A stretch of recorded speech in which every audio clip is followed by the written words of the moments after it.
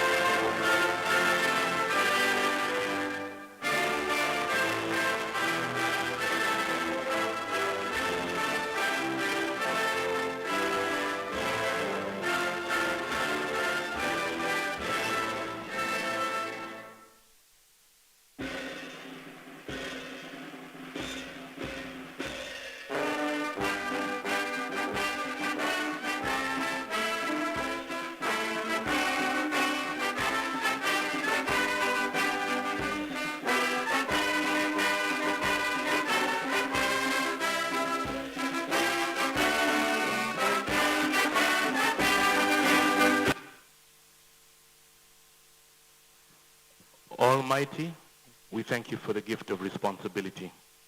We thank you that you've empowered us with forests, with wildlife, and with life itself, and the responsibility of stewarding all these assets. We thank you that we have a group of individuals who have come together, who are like-minded and committed to making a difference for our future and the future of other generations. In your name we've prayed. Amen. And as you have your seats, let's please give a listen to James Mayange from the JW Marriott Hotel, who is the lead of loss prevention, for some announcements. You may have your seats. Good morning, ladies and gentlemen. Welcome to JW Marriott Nairobi. Allow me to take you through the measures we put in place to make sure in case of any emergency, we will be able to achieve the safety all of us will be proud of. So in case of any emergency, we will sound an audio followed by the siren. Any siren that will last for 2 minutes, it calls for all of us to evacuate this floor. And from this room, all of us will be asked to evacuate through on my right. All these doors to the back of the house, we have 4 safe stairwells that we will terminate at ground floor. At the far end, we have 3. All these doors will lead us to the back, the far end. All the fire exits will terminate at ground floor. Then to proceed to the back of the house where the fire assembly point is. In case any of us feels unwell, we have hotel nurse within the property who is here from 8 to 5 in the evening. And any case that is beyond hotel nurse, we have Aga Khan outpatient hospital that is less than 200 meters from the hotel gate, and MP Shah less than 1 kilometer from the hotel gate. Housekeeping, washrooms are outside on the left side. That's where the washrooms are. Thank you so much.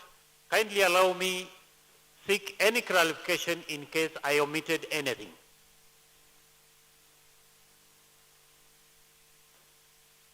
This silence means there is none. Thank you so much. Have a lovely day.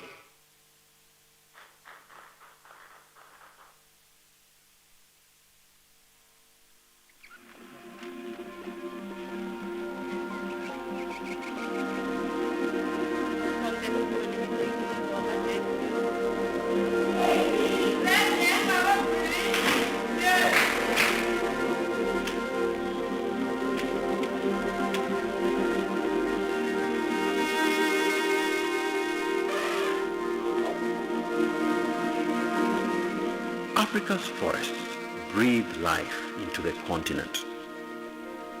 They are vast, vital, alive, home to extraordinary biodiversity, rich with resources. They sustain communities and shape diverse ecosystems.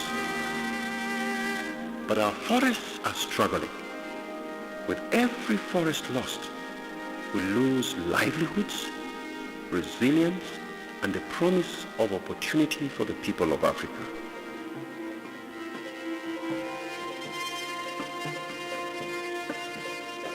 This is the moment that calls for action.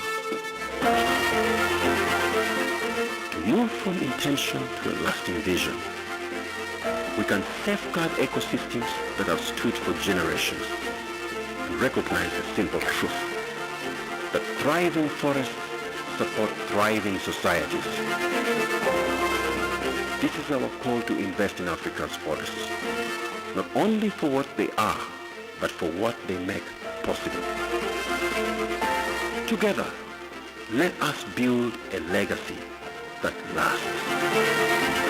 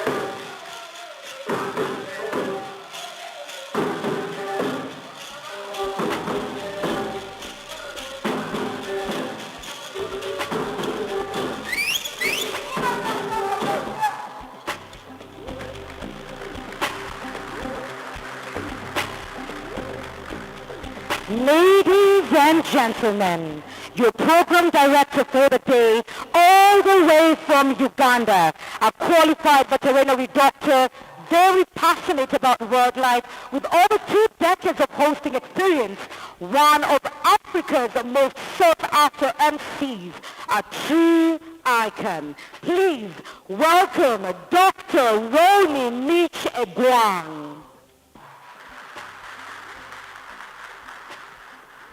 And also joining in this next 3 days as director as well of this inaugural Zámba Heritage Congress is the lovely Mary Mwikali, host of Your World on NTV, that addresses, amongst other things, conservation, sustainability, and impact, something she is very, very passionate about in her career within broadcast journalism of at least 10 years in practice and still going strong.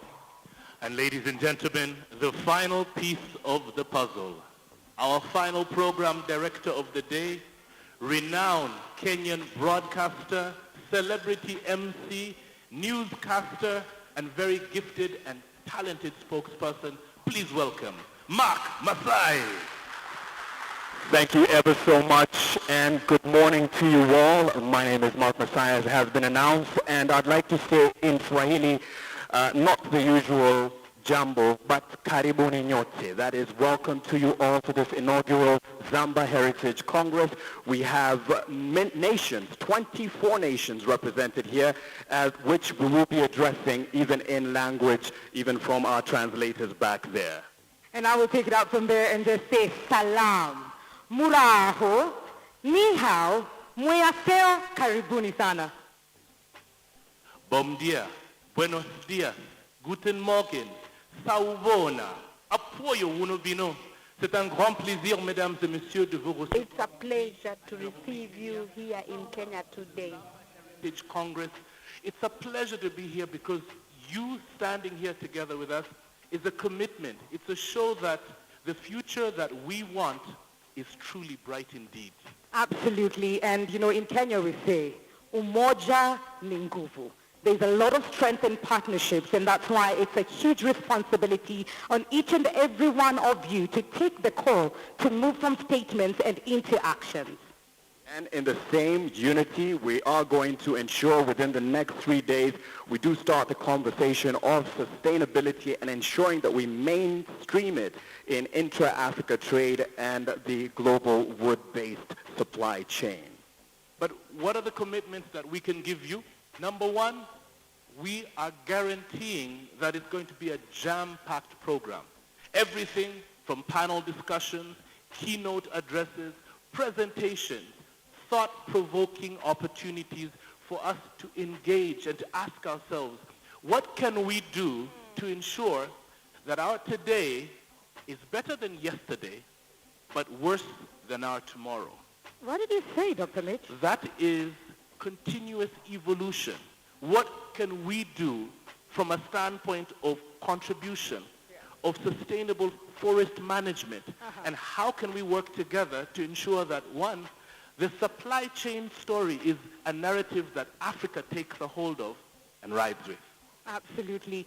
And let me let you know that the floor will also be open for all of you to have a Q&A. You can ask all the questions and you will get the answers on this particular platform. Also on social media, our hashtag today is, if you can say that together with me, Forest for All Forever. That is our hashtag, and hashtag FSC. The world needs to know that in here we are making life-changing decisions.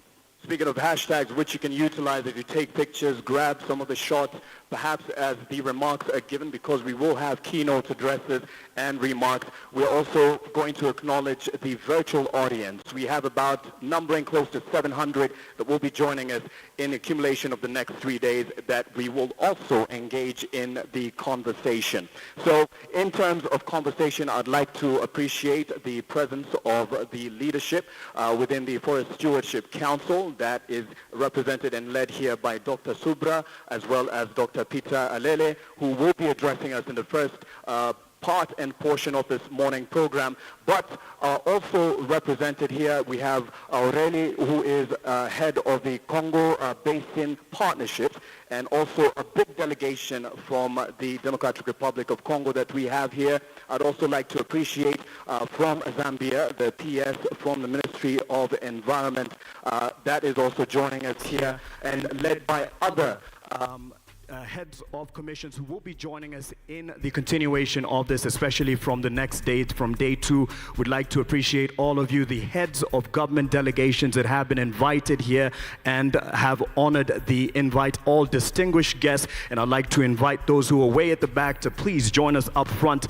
as we continue with the conversation. Also, if you have any need of assistance in terms of following the conversation in your ear, you will be hearing the voice of Caroline and Michael, who are helping us with the translation, especially from for those from the Francophone speaking nations. If you have a challenge, please raise your hand and they will be with you to help you. The gentlemen are strewn across the room. Just raise your hand if you need assistance with your intercoms and the communication. So first things first, to get this ball rolling and the conversation starting, before we get into the commitments, we'd like to hear a karibu, which is the word welcome in Swahili. And I'd like to call on Alex Lemakoko, who is leading the leadership of the government in terms of saying karibu to Kenya, and he is the head conservator within the Kenya Forest Service. Let's put our hands together as we welcome Alex Lemakoko on stage.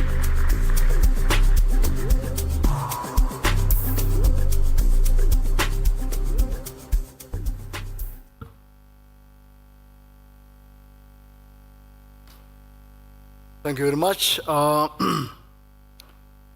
The FSC Director General, who is here with us, Dr. Surbat, the global leadership on forests that are here, the African Regional Director, Peter Halele, who is also here, delegates, ladies and gentlemen, good morning. Good morning once again. My name is Alex Lemarkoko. I am the Chief Conservator of Forests. I lead an organization, the Kenya Forest Service, and I'm happy today to welcome you to this very, very important congregation. Our CS Cabinet Secretary will be welcoming you tomorrow, but for today I'm just welcoming you as the host forestry institution. I just want to make a few remarks and thereafter welcome you. And just to note that I want to thank the African Global Leadership of the Forest Stewardship Council for convening this meeting, and also for highlighting the need for bold action in this forest sector. Kenya is a leading voice both within and outside the continent on matters environment and sustainable development. The country has a well-articulated policy to increase both our tree cover and the forest cover, and that we have launched a 15 billion tree fund, which is consistent with the continent's aspirations under the AFRI 100 initiative on the forest landscape restoration. In the year 2021, Kenya officially launched its FSC interim standards to be used to certify forest management, and also those farms trading or using products for sustainable, from sustainably managed sources. Popularly, the chain of custody or COC certification. Within 1 year of launching the interim standards for certification, Kenya, through the Kenya Forest Service, designated 4 forest blocks around the Aberdare mountain range, totaling to 65,000 hectares, to pilot certification. And also, we are on course we are on course towards delivering this agenda. We have also undertaken technical training of our personnel in Kenya Forest Service towards their certification, which was conducted and it was supported by the FSC. When these forests are finally assessed and certified, it will be a welcome milestone in our quest for sustainability in the public and private sectors. As a country, we are delighted to note that in East Africa, we are leading in the COC certification thanks to our growing packaging industry. And to this end, we hope that once our forests are certified, we shall be ready, there will be ready markets in the country for the products which can also be exported within the external markets. Ladies and gentlemen, it is my expectation and that of Kenya Forest Service that FSC certification will support Kenya's broader environmental and economic goals, and that it will also enhance market competitiveness for Kenyan wood products and also promote sustainable livelihoods across rural communities and also contribute to national climate commitments. It is therefore an imperative that FSC works with African countries that have embraced certification to allay the fears of the skeptics who routinely raise suspicions over wood products from the tropics. As a service, that is Kenya Forest Service, I laud the key tenets of the Zámba Heritage Initiative and supports its implementation. I thank FSC leadership for deciding to host its regional office here in Nairobi, and we look forward to working together with the member states gathered here today to realize the whole noble objective of the initiative. This Congress, in our opinion, presents an opportunity for African-led initiatives to harness resources from within and from without. It is indeed a realization that the African development agenda must be crafted by African countries. It is important also to note that peace and security, which has been elusive in quite a number of African countries, has a direct relation on how we manage our forests resources and our environmental resources. It is also has a direct implication on how we engage our local communities and indigenous communities in the management of our forest resources. So I just want to welcome you. Feel free, and I hope you're going to enjoy your stay here in Kenya. For those ones who have more time, kindly take your time to visit Karura Forest, which is the most visited facility in this country. It's visited more than any park in this country, with over 80,000 persons visiting this small forest in every month. Kindly take your time to visit Karura Forest and walk in that serene environment. You're also welcome to visit our other forests in the coastal region, as well as in our parks and also in our water catchment areas. So I just want to take this opportunity to welcome you and enjoy yourself. Thank you very much. A generous round of applause for our Chief Conservator of Forest, Kenya Forest Service, Alex Lamakoko. Asante sana. We've been hearing a lot of karibu, and like Mark said, karibu means welcome. Now, it's not just welcome, it's also an invitation to be at the table, to eat with us, to drink with us, to share a meal it also means that we can feel at home. Asante sana, Alex, for welcoming us. Now, I'd like to invite, as we prepare to welcome the FSC Director General, Dr. Subra Bhattacharjee, who's at the helm of Global Conservation and Forest Stewardship. I'd like to ask you this. Imagine a world where we've lost all of our forests. What would it look like? No forests, no clean air, no animals. What does it look like? What happens to all the animals that depend on forests as their homes? What happens to the people that depend on forests for their livelihoods? What happens to you and to me? As we ponder on that, I'd like us to turn our attention to the screens. Santi.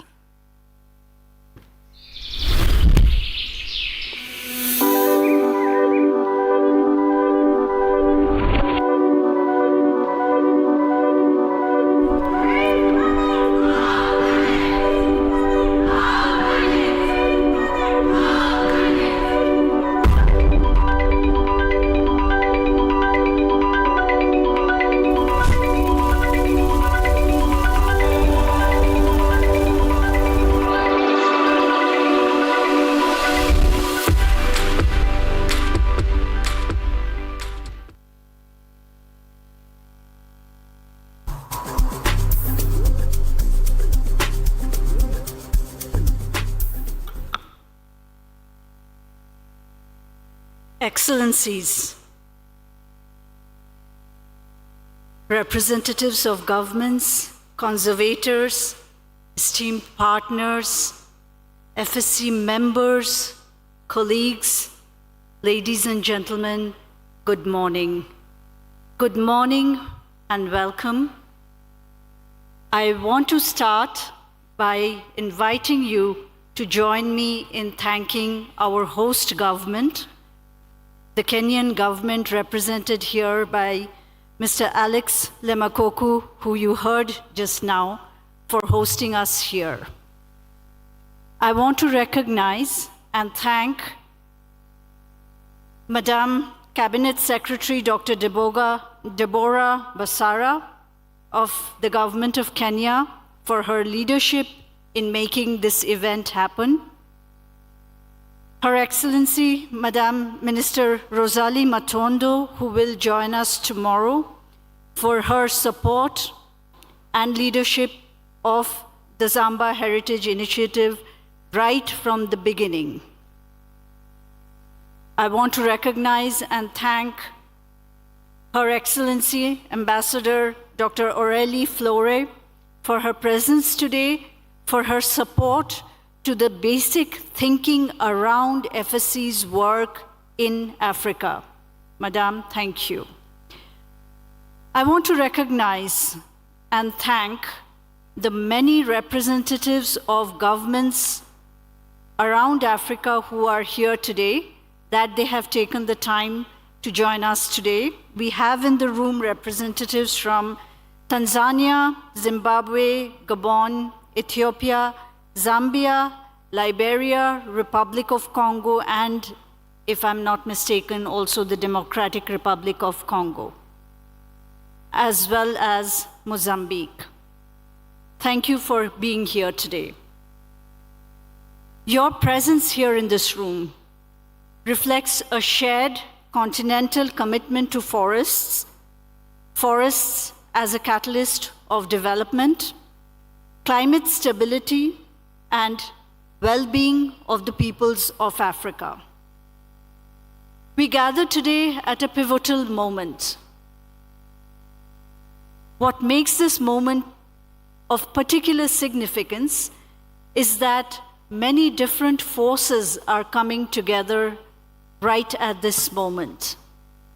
After years, and I mean years, when official development assistance failed to keep up with the needs on the ground, in 2024, ODA actually declined.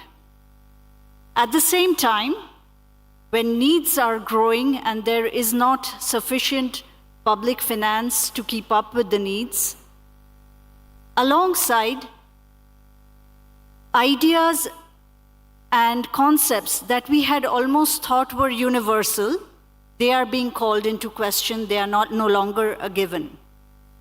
Ideas like global solidarity against war, international rule of law, common but differentiated responsibility for climate change.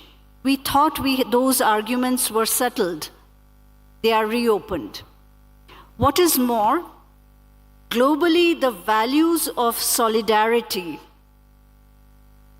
the values of justice, being our brother's keeper, standing together, those are coming under attack. Globalization is facing a pushback, not because of the impact it has on the world's poorest and most vulnerable, but from the perspective of protecting narrow interests. It is moments like these that call for action. They also call for commitments. The Zámba Heritage Initiative, today is just the beginning. It is the inauguration. It is just a path that we are starting on. The Zámba Heritage Initiative is FSC's call to and commitment to action.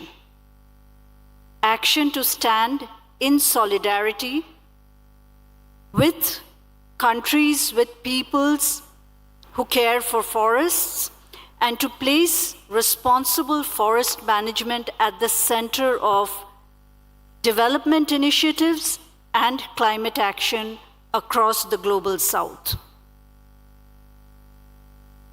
It is where today, with the support of the FSC's membership and its board of governance behind me, that I commit to you FSC's resources, our skills, our knowledge, everything that needs to be brought to the table to promote the health and resilience of Africa's forests in support of Africa's development. We are very clear, the Zámba Heritage Initiative is an Africa-owned, Africa-led initiative. You heard Mr. Alex say right before me, Africa's development aspirations and priorities must be determined by Africa, in Africa. We stand for that. We stand in support of that. In FSC, we know that forests don't exist in isolation. We know from lived experience of 31 years that we do not protect forests by closing them off. Forests work best, forests thrive under the custodianship, under the stewardship of the local communities and of the indigenous peoples who live in forests and around forests. To ensure that Africa's forests thrive, that they are healthy and they are resilient, we will need to make sure that the economics of responsible forest management work.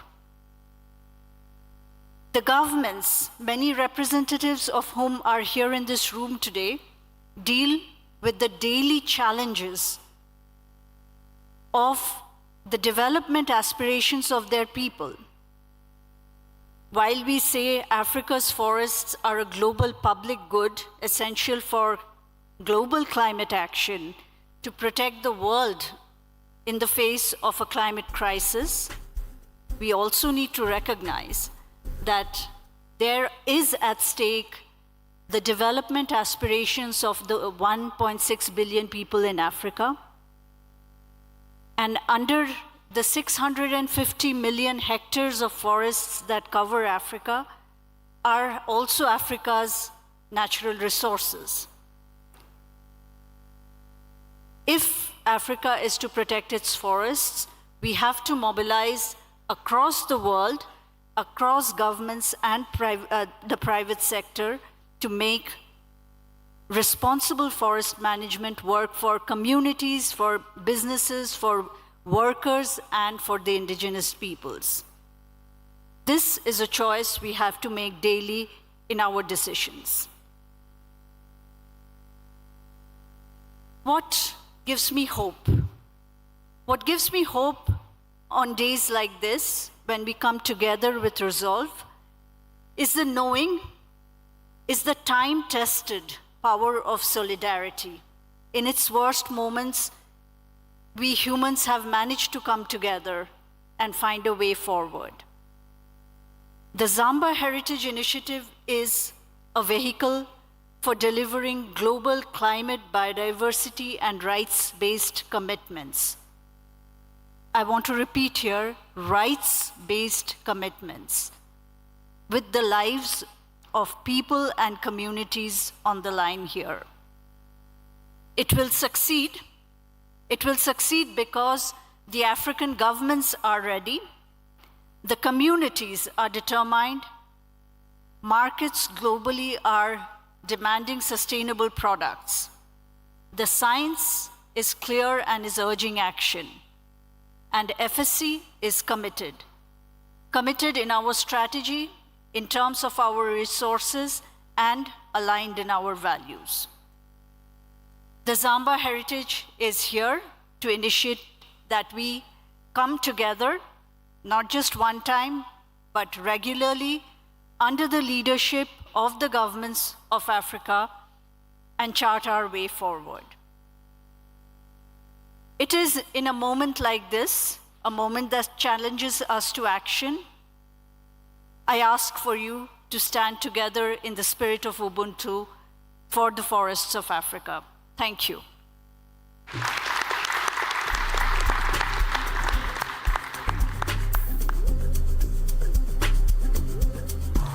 Mesdames et Messieurs, big round of applause. Thank you very much, Dr. Subra, Director General of FSC.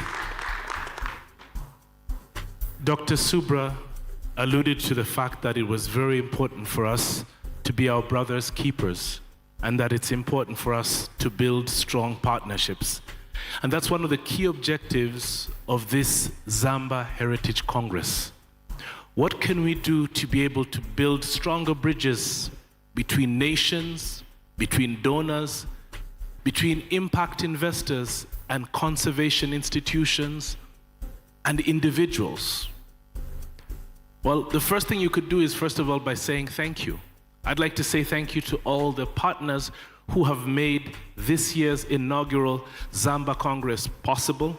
Let's put our hands together for the Kenya Forest Services, ladies and gentlemen. Special thank you to New Forests, to Purple Dot International, WWF, EcoPlanet Bamboo, and to the Democratic Republic of Congo. Let's give them a huge round of applause. Merci beaucoup. But as we're clapping, it brings to mind a question.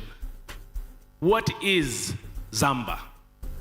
We've seen it on the screens, you've seen it in your emails, but probably there's a need for us to unpack what's the roadmap?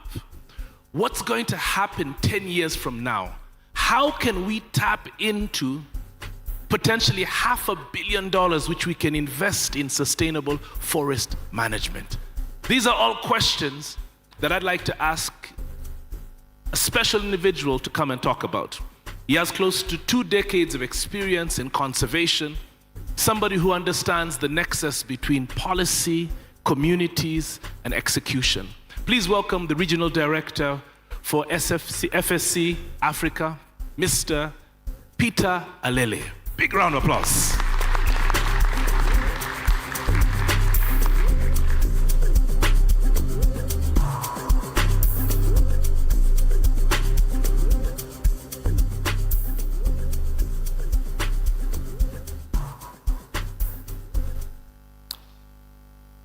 Your Excellencies, the Chief Conservator of Forests, Kenya Forest Services, the Permanent Secretary, Ministry of Environment from Zambia, distinguished delegates, esteemed partners, visionary leaders, and all protocols observed. It is my profound honor to welcome you to Nairobi, the heart of Africa, for this historic inaugural gathering. We are not merely attendees, we are custodians. We are architects. We are investors in Africa's most vital life support system, our forests.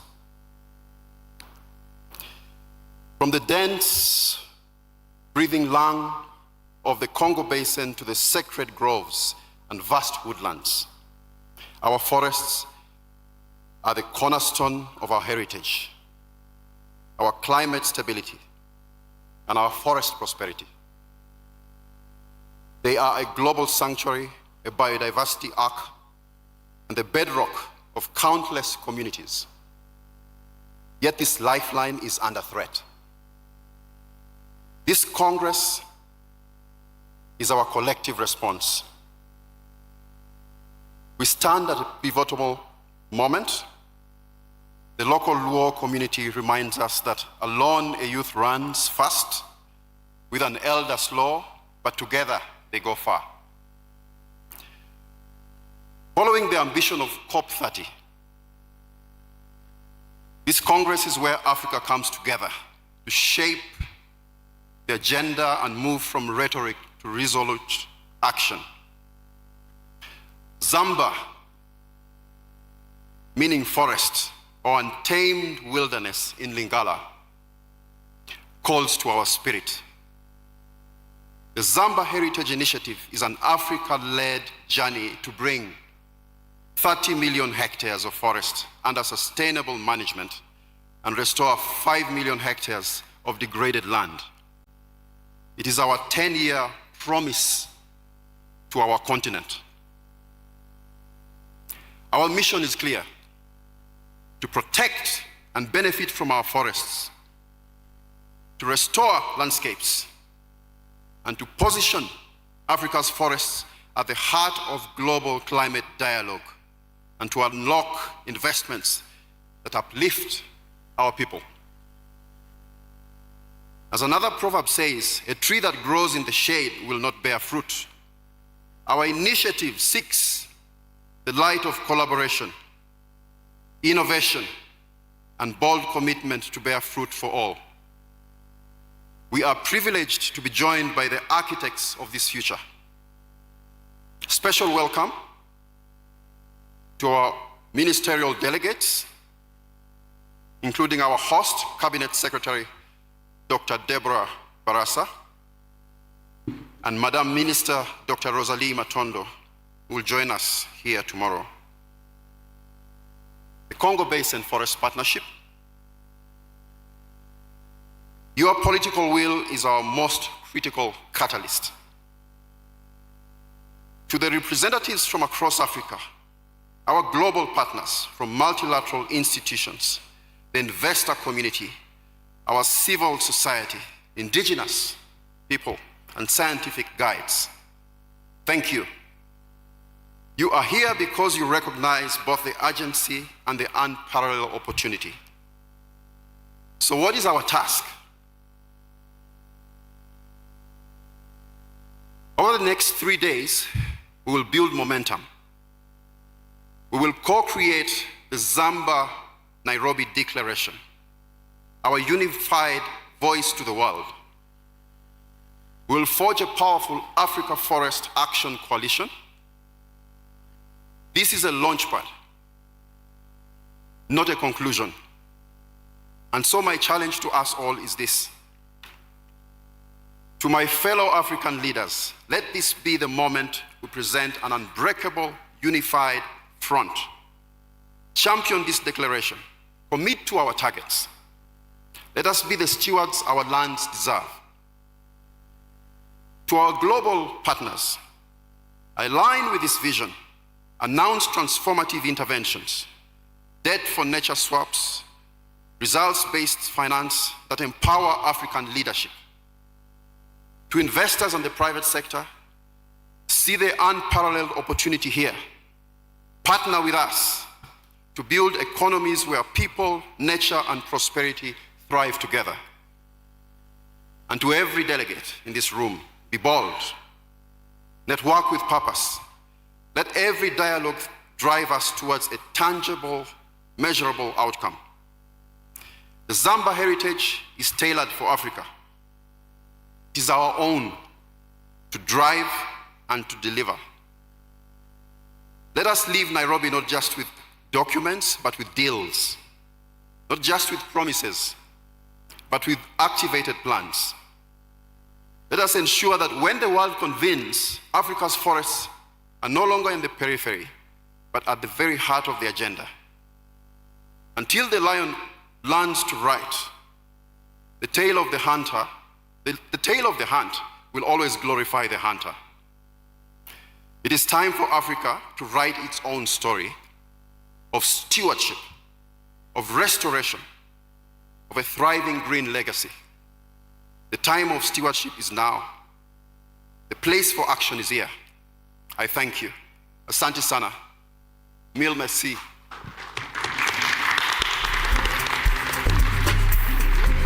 Asante sana to Dr. Peter Alele. Let us not leave here with documents, but deals. Not promises, but actionable steps. And that's what we're building to in the next 3 days. And as a segue to that conversation, because he's spoken largely about the goals, what we aspire to be able to achieve, let's appreciate the pathways that we can take to manage that share within the continent. But you know something? But yeah. Mark, one of the things that Dr. Peter talked about, you see, for Zámba to So work. he's interrupting me because it's doctor to doctor. So, I mean, Yes. it's allowed. My senior. For full disclosure, Dr. Peter Alele and myself went to the same prestigious university called Makerere University. And we were in the same hall in the same year. So there's like meets like here. And Doctor to doctor. Very true. Allowed. And we both believe in the same vision. Yeah. Because you see, one of the important things for this project to work, we must understand that one, forests, yes, of course, at the end of the day, they're going to remove carbon dioxide and they're going to reduce the impact on the climate and the rest.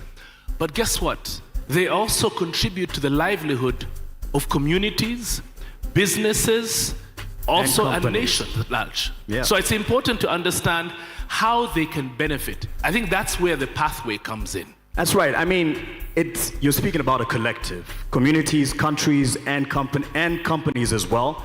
We all have to work together. If we're going to boost the pathways towards a global share within this space, we have to have a collective way of working together. And that's why for the next speaker, we have Doctor. Now we are elevating to Professor Labode Popula. Tafadhali, join us on stage. He's going to be expounding more, and let's give him a hand as he comes up on stage, on the pathways to boosting the global trade share. He'll give a keynote for about 30 minutes and we'll have an opportunity to interact. Karibu sana, Professor.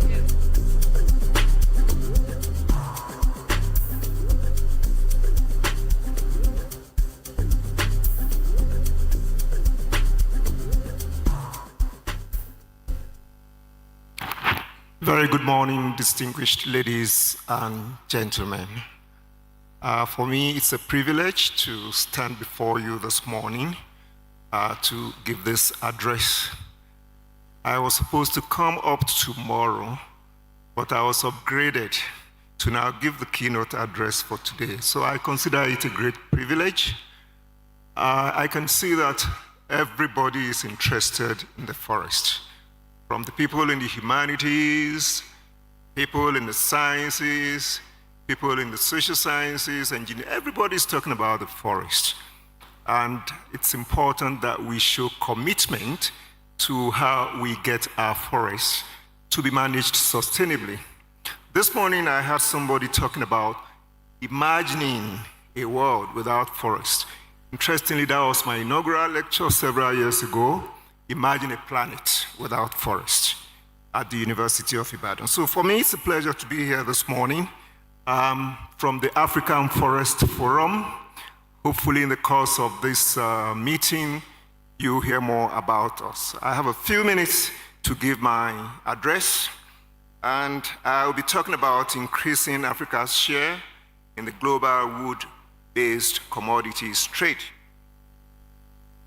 A few pieces of information that I'm sure some of us are familiar with, and is scooped from the 2024 FAO report. Generally, there is reduction in deforestation. The figures are showing, even though we're not there yet. Wildfires are still raging in some parts of the world. Forest loss occasioned by insect and pest attack, also raging in some parts of the world. Wood production and demand is increasing. And that's a reality because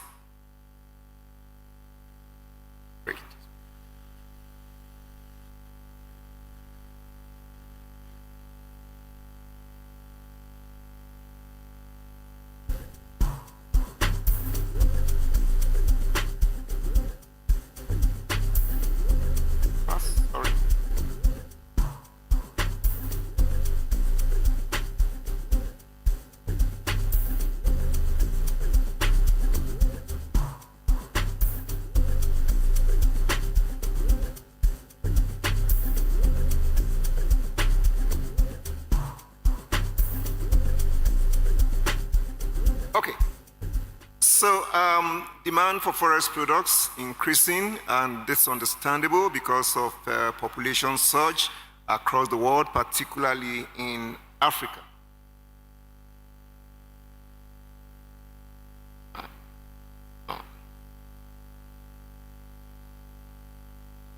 Good. Then the market overview. There's growth in the market for wood and other forest products. Is put at almost $1 trillion as of 2024, and this is also going to increase over time. We're having huge demand for furniture and packaging materials. Engineered wood innovations are also surging across the world, and of course urbanization is driving demand for all these products. We are having interest in green buildings across the globe, particularly in Europe. If we go to the Nordic countries, particularly Sweden, we find huge buildings, whole wood. And so all of these are driving demand for wood products across the world.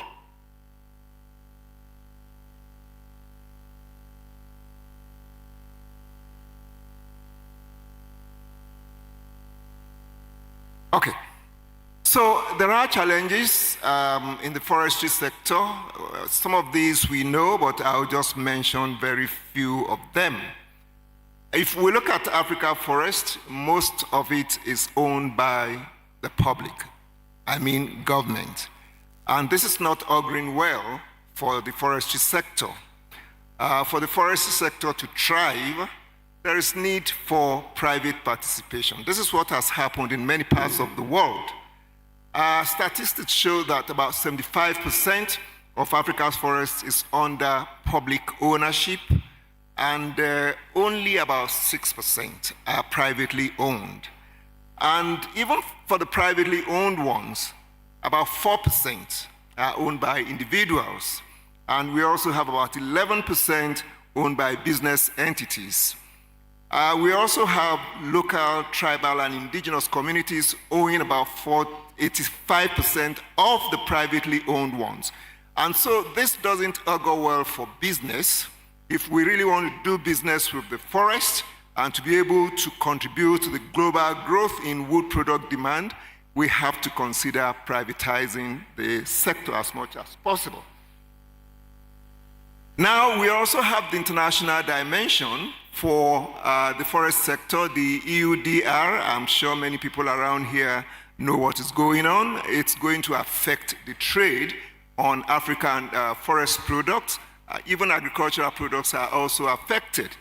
But the good thing is that the EUDR has been delayed, but then it will still come to pass. But my own opinion is that it's an opportunity for Africa to develop its forest sector, because we have a huge population that we can actually trade within and to increase our relevance in the forestry sector. So what are the opportunities? The expanding demand for forest products, the statistics are very clear. Then we also have demands across the globe. Statistics also show that, even though Africa is not properly captured in this, but the demand is surging. The figure that I have here shows the movement and the demand for forest products in different parts of the world, but the study is largely silent on Africa, but the continent's population growth and the modest advances that we have made towards industrialization will also make the demand for Africa to surge. The question is Africa ready to take advantage of the opportunities that we have? We also have forest bioeconomy coming up very strongly. People are talking about it. In the next couple of weeks, there will be a country-led initiative taking place in Austria. It's also about bioeconomy. The importance of bioeconomy cannot be overemphasized. It can also boost demand for forest products. The youth population, which is surging in Africa, is also an opportunity to increase our relevance in terms of forest products trade, forest product demand, and also forest production in itself. And statistics show that about 71% of African youth actually want to take their own fortune in their own hands by way of going into business. Can we actually encourage them to go into forestry to ensure that they can boost the trade and commerce in the forestry sector? Then we also have the African Continental Free Trade Area Agreement that has been known for a while. Unfortunately, many African countries have not signed on to it, but the advantages are there. What this means is that we can trade within Africa and be able to improve our GDP, to be able to improve our commerce, to be able to improve our relationship amongst ourselves within the continent. Now, there is a study we carried out a couple of years back, and we realized that in Nigeria in the 70s, Nigeria was deriving currencies from about 21 countries from petroleum products, which is the main natural resource in Nigeria. But from forestry, it was deriving 34 different currencies. What does this tell us? It tells us that if we are able to develop the forestry sector properly, we can actually have intra-African trade that will boost our economy. Now, yes, this figure also comes from a study we carried out about 9 years ago. It shows the movement of forest products amongst African countries. What this tells us is that it is possible for African countries to trade within the continent and be able to boost the forestry sector. Again, this figure shows contribution of 5 regions in intra-African trade. Southern Africa is high up there, expectedly, followed by West Africa, then East Africa, North Africa, and Central Africa. Is it possible for us to push the trade within the continent such that every sub-region in the continent can benefit from the intra-African trade?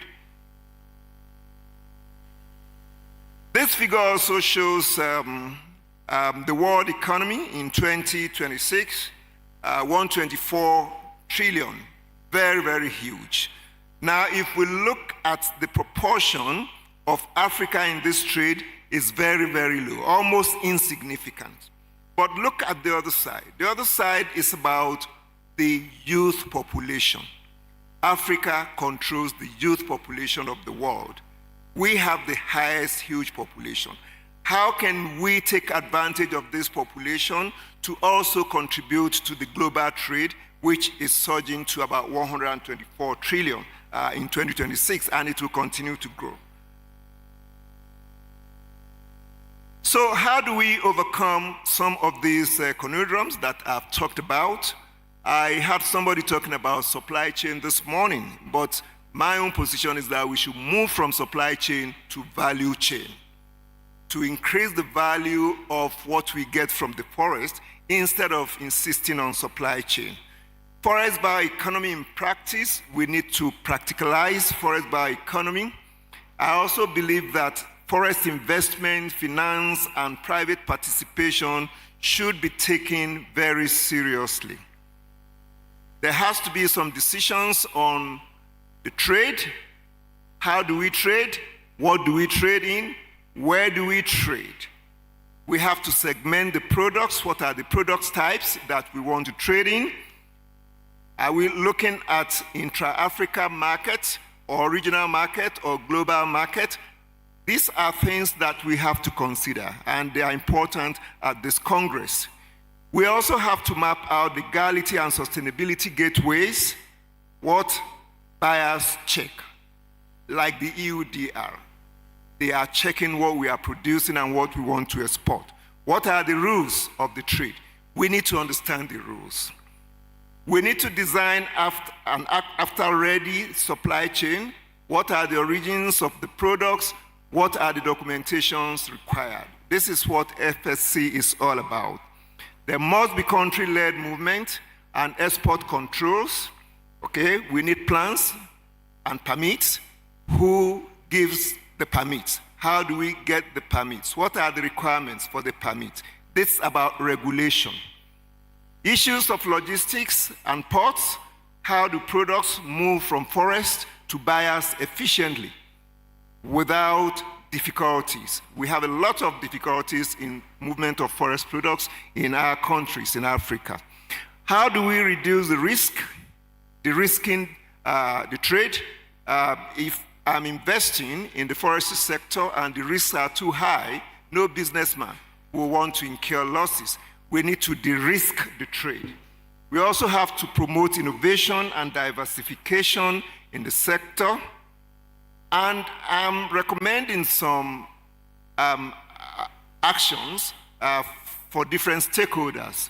For governments, I think that we need to provide incentives for local forest production, processing industries, and we also have to enforce sustainable forestry laws. We are not doing enough in that. For the private sector, we have to invest in plantations, modern mills, furniture factories, and certification programs.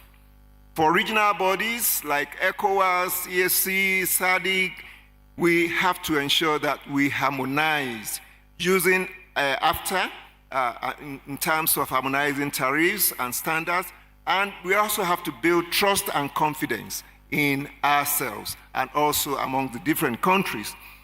For international partners, and I've had this talked about this morning, we expect our international partners to be able to support training, technology transfers, green financing, sincere and equitable partnership, and cooperation for sustainable forest management and trade. My concluding remarks. In all that we have said, Africa seems to hold the aces. However, I feel that Africa needs to up its ante. And how do we do this? Sustainable trade, consumption patterns for forest products we must take very seriously. We have to improve indigenous peoples, local communities, and other stakeholders' involvement, including land tenure issues in forestry matters. We need to resolve investment and aid policies and financial flow. There is the issue of valuation of forest goods and services. We haven't gotten this right yet. We have to include cultural values and ecosystem services. There has to be adequate funding of the forestry sector, including capacity building. appropriate pricing of forest products and services, we find out that most of the products from the forest, particularly from the government forest, are underpriced. They are undervalued. It's important that we think about appropriate pricing of these forest products. Investment in innovation and technology development, very important. So I end my speech by wishing all of us a very good Congress. Thank you. Professor Labode, if you may, Professor, if you may just stay on stage because you've been gracious enough with your time. You have at least 13 more minutes. Perhaps as he was making the presentation, you had a question, a clarification, or something to build on that. This is your opportunity. We'll come to you with the microphone so you could ask a question. He has a panel session after tea, but I'm sure you probably want to digest some of the questions here, and also just to notify you that the presentations that will be made with the keynotes and what have you are going to be available to you via email. So rest assured, as you're trying to zoom into the screen, don't you worry. I see a question here, and then any others, so we can bring a mic to you and be on standby.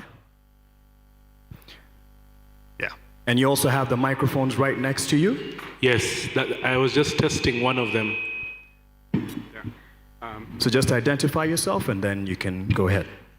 Good morning. I hope I'm heard. Thank you very much, Professor. My name is Adefres from Ethiopia. If you reflect, please, on the bringing the private sector into the forest sector in Africa. In Ethiopia, we have been, struggling to bring the private sector to this sector, but it didn't really went long. And in your understanding, what type of, measures the government and also other stakeholders need to take to mobilize, scalable and significant investment from the private sector to forestry? Thank you very much. Prof, you can take that one as, or you want to have all of them ask and then? Let me take that. All right. Let me take that. All right, okay. Take it first. Well, I think the challenge we have in the forestry sector is this thinking that it's a long gestation investment. You start a plantation and there is the feeling that it will take forever before you start getting returns from it. Again, this is a duty for foresters and stakeholders in the sector to let it be known that that's not necessarily true.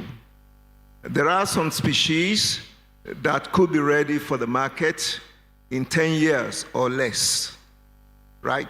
So if we are able to convince stakeholders, particularly investors from the private sector, that you don't have to wait forever before you start having returns from your investment, I think the interest will grow. That is one. Secondly, I also think that we can also embark on what I call relay ownership.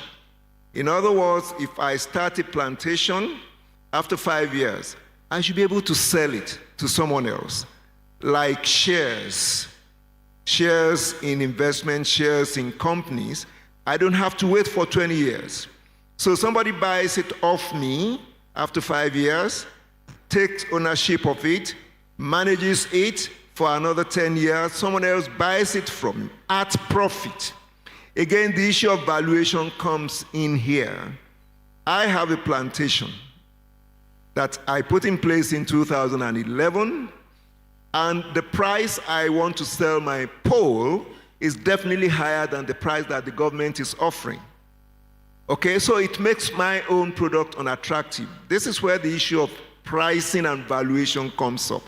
So again, we need a lot of education, and I believe that part of it is what we have started here today. Thank you. Thank you. There was another question there, sir. Go ahead. Okay, thank you, Prof. My name is Joseph Obua from Uganda. Thank you for the overview. You ably indicated that the demand for forest products is increasing. If you don't mind, kindly share with us your thoughts on who is demanding, who is supplying, And perhaps more importantly, who is investing? Because in your recommendations in the last bullet, I saw you did mention something about investments in innovations and technologies. That's fine. So your thoughts, please. Thank you so much. Who is demanding? Who is supplying? And who is investing? Every one of us is demanding forest product. We use paper, we use matches in some parts of the world, we use furniture in our household, and we use all sorts of forest products, particularly non-timber forest products. So all of us demand forest products. And the truth also is that in many parts of the world, population is growing, except in a few parts. Of course, in Africa, we know that population is growing. And in any case, if you want to settle as a young person, you want to settle, you want to have your own apartment, you need furniture. And like I mentioned in other parts of the world, some people are going green, building whole structures with wood. So the demand is there. Now, who is producing? Unfortunately, in our own part of the world, in Africa, it's government that is producing, except in places like South Africa. It's the government producing, and the government's production is not efficient. So it cannot catch up with the demand. Who is investing? Again, it used to be the government, but the government's investment has declined. Many African governments are not investing in forestry again. And so this is where the private sector should be encouraged to come in. The truth is that private sector investment holds the ace for forestry development in Africa. It's already happening in South Africa. It's happening in most parts of Europe, in the Nordic countries. Private investment is what actually drives forestry development. Thank you. Thank you, Prof. Last question. Just because of time, we'll have the last question here, sir. Go ahead. Thank you so much, Prof, for the presentation. So my name is Tanyara Zwa Mundoga from Zimbabwe. I just wanted to pick your brains, or maybe just to get your thoughts around the desire under the Africa Continental Free Trade Area for trade and the issues that are happening on the other side, which is under the CITES Convention, the Convention on International Trade in Endangered Species, where we are seeing a lot of trade restrictions, and especially in the flora sector. So how do we reconcile the two, the desire for us to trade and increase sustainable forest trade, and at the same time there are restrictions, more and more restrictions in the international arena, especially as we are also looking at involving the private sector in this. So this is almost like a conundrum. How do you reconcile the two? Thank you. Sorry, if you can come up a little bit clearly. You were talking about how do we improve trade, in summary.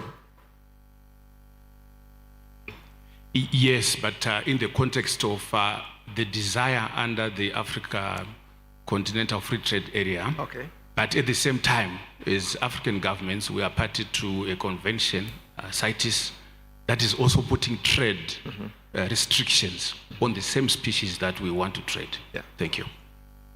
Well, whether it's the African Continental Free Trade Area Agreement, whether it's CITES, they are about regulations.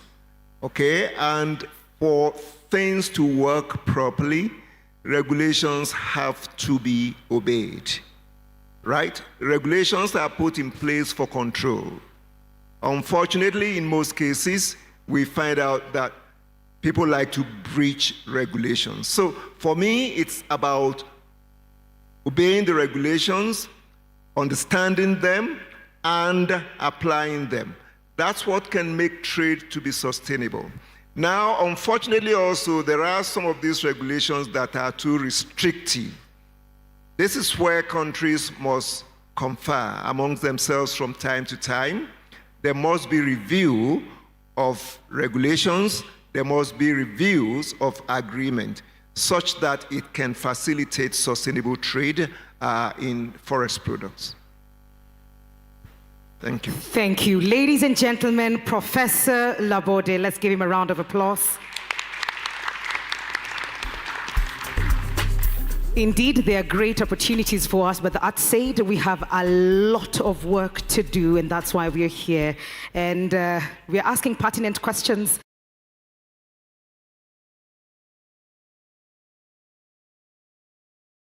Giving our answers. So particularly like that question where who is demanding, who is supplying, and who is investing? Where we got an answer there, we are all, the demand is pretty high. That means there's a lot of work that needs to be done and that we are all cogs in this wheel.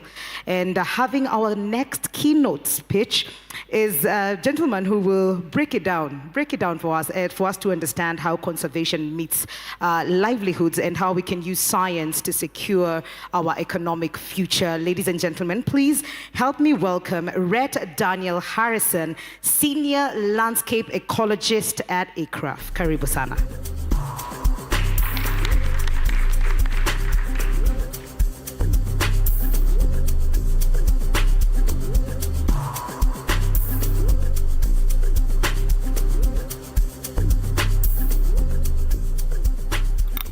Morning, everybody. Morning, Excellencies, government representatives, ladies and gentlemen. I got caught out a little bit there because I thought there might be a break between the two talks. So I've been asked to talk to this one about the economic future in conservation, or I'm going to take it a little bit broadly and talk about sustainable forest management, because that is the maintenance of forests on the land for multiple objectives. And the supply of ecosystem services. No. I have to work out how to... That was obviously the wrong button. So, under sustainable forest management, forests are managed for a wide range of... We're not just managing them for timber. And we recognize that there are trade-offs.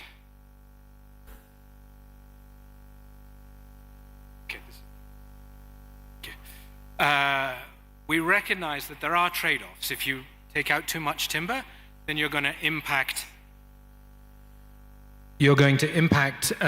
some of the, for example, biodiversity and so forth. And so we try to minimize these through spatial planning, and we try to minimize them through using techniques that minimize these adverse impacts, such as reduced impact logging. Now, if we look at some of these values, under sustainable forest management, they're usually divided into these three categories: economic, social, and environmental, although there may be overlaps between them. So we have commodities such as timber and non-timber forest products, and then under the economic section, we have ecosystem services that we can monetize. We also then have cultural, recreational, and health under the social category.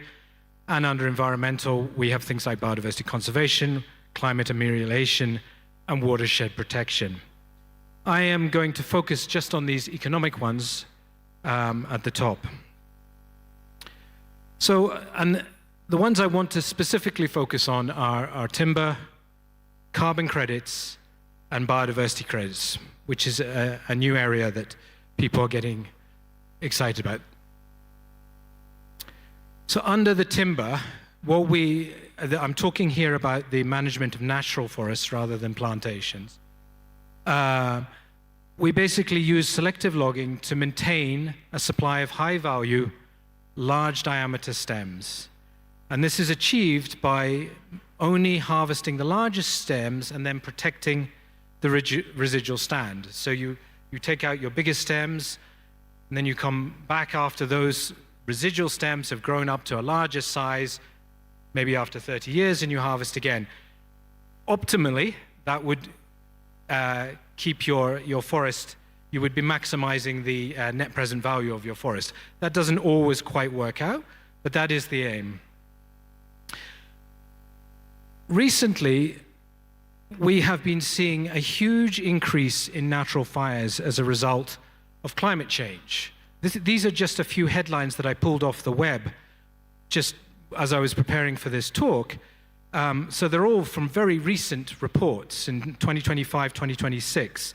So we have big fires in Spain, with South Korea, Australia, Los Angeles, Chile, all within the last few months. And this is a direct prediction of climate change, that these wildfires are increasing. And what this is meaning is that increasing areas that are major timber producing areas are becoming to the point where they cannot no longer manage natural forests for timber production. In fact, Australia specifically, the recommendation, it still hasn't become law, but the recommendation has been that they stop managing natural forests for timber production because it just increases the fire risk. If we look at this, this is a recent paper, you can see the paper reference at the bottom there. But what we see here is on the top we have the natural forest production areas above, and then we have on the bottom, the yellow is showing basically the more burned area. So what we see there, if we look at that, is the northwest of North America, almost the entirety of South America, large parts of Russia, Southeast Asia and Australia, and a little bit in the center there of Africa, are becoming more at fire risk. And if we look at the major blue areas of the northeast of North America and large parts of Europe, for example, most of those natural forests aren't managed for timber production anymore. Those forests are basically maintained, there's plantation forests in those areas, but the natural forests are managed for amenity values. They're no longer managed for timber. So huge areas of our major timber producing areas around the world are now are getting at high fire risk. There's replacement fires taking place on a regular basis in places like Australia and the northwest of the United States. So what this means, here we look, these are two different data sets. The red one is the total forest and the blue one is the forest being managed for timber production. But what we see here is that Africa is really not suffering from this to nearly the same extent as other parts of the world. So, particularly humid forests in Africa. So, projected ahead, what this means is that in 20, maybe even 10, but certainly 20, 30 years' time, there is a global timber shortage. That is what we are looking at, particularly from the high-value natural forests. So, there is a unique opportunity for Africa here. Invest now in sustainable forest management, and you have benefits to reap in 10, 20, 30 years' time. Really big benefits, because your major timber-producing countries, such as North America, South America, Australia, are no longer going to be able to manage anything like the amount of timber production from their forests. In some cases, they're going to have to stop it altogether. And this is just a direct result of climate change and the fire risk that it has started to bring. So that is really my first point. There's a tremendous opportunity here for African nations to invest in their future by investing today in sustainable forest management, because timber is going to become a limited resource in the very near future. The second topic I'm talking about is carbon credits. So I think I'm talking to the choir here when I explain the basics of carbon credits, but let's just go through it quickly. The carbon market is derived from offsetting, where carbon polluters pay others to sequester carbon, or at least to avoid carbon emissions. So the buyers are paying for carbon additionality through either avoided emissions or carbon removals. It is not a new concept that reduced impact logging, sustainable management of forests, can be a way of getting additionality for carbon. This paper was published way back in 1993, over 30 years ago. And what it showed here was that they calculated that after 2 years, you see about a 30 per hectare in, this was a study from Borneo, per hectare, 36 tons of carbon more in under reduced impact logging. And after 15 years, that actually went up to 46 tons of carbon per hectare. Whereas the costs of doing reduced impact logging were only 135 per hectare. That means that your carbon cost is in this range of about 2.9 to 3.7 dollars per ton.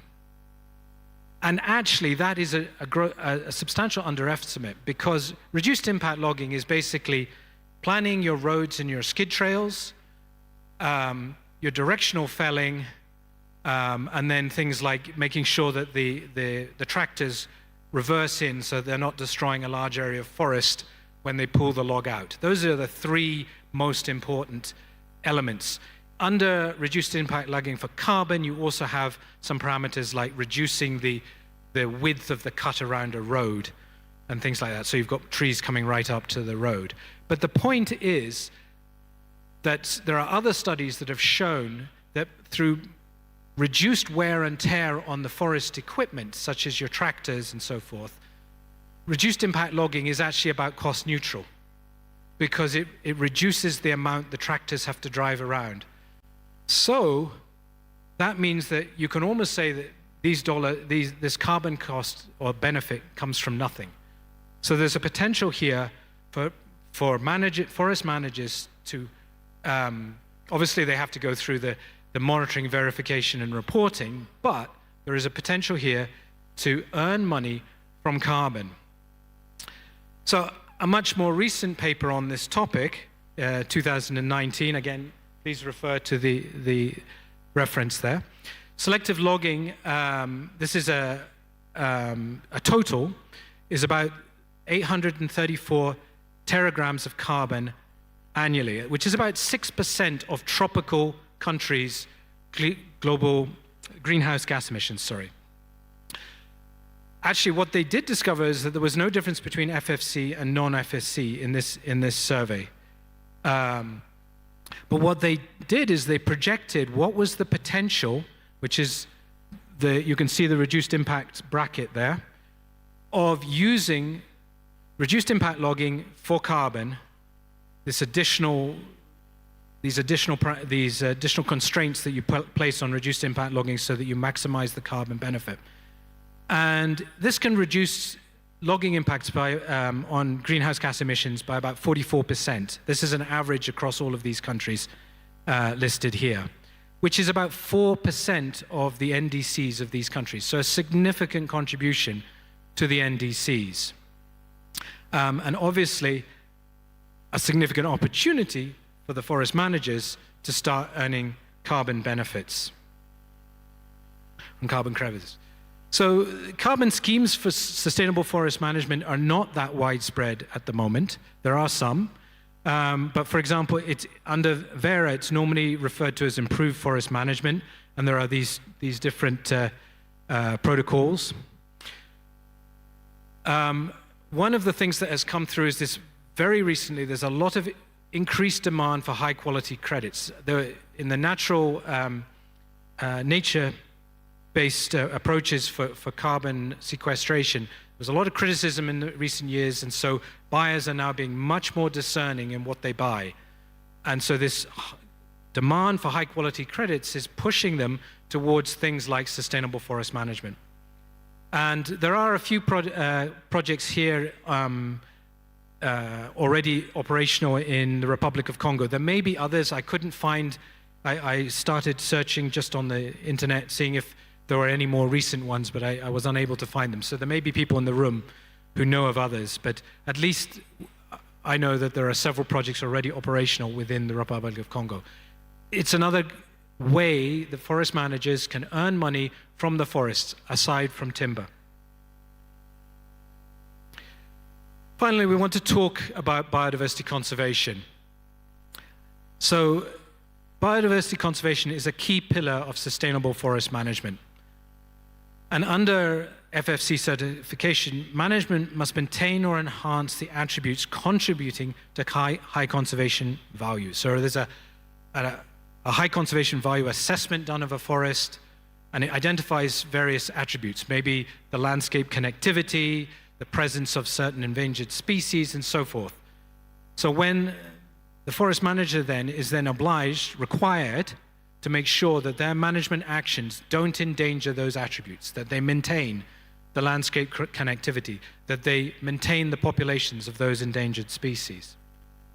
Up until now, conservation has often been seen by forest managers as a necessary but rather irksome requirement because they don't see financial benefit from it. But that may be about to change. This is a paper from some years ago, 2011, and it's a meta-analysis. So what that means is that it's the study where they looked at a whole lot of studies. If you see on the left in the column there,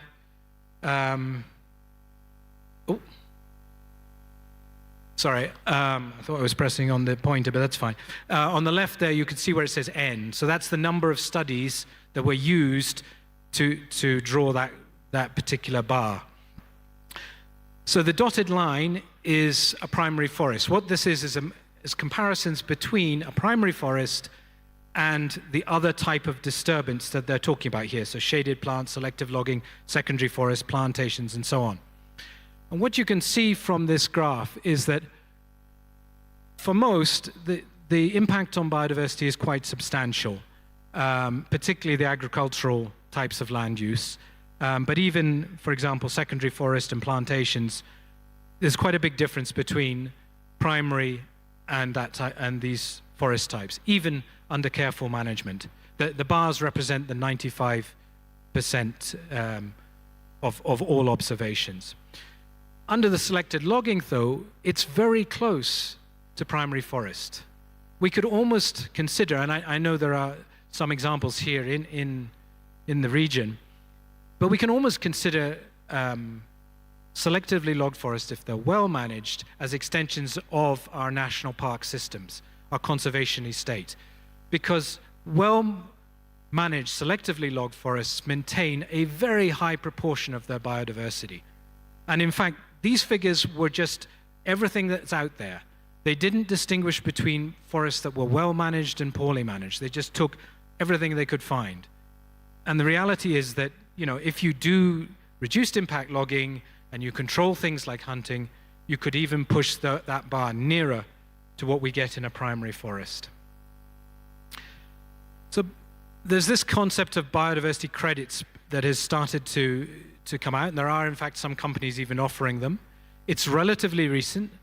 It is very similar in concept to a biodiversity credit, in that a buyer wants to buy biodiversity that possibly it could be a net avoiding any loss arrangement where they have to buy biodiversity because they're developing over here, or it could be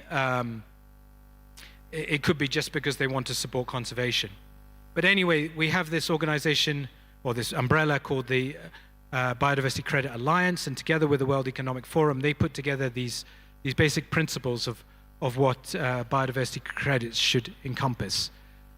But what it means is that within your forests, you need, just the same as carbon, you're going to need to monitor biodiversity, and you're going to need to show that you are maintaining more biodiversity than would happen otherwise. So more biodiversity than if it was deforested, or more biodiversity than if it was logged badly or whatever. Because that is the additionality. It's going to involve, I mean, most certified concessions have to do this to a degree anyway, but it's probably going to involve a bit more. It's going to involve more monitoring and so forth. And it is one of the principles that there's local benefits as well, so there's probably going to be benefit sharing. It's not going to go just to the forest manager. But a lot of people are trying to get involved in how we can measure this biodiversity remotely. Camera traps have been around for a while, but we're now using passive audio devices that we can lead in these, and we're using AI to analyze these data sets so that we We don't have to have people go through them and listen for every bird's song. They can be analyzed very quickly using AI. And then the gentleman on the right here, what he's holding up is an eDNA package. So you sample eDNA from the river. You just take a water sample, basically suck it through a filter, and then you send that off to the lab, and that captures all the DNA that's being washed down that river. And that includes a whole lot of DNA from the land, from animals that are in the land, you know, that's been washed into the stream. So you can actually get a very good representation of what is living in that watershed. So using these kind of remote techniques, we can bring down the cost of monitoring biodiversity, which is a big factor. And so hopefully then we can make these biodiversity credits a viable option for forest managers to engage. I just want to finish by also talking a little bit, it was mentioned a little bit in the last talk, but green finance is also really important. If we are going to encourage investment in sustainable forest management, we need the money to do so. And the more we can generate that, the better. I work in Zambia, so this is why I have this particular example. I know there are a few other countries that have done this, but it is still the rarity here on the continent. The more countries that can get their financial house in order so that they can offer green things like green bonds or environmentally friendly pension options and so forth, the better, because that is money for investment in, not just in forest management, anything to do with environmental outcomes. But forest management is one of those that would really benefit a lot. So with that, I'd just like to say thank you for your attention, and I'm ready to take some questions. Thank you. Thank you so much. The floor is open. So let me see if we have any questions from the room. Yes, we have one question over here. You can introduce yourself and the country you represent and even the organization. Go ahead. Thank you. Good morning. My name is Mercy Munene. I'm from Kenya, representing Forum Civ.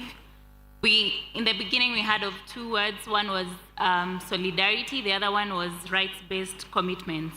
When we talk of carbon credits, what approaches do you see that would benefit the very person who's at the bottom of the pyramid, especially in Africa? Case in point, we saw cocoa exiting the Kenyan market sometime this month, early this month, I think. And while we talk of carbon credits and the benefits of biodiversity credits that we get, how then do we ensure that the people at the bottom of the pyramid also benefit from this and don't lose out from the economic opportunities that come with such? Thank you. Yes, so thank you. There are a number of different pathways. Perhaps when it comes to forest management, one of the main ones is community forest management, where the community actually receives the license to manage their forests. More often than not, these community forests have been considered that they're often relatively small and they're often geared more towards harvesting non-timber forest products. But there's absolutely no reason why they shouldn't be larger and doing timber and everything, and carbon credits and biodiversity credits and everything else as well. I think it's communities generally need support to do that. So it's a question that the governments and the forest departments of those governments step in and provide that support and guidance so that they can achieve that. In a situation where you have a forest company managing a forest and they're working with local communities, again, it's one of the pillars of sustainable forest management and certification that you must show the social benefits. So this comes from a variety of pathways, obviously employment, but also from clear respect of their rights and benefit sharing. There should, in all of these cases with carbon credits, and it will be required for biodiversity credits, there will be or should be benefit sharing arrangements. Thank you for that. We have another question over there. Yes. We have actually 3 questions. So we'll start from the gentleman at the back. Yes. Hello, this is Livia Marie from Astra Academy. We are an FSC member in the Economic South Chamber. FSC has an ecosystem services procedure that was launched almost 10 years ago, and it's still heavily underused. So while there is some progress in some parts of the world, I would like this procedure to be used widely, and I would like to see also a role of the Zámba initiative in this. So in order to improve the uptake of ecosystem services payments and ecosystem services procedure of the FSC, how do you see the role of the Zámba initiative, and what are the main actions that we should promote in Africa to improve this aspect? So I think probably somebody from FFC should probably take that question. I don't know if there's somebody in the front row. I mean, do you want to take it, Peter? Yeah, come on.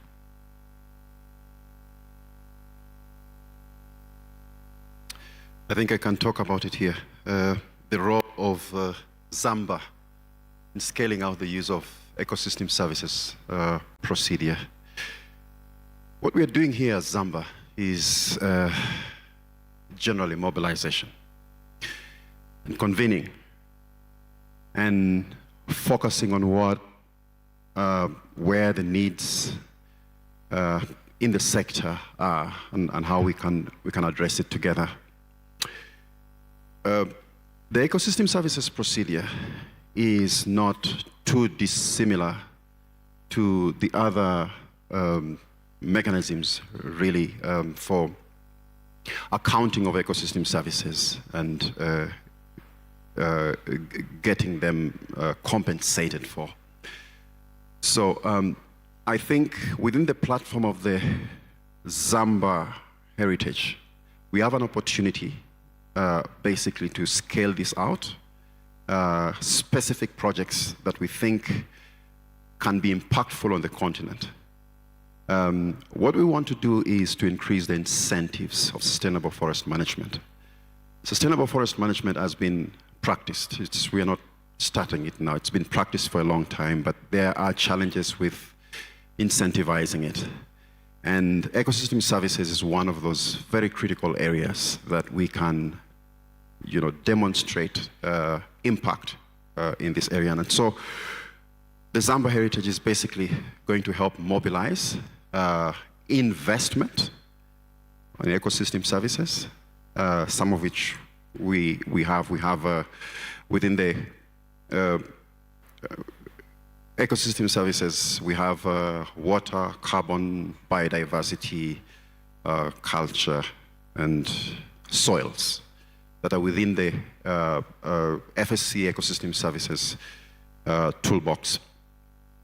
And so that is precisely how we think we will help here. We will mobilize investment and scale this out into our sustainable forest management portfolio. Thank you. Thank you very much. We had another, yes, please.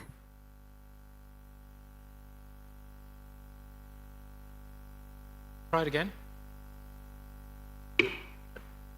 Yeah, my name is James Olekiapi, and I want to comment your talk, but I have like twofold question. The first one relates to selective logging. I do agree with you that it is more consistent with sustainable forest management.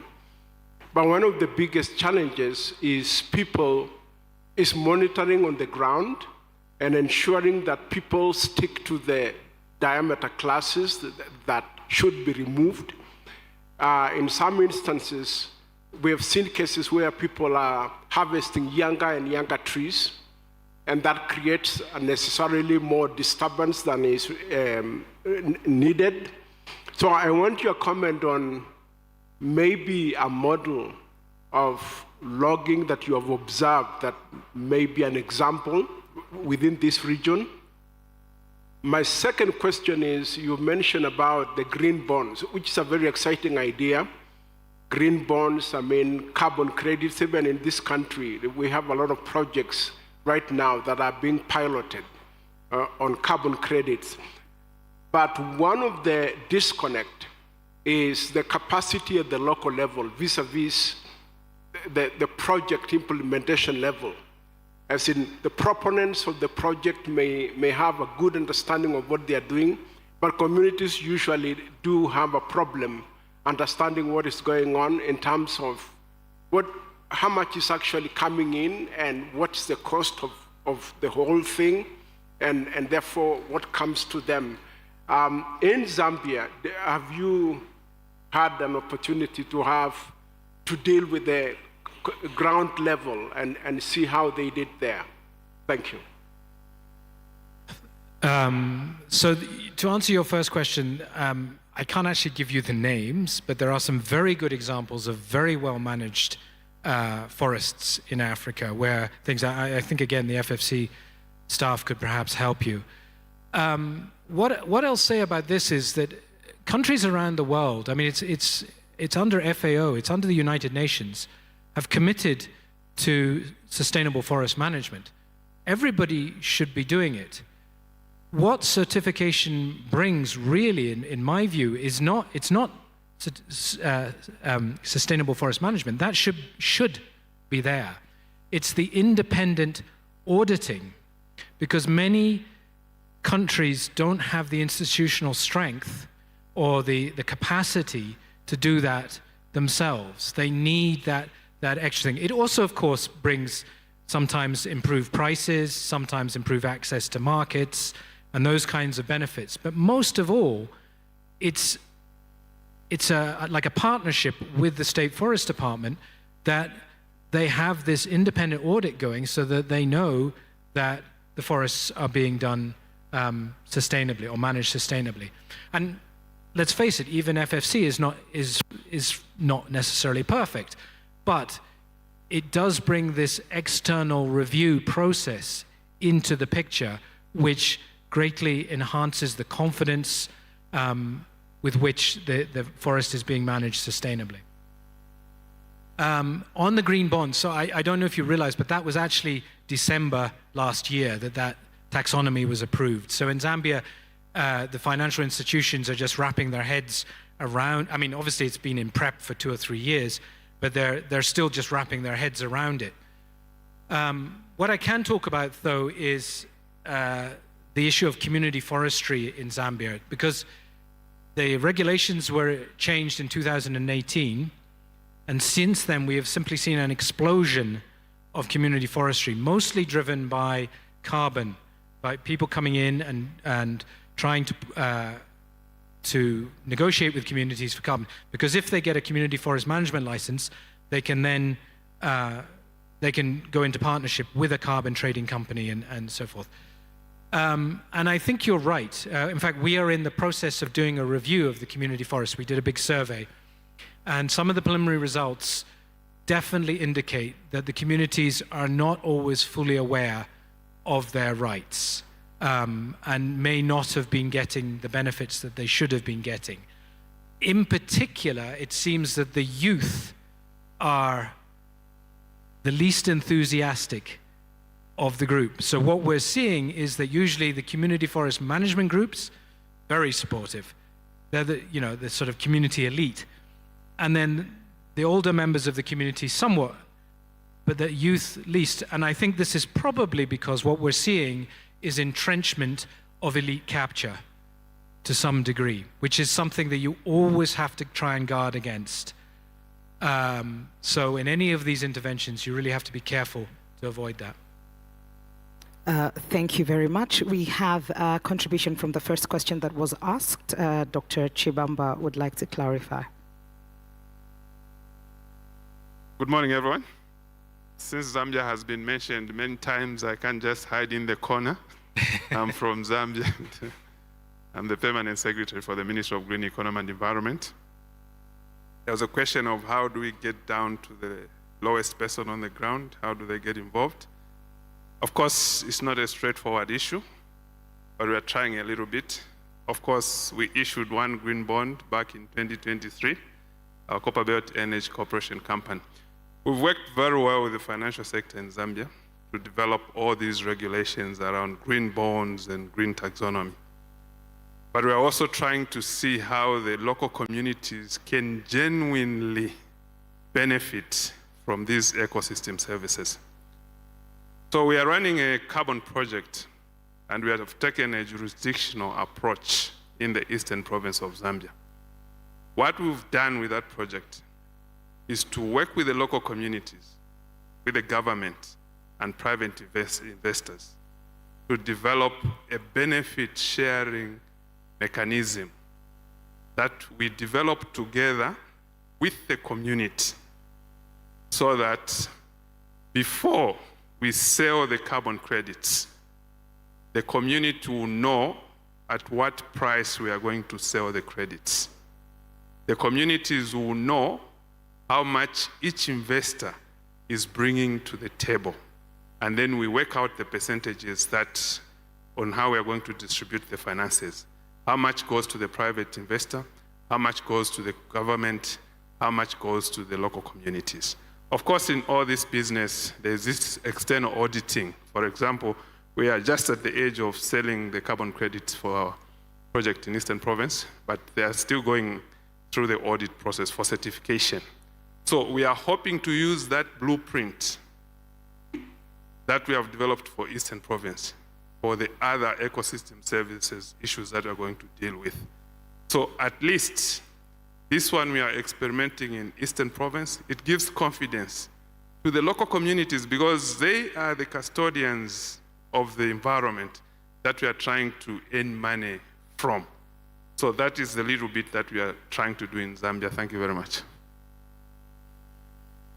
Thank you. Dr. Red, just before we let you go, we have a question from our virtual and online community.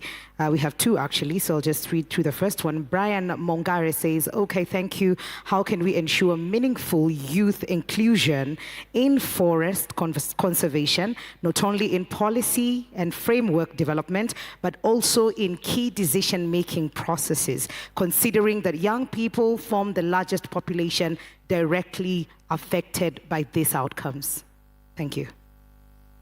Well, I think the sector is no different from any other in this respect. I mean, you have to put in place mechanisms so that the voices of the youth are heard, and so that they have access to, for example, the benefits of employment and so forth. And obviously, the benefit sharing agreements are essential here. We have to make sure that they are fair throughout the community and don't just benefit some members more than others. So yes, benefit sharing and things. I mean, when it comes to community forest management, there's no reason why a community forest management group should not have, for example, a structure to who can be elected as representatives, to have youth representatives on that group, as well as women's representatives, and so on. There's no reason why that shouldn't be the case. And that's, in fact, probably what our recommendations will be for after we've finished this study we're doing. All right, and with that, we want to thank you, Rhett Harrison, for taking us through that. Let's give him a round of applause, ladies and gentlemen. Asante sana. And just before we take a quick tea break, we'd like to have a video play for you on the screens. So let's take our attention to the screens right now. Asante sana.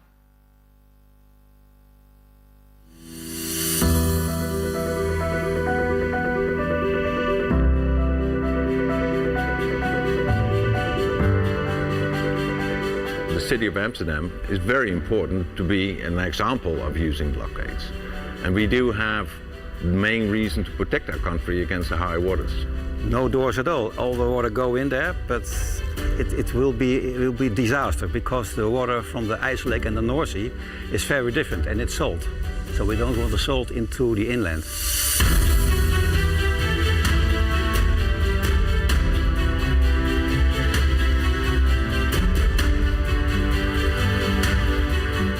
If we look at Amsterdam, we have, I do believe, 200 sets of lock gates. which are mainly out of wood. And we do also believe that the timber is the best option to use. We know the way to saw it, plane it, and fabricate it into a very nice lock gates. And we are making 25 sets of gates a year with this timber. And knowing that it's from a sustainable forest, it's very nice because you know that there is no negative impact on the forest.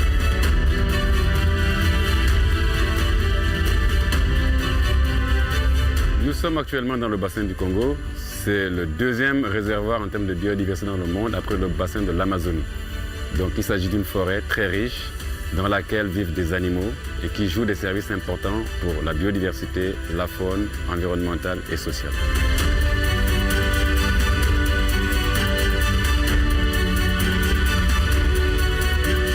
Être exploitant forestier n'est pas obligé d'être un déforesteur. Il suffit de prendre les bois et les prélever correctement pour faire en sorte qu'à la prochaine rotation, nous réussissons de refaire la même production.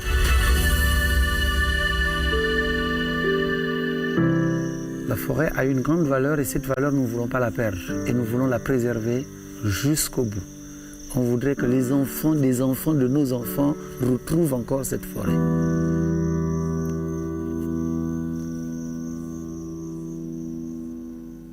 And that message there is a perfect segue to the conversation that will follow after tea. There was a lady who kindly asked me, is there tea?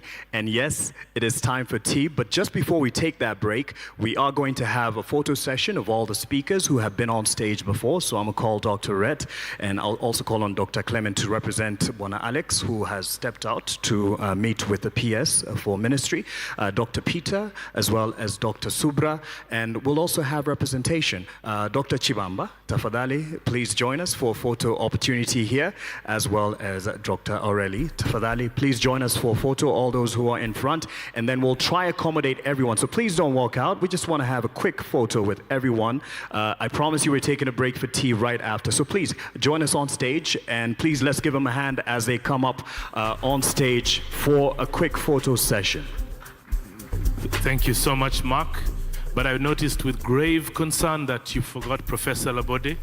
So, everyone who spoke earlier. So, Professor, don't worry. We have remembered you. I think because you dressed, I think he's jealous of your outfit. Oh, no. This is a good outfit, and I promise I will try copy you tomorrow for dinner. As we have dinner, I'll try have an outfit like Professor Labode. However, it is not forgotten that Professor Labode will be running the next session right after the tea break, which will be a perfect segue to the message that you just saw there in the video, which will be on certification, trade, and sustainable supply chains. And this will be driven by Professor Labode as the chair of this conversation, driving SFM through fair wood product trade. So let's give them a hand as we appreciate them as they take a photo. Tafadhali. Come on, you can do a bit better than that. We're going to energize you with some tea and some blessings right after this, just outside here. Asanteni sana. And then I'm going to ask after this photo, because we want to try and accommodate everyone here. Just give me a thumbs up, Bwana Oliver. As soon as you're good with that photo, thumbs up. Before you do that, in African culture, every good turn deserves another. So for all the speakers that we had today, I've been informed that we need to give them a special gift from FSC. So I'd like to hand over to our three speakers. I think let's take the three of them. We'd like Professor Labode, thank you so much. We'd like to be able to give you one. We'd like to give one to Bwana Alex also. Thank you so much. Thank you very much to Dr. Brett also. So let's hand those over. So Professor, there you are. Come on, let's appreciate it as they get the gift. It's an appreciation for their presentations today. Yes, the next one also. Kindly hand over on behalf of Dr. Clement taken in place of Bwana Alex Lemakoko. Let's appreciate him as well from the Kenya Forest Service. And then we'll go to Dr. Rhett, who also presented. Asante sana, Dr. Rhett. Thank you very much. So tell me something. Yeah. You notice that a lot of times there needs to be evidence of participation. How do you show evidence with close to 200 people on this in the room but not on the stage? Well, for some generations, it's a selfie, and we try to capture everyone in the frame. But since this is not the very good photo, I could probably get many of you in this. I'll ask that those who are in front now stand here. Oliver, you will guide me as we remain seated and try to capture everyone. So Oliver will be on stage, and I'll ask that our leaders here be standing here as we face up front so we could try accommodate everyone. And then we're gonna ask you to come up front and try and fit everyone up front for this photo. So it's just to be able to capture everyone, as many people as possible, and make sure that you are in this frame. So Oliver, up on stage, give us a direction. Let's have him first standing here. You could just stand here. Oliver, on stage. Oliver, on stage. As we have them stand here and try and capture everyone. So Oliver, please, direct us from here. You have the better eyes of the camera. Asante sana. All right, and we could all say at the count of 3, FSC, and 1, 2, 3. FSC. All right, Oliver, that was for you. That was for you. I'm trying to get them to say something that will make them look like they're smiling. 1, 2, 3. FSC. Hopefully you're able to capture some of them. A majority of those in the room. That's good. It's all about the inclusion and all about intra-Africa work and trade. So we're going to have everyone in the frame, everyone in the photo. So Oliver, you will guide me. Please don't take your seats. Yes. Dr. Peter, Dr. Subra, kindly turn and face the audience. I'd like to ask everybody to kindly stand up and make your way to the front.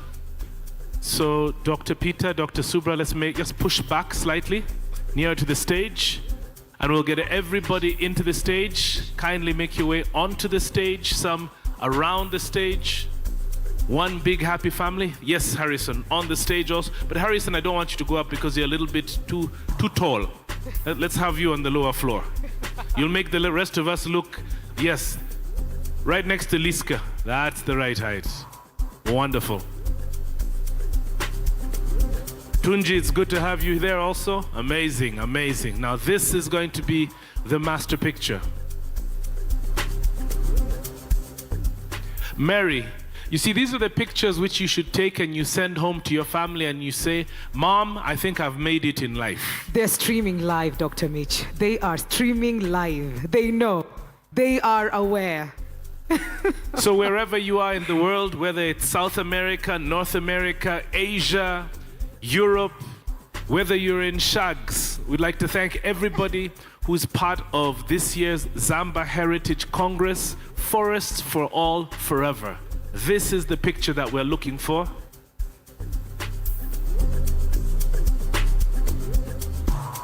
And as we take this picture and as we make sure that we are all being able to be in the frame, we'd like to continue thanking our partners and sponsors who are represented up front as well.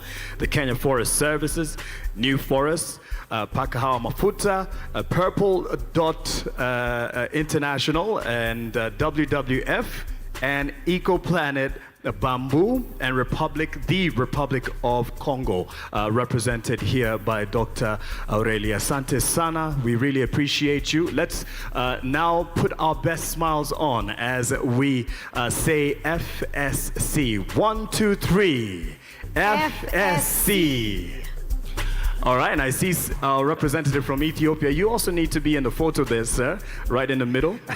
Do you mind if Mitch will take a photo for you with your phone? Let me hold your camera. We have to make sure that you're in it. I'll take a picture.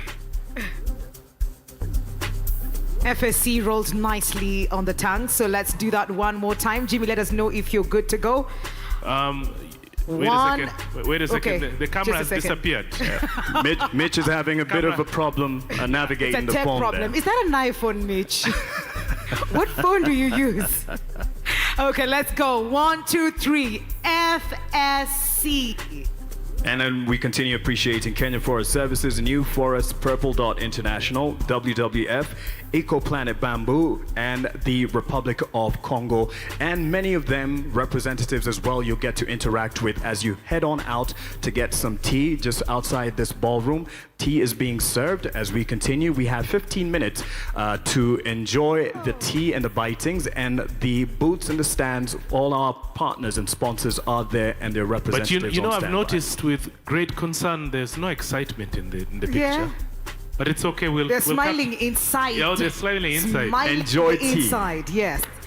Let's be back here in 15 minutes. That will be at 11:55, and we will be handing it over to Professor Lapode, who will be handling the next panel discussion, and then we'll take your questions and interaction before we break for lunch again. So let's see you at 11:55. Enjoy tea.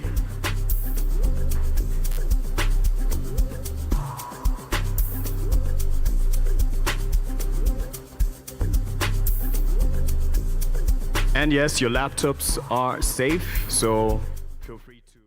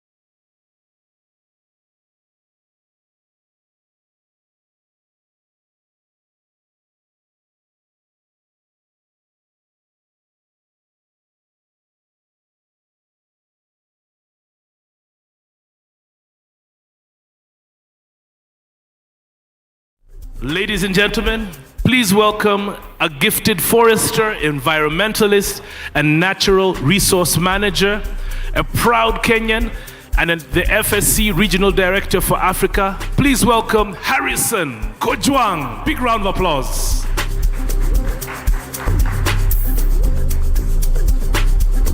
Together with him, ladies and gentlemen, on the stage, I'd like to call the Executive Secretary for the African Forest Forum. He leads agroforestry training and research networks across Africa, and we've had him today during a keynote address. Please welcome Professor Labode Popula. Ladies and gentlemen, a proud member of the FSC Eastern African Committee, a Ugandan who loves the environment. Please welcome Edward Mupada. And a former UN Forum on Forest Chair, DESA Interregional Advisor on Sustainable Forest Financing and SDGs. Please welcome Peter Gondo.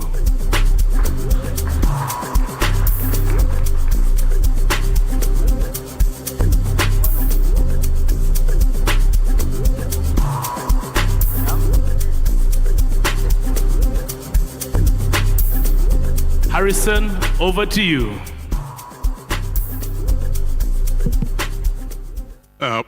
Thank you very much, Dr. Mitch.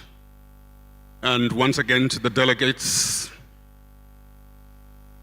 all the representatives from different institutions that are represented here. It's a pleasure to have this panel as a follow-up to the very exciting keynote address that was given by Professor Labode on trade opportunities and what it portends for the African continent.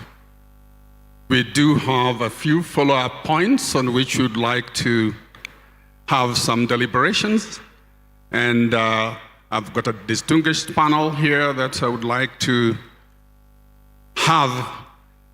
give their views on certain points. We are going to talk about the statement Professor Labode made on the surging demand of forest products in the continent. And we're going to look at the risks and opportunities associated with this surge in demand. And then we are going to have a discussion on what the EU deforestation regulations mean for Africa in the current context of our socioeconomic development. Dr. Labode alluded to this in his presentation, and we are going to zero in on the Africa Continental Free Trade Area and the kind of barriers that will impede trade in Africa, even after the free trade agreement has been ratified by all the countries. What do we have to contend with? Then the last topic will be about trade and manufacturing based on sustainable production.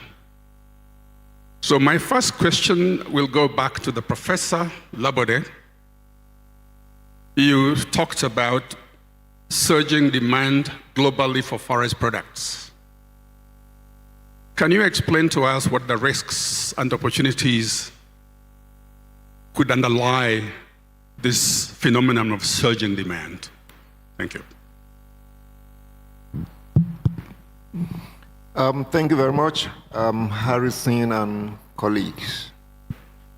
Surging demand, that means there will be the need for more. So what that means is that if you do not back the demand with supply for a product coming from the forest, that means more deforestation, that means more degradation. And so the opportunities are also there. If you have the supply and the demand surges, what it means is that there's more trade, more income, more employment, particularly the youth, and of course, improvement in the GDP of a country. But for this to work well, we have to find means of balancing economics with ecology. So there is need for an ecosystem economics here, produce more than enough than you will supply. It's just common sense. You need more money, you need more foreign exchange, but it should not be at the detriment of the environment. That's my short response to that. Thank you. Thank you, Professor Labode. There is a statement that was raised by Professor Rhett Harrison on the increasing fire disasters all over the world's forests. And there's a projection that this will, in the next 20 to 30 years, cause a huge shortage of wood and wood products globally. And he further said that because of that, the humid tropics, which are less vulnerable to these destructive fires, have the potential to meet the supply gap that would have been created by these destructive fires. Professor Labode, what does that really mean in practical terms? What can the African countries do in the context of sustainable forest management to meet that demand? Thank you again, Harrison. Yes, it's very true that our own forests are not as vulnerable as the forests in Europe and the Americas. Of course, we know what happens in areas like California, the way fire ravages the forest, and some other cities, some countries in Europe. Unfortunately, it does not mean that it cannot happen in Africa. For now, we don't have that phenomenon being so serious, but it can also happen in Africa. Prevention, they say, is better than cure. Most of these European and American countries have put in place measures. If you go to a country like Turkey, you'll see the sophistication of fire prevention. I'm not very sure any African country has anything close to that. But having said that, yes, we do not have surges in fire outbreak in our forest. But how productive has been our forest? Our forests have not been productive. We have removed so much. The rate of deforestation is declining globally, but not as much in Africa. Now, for us to be able to meet the demand for wood products and other forest products, we have to increase our production. The production level of African forests is too low. I think we go about with the illusion that we have the natural forest. But the natural forest is not enough to supply the demand for wood products globally. So we just have to, like I said in my speech, we have to encourage the private sector, go into production. My experience shows that production in the public sector is not sustainable. It's not efficient. So much is committed and so little it comes in terms of returns. So yes, we have to increase production to take advantage of the loss of forest in the European countries and in the Americas arising from fire outbreaks. Thank you. Thank you very much indeed. The next question is to Mr. Peter Gondo, who until last year was a senior advisor with the United Nations Forum on Forests in New York. Peter, you are aware of the Africa Continental Free Trade Area Agreement. And based on your experience, this is seen as an opportunity. But for every opportunity, there are barriers to be overcome. What, in your opinion, are the key barriers to increased intra-Africa trade and what we can do to overcome them?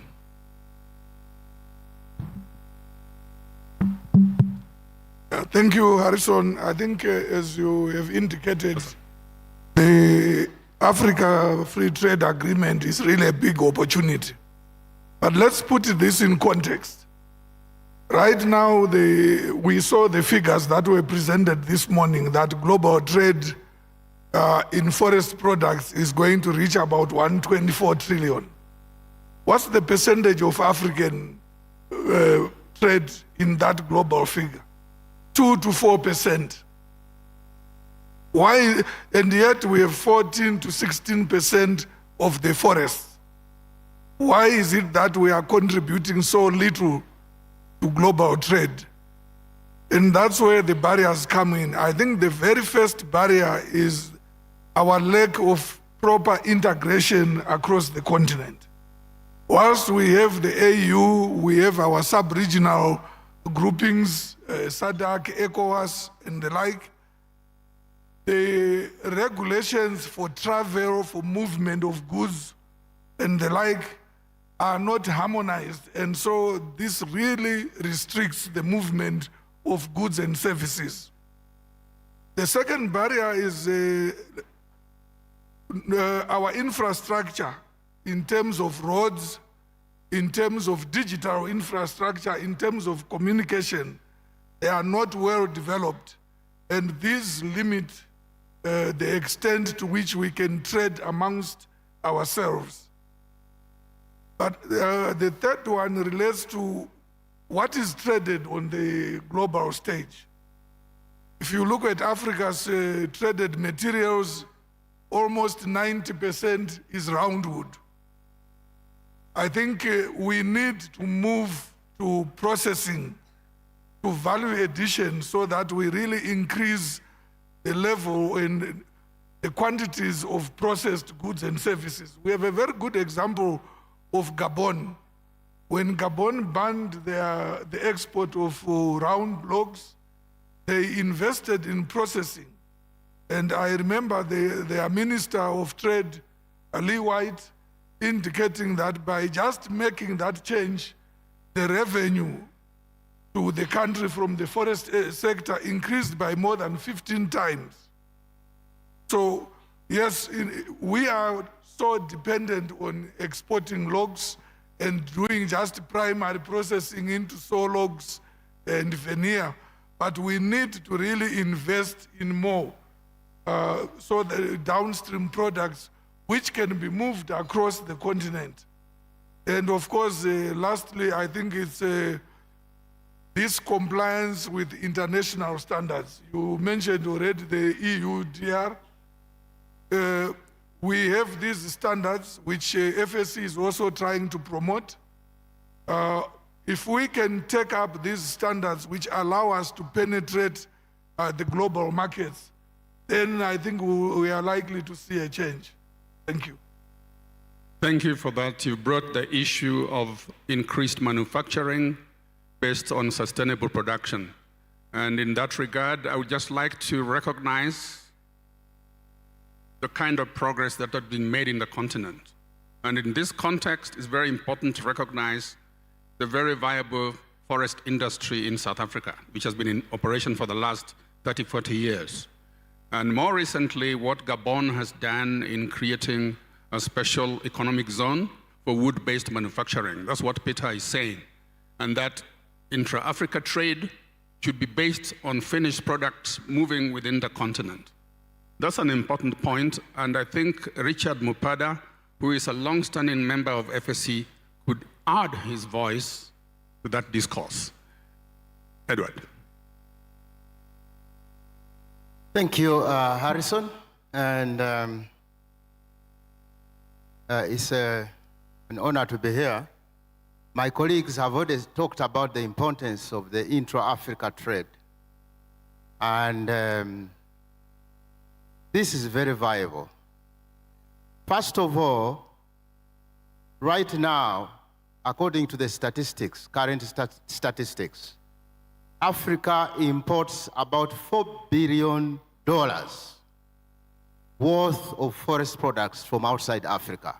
4 billion. And that might even be an underestimate. And of all the forest products that are traded in Africa, only 10% is intra-Africa trade, only 10%. And so there is a potential. In fact, again, according to data, Africa has a wood deficit of about $65 billion.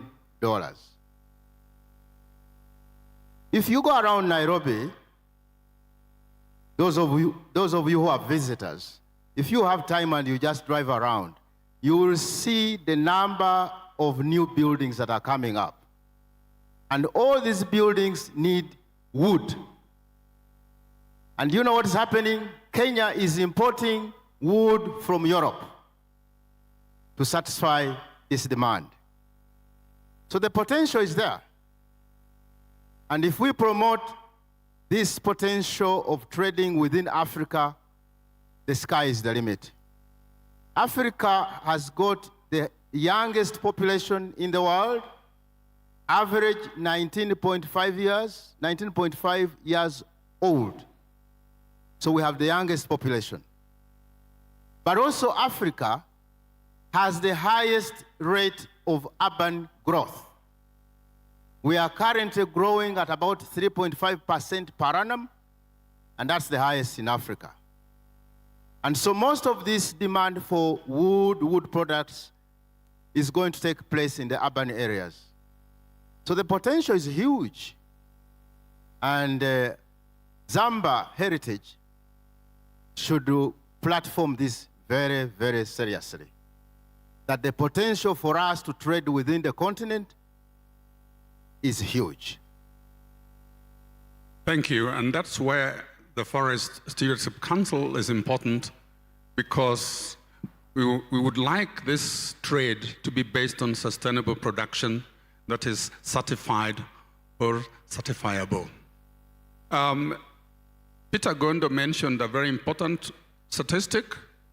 While we have about 16% of the forest resources of the world, the global trade of over 100 billions of dollars, Africa's share is only 2 to 4%.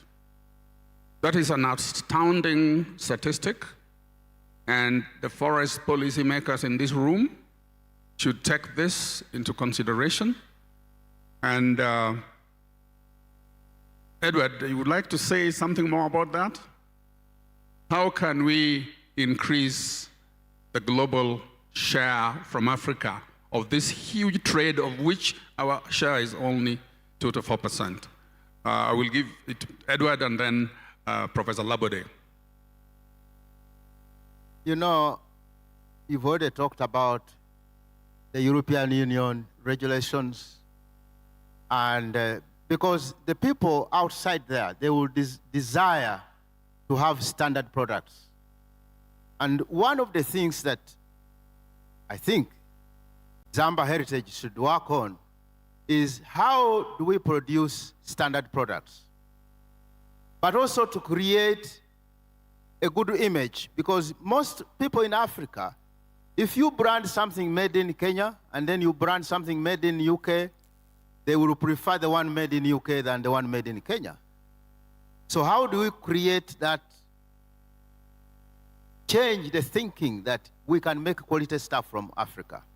Number two, if we are going to be on the global scene in that space, we also have to make sure that we have this good chain of custody to prove that we are producing our wood from sustainably managed forests. And this is where FSC comes in, to promote certification, that our farmers, those who are investing in plantations, they implement these standards. And then we will be able to market ourselves as people who are producing wood that is coming from sustainable plantations, from sustainable forests. Then we will have a say on the global market, not just within Africa, but also on the global market. Thank you. Professor Lobede, your final remarks on this, and then we can invite a few questions from the floor. Thank you. Thank you again, Harrison. Yeah, we're talking about surge in global demand. Yeah, but in terms of global demand, we can look at it at the national level, at the regional level, then, of course, at the global level.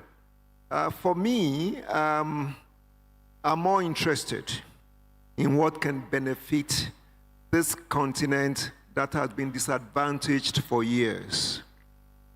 If there are restrictions for the supply of products from Africa to Europe, so be it.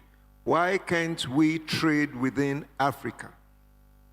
We have the population in Africa for consumption. We have the resources in Africa for supply. All that it requires is to be determined. And the determination is not just about government, it's about all stakeholders, the private sector, the government, civil society group. How do we work together to ensure that we produce sustainably, consume sustainably, and supply sustainably? I'm more concerned about intra-African trade because the prospects are very huge, but the restrictions are also very, very unfortunate. I mean, why do I have to trade in like 20, 30 currencies within Africa? Why can't we have unified currency? Even in West Africa, as small as it is, 16 countries, except for the Francophone countries, we have different currencies. These are restrictions that can affect trade. Why do I need visa to come to Kenya? I've been coming to Kenya now for over 30 years, but I still need a visa. Why do I need a visa to cross over to Cameroon? So these restrictions will inhibit trade. And if we're able to remove these barriers, currency barriers, transboundary movement, it will definitely influence trade in different commodities, not just forest products alone. And Africa will be the better for it. Those are my thoughts. Thanks. Thanks. Peter's comment. To interrupt you, Harrison, I have a wild idea. Why don't we have a gold exchange? We have a gold exchange market. We have an agricultural marketing, whatever, where people know who is producing beans, how much they are selling them for. Why can't we do that for forests? Maybe Zámba can consider that. Then we know who is producing black wood, which we can use for designing our guitars. We know who is producing rosewood, who is producing what. But at the moment, we don't have an information platform where those who want to trade within Africa know who is supplying what at what price. And I think, wild as it is, maybe it's worth considering. Thank you very much, Peter. I don't know if we have microphones. Well, the audience have microphones, so I'll welcome a few questions. I'll start from this gentleman from Ethiopia, right? Yes.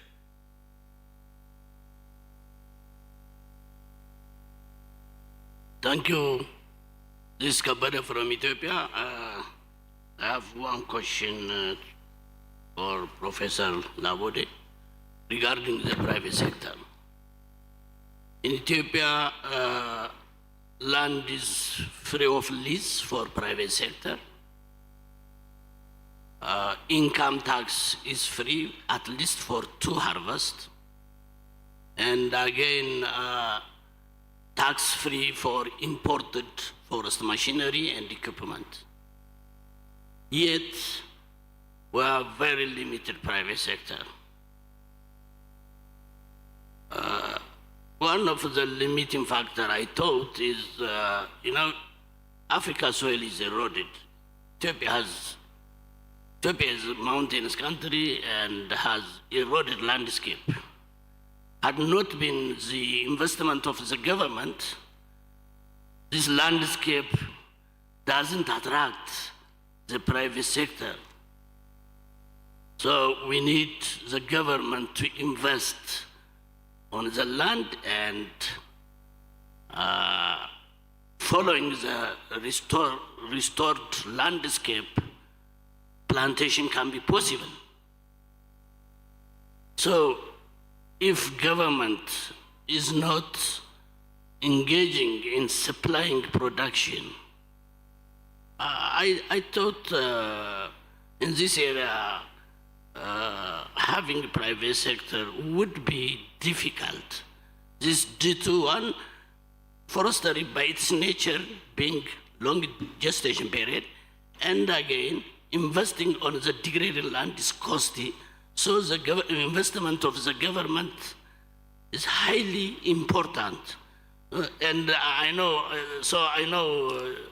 the thought of Professor Labode regarding the public investment.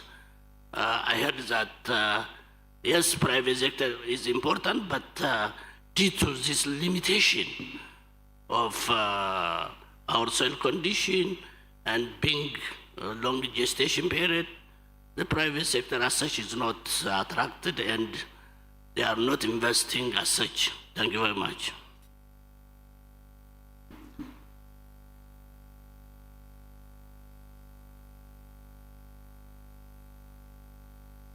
Right.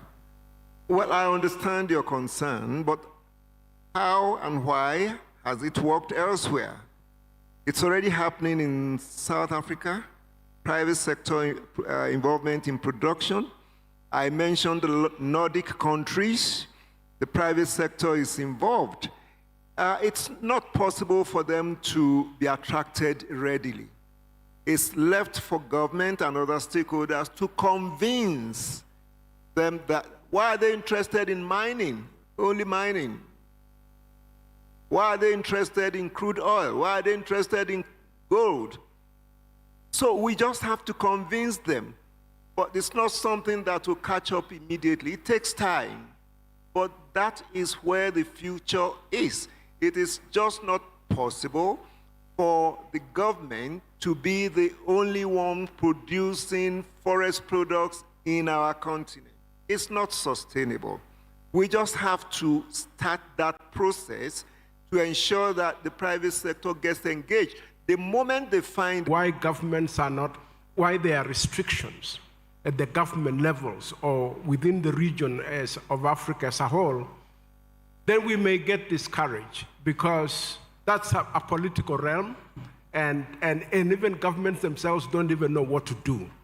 I think we should start by looking at the practical solutions and models that exist. For example, we have given, I think, Harrison, you had given the example that we have a lot of timber coming to this country from DRC. How do we make sure that the chain of custody for that timber is working? How do we make sure there's better packaging of whatever is happening within the continent? How do we take that model in Uganda, for example, of plantation expansion and use it as lessons learned for other countries? So I think for me, we can begin from what I would call the low-hanging fruits, what is already working, before we then now, because that leads to more demonstrated results and therefore an incentive for governments to more maybe collaborate, maybe bilaterally, multilaterally, and regionally, and so forth. But I think we have to look for a few concrete pathways and use that to demonstrate to government that this works and there's value in this in the forest that they have as a resource. Thank you very much indeed. I'll give Mikal, and there's the only lady there from Republic of Congo, then we close. Please. Thank you very much, Harrison. Just two comments. I fully agree that we need a platform for wood and maybe non-timber forest products. But in my view, only sustainably produced wood, and the only thing that we have on the market today in our continent that fulfills that requirement is FSC. So if it's not FSC, we could be encouraging deforestation, unsustainable practices, illegal practices. So that's the one point, just a precursor on a very, very good idea that you've got. Then just coming back to the private sector and the involvement of the private sector, both on the production side as well as on the commercial processing side, there's two important points. If we look at greenfields plantation forestry, which is really the only way ahead for us to substitute what's happened in our indigenous forests, because we're never going to get the volumes out of the indigenous forests, we need the plantations, is that there haven't been successful greenfields plantations at a large scale by corporations. All those investments have cost a significant amount of money, moving from one owner to the next in many cases, and somehow the losses have been diluted.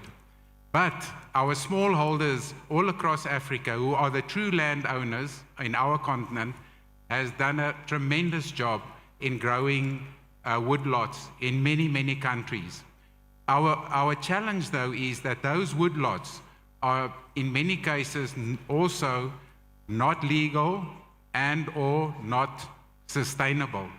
So again, if we're wanting to bring parity into this market, we need off-takers, and substantially large off-takers, starting with the IKEAs of this world and working upstream, which insist on having sustainable products, even if we are interchanging, having inter-country trading happening in our continent, which I think is very necessary. Even that needs to be done sustainably and legally. And we can do it for our smallholders.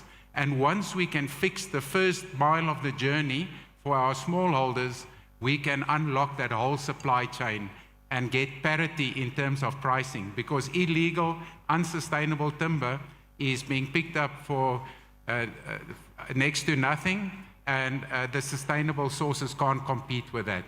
So all I'm wanting to say is, let's get our smallholders on board. We can do it, and the smallholders will unlock this thing for Africa, for all the countries. Thank you. Thanks, Mikhail. Madame Paulette from the Republic of Congo.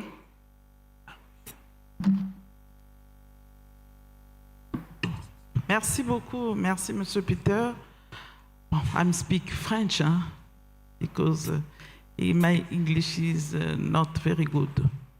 Alors, moi, je m'appelle Paulette Ebina, je suis directrice des forêts au ministère de l'économie forestière de la République du Congo. Je voudrais aborder la question de la transformation du bois qui venait d'être donc évoquée. On a parlé de la République gabonaise, mais on n'a pas évoqué la République du Congo. Le Congo a interdit the sale of logs from 2023 so that we can have industrialization of the sector in Congo. Unfortunately, we find ourselves here between ourselves. No one mentions the DRC. So within the sub-region, we put in place a regional committee for industrialization of the timber sector because they have seen what the problem we have. The problem has been seen, solutions are being pursued. We have a regional decision that says that between now and the 1st January 2028, we will have interdiction of the exportation of logs from the sub-region. So I think we are here that we have to really put initiatives in place in other countries. We would focusing ourselves not just on one country, because we are trying to work together for the sustainable management of our forests. So we should have a regional strategy which already exists, and the study has been done on this, why the sector hasn't developed well. So all the problems that we are mentioning here, issues of funding, tariffs that are an obstacle between our countries, all these issues have been spoken about. We know all these problems. So we are not just going round and round. Let's take what has already been done and the recommendations of actions. Let's finance this strategy. Let's deal with the recommendations from the African Development Bank, which is our own bank, so that we look for the financing and make progress. I appreciated the idea from the fourth speaker on the African market, which is not active. We had already foreseen this. Today we have seen the visit of the Senegalese president to Congo. Senegal needs to buy our timber. So we were talking to the forestry companies, and for us to transport this timber to go to Senegal, it is very expensive because of the tariffs. Now we were wondering, we already have the AFCFTA, which we have established, we've put it in place. So we want to see how we can use it, this market, for that, so that we can now sell the timber to Senegal. To also deal with this measure in the DRC, we've put in place a new law of sharing the production, so that we know the prices that are fixed by the private sector, so that we can have control of the prices that they offer us in the market. So we said that we should put in place a way of sharing controlling the trade, so that we have a national company that is going to help us with the production of the logs, and we share between the countries, the country from where the logs are coming. We said that during the first presentation, that the state owns the forest. So we've signed agreements so that we manage the forests that are under the management of the state. So this takes us to the point of having control on the prices. We need to know our markets, and it's very important for us to know these markets. I wouldn't take longer, given that we don't have a lot of time to share these experiences. I think we will share more facts in the afternoon. We recommend that everything that has happened in the past, everything that we have put in place, it should actually be there for us to learn, and we make use of these recommendations, implement them. It's very important. These Zámba Heritage is going to be based on the recommendations that we have put in our strategy for industrialization for the timber sector, which was set up with the assistance of the African Development Bank. Now we are saying that the certification that FSC is helping us with is not just a certificate for legality. They can also help us to see that the products that we sell within the intra-Africa trade are legal. That's how we were saying that we're going to work on this task, even for the small-scale producers who can also have a certification mechanism, so that we have timber that they are selling that is recognized within the system, and we can verify the legality. I think this is the point that I wanted to contribute to the discussion, and that we take into consideration the work that has already been invested, the recommendations that we have, especially in terms of developing the intra-African market. And we want to stop putting the obstacles that we have between our countries. We have to deal with them. Thank you for giving me the floor. Thank you, Madam Sal. Merci beaucoup.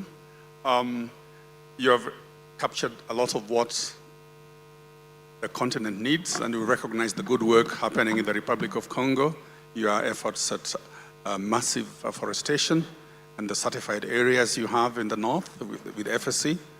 These are very encouraging developments indeed. At this point, could you kindly just give a round of applause, first of all, to the audience and to the panel.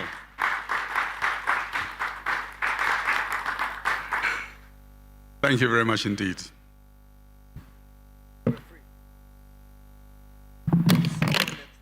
And Harrison and the panel, if you may, just stand for a picture.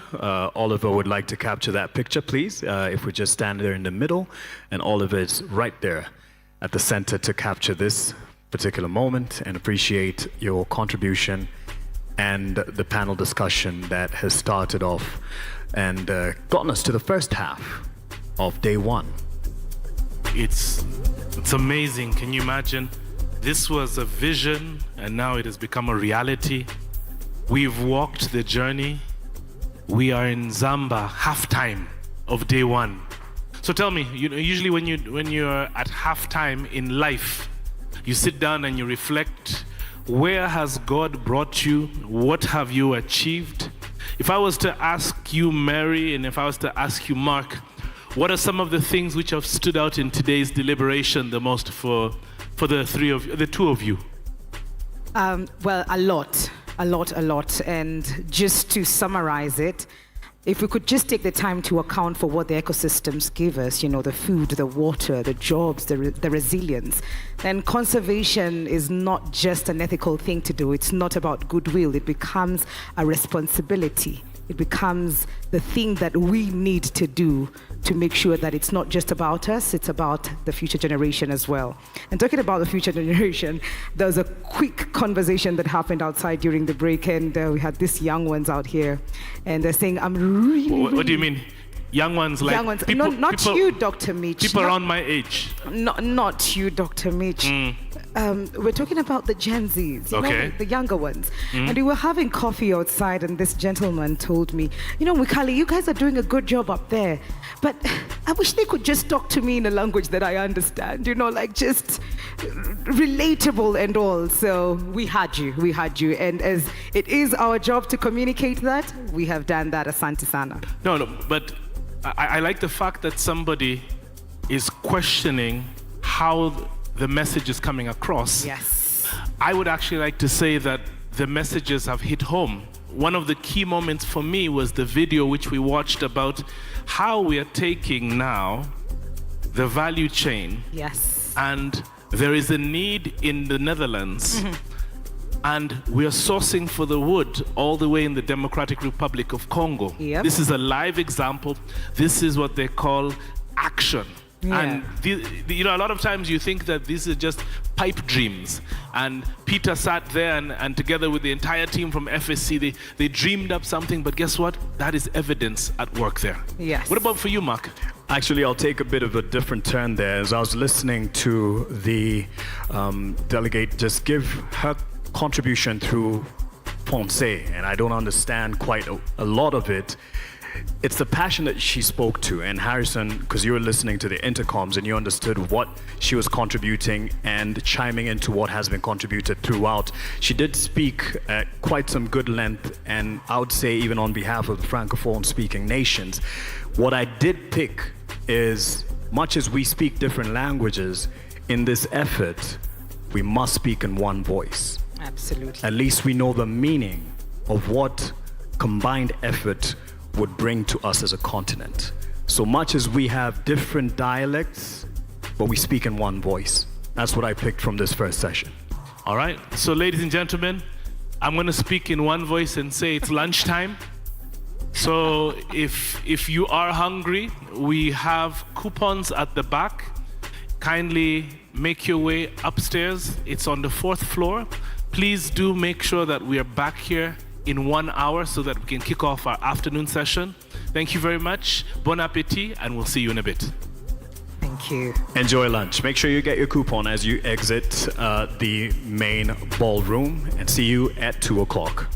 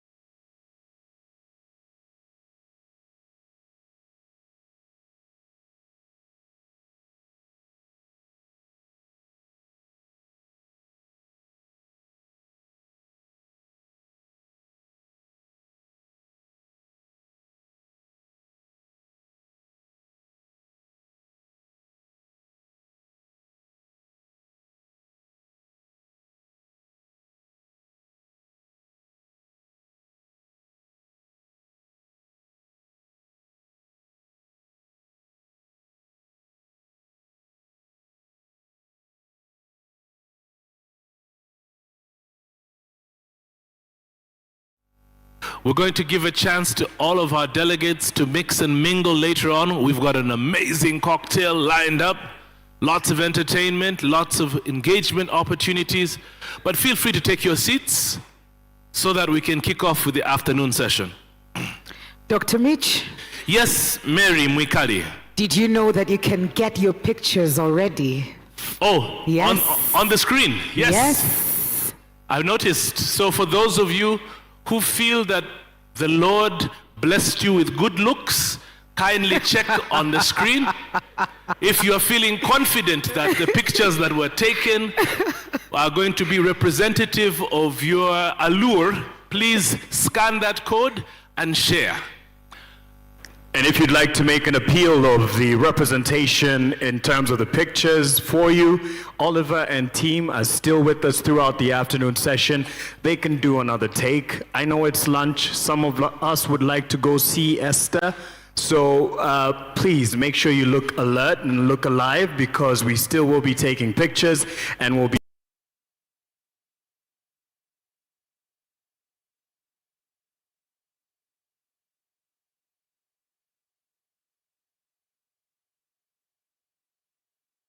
her word in terms of contribution and saying, what is the contribution of commercial forestry towards SFM under FSC in Africa? Are there examples? We'd like to encourage them. The reason I read that out is to be able to keep contributing. For those who are online, we have not forgotten you, and we will also be sampling your questions as we continue with the afternoon session. So there'll be a quick fire session in the afternoon, Mitch and Mary, that will be making sure the representatives representing their countries will be able to put their best foot forward, but on a timer, because we also don't want to delay the cocktail. However, we got to get things rolling for the afternoon session. I would like to do that. However, I'd like to bring to your attention a very key concern every time you host a congress of this magnitude. Mm-hmm.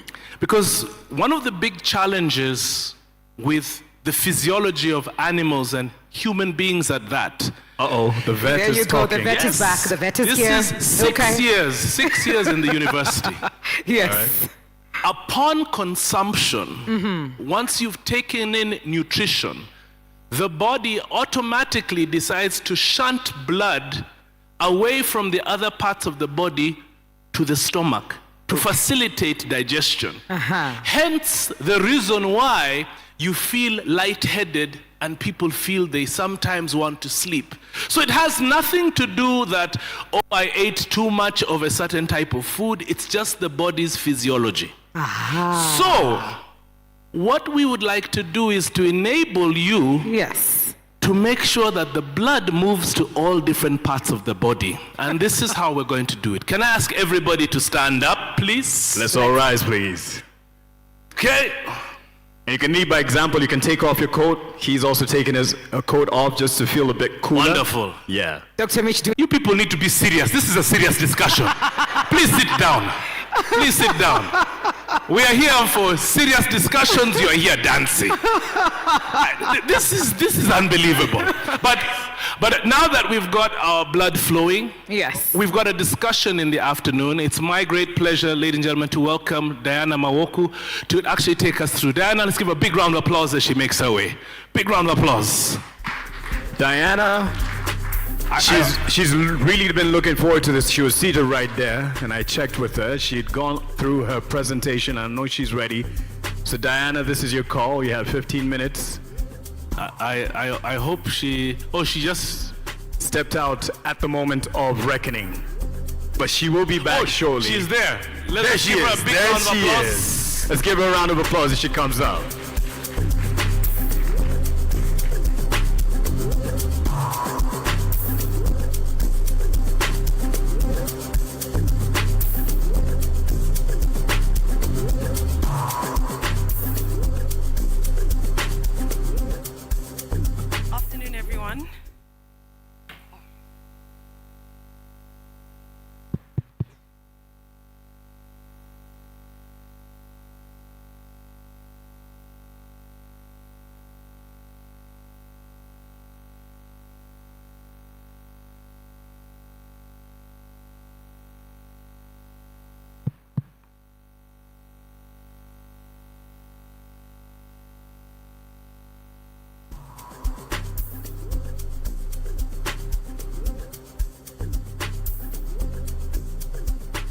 Sorry, they're just putting up the presentation.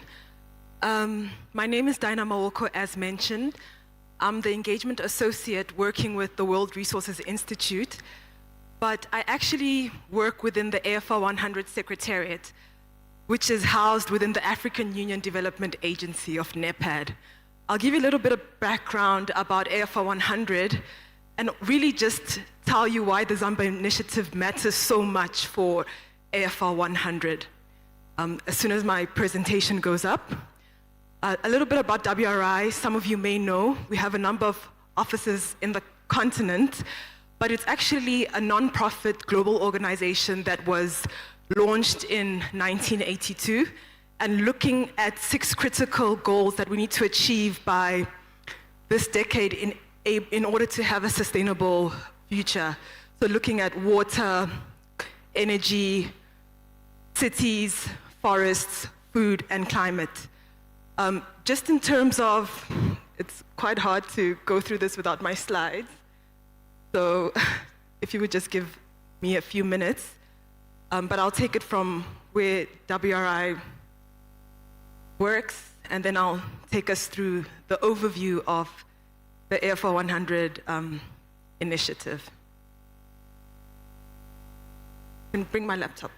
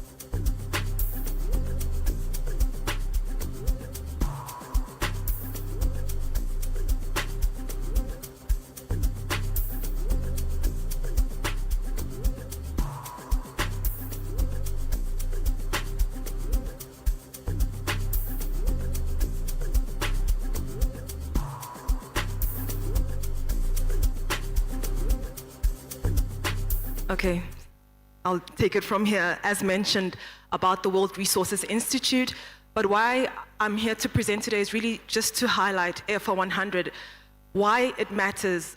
Why does forest landscape restoration matter? Well, that's because of land degradation. We know that 33% of agricultural soils are severely to gravely degraded. A third of all people are affected by land degradation, especially the poor, and 48% of forest lands are lost or degraded. This is where Africa comes into play. We know that between 600 to 700 million hectares of degraded land are in the continent. This is the most region that has land degradation. It has the worst degradation that we're able to see, and it might also tie in with Professor Laborde's presentation with the limited number of exports you see. Could it also be limited or linked to the fact that degradation is just so high in the region? It's not just an environmental crisis, it becomes an economic crisis as well. Without restoration, we know that sustainable forest management is quite impossible because of the enabling environment that restoration provides. Now, in terms of AFR 100, it stands for the African Forest Landscape Restoration Initiative.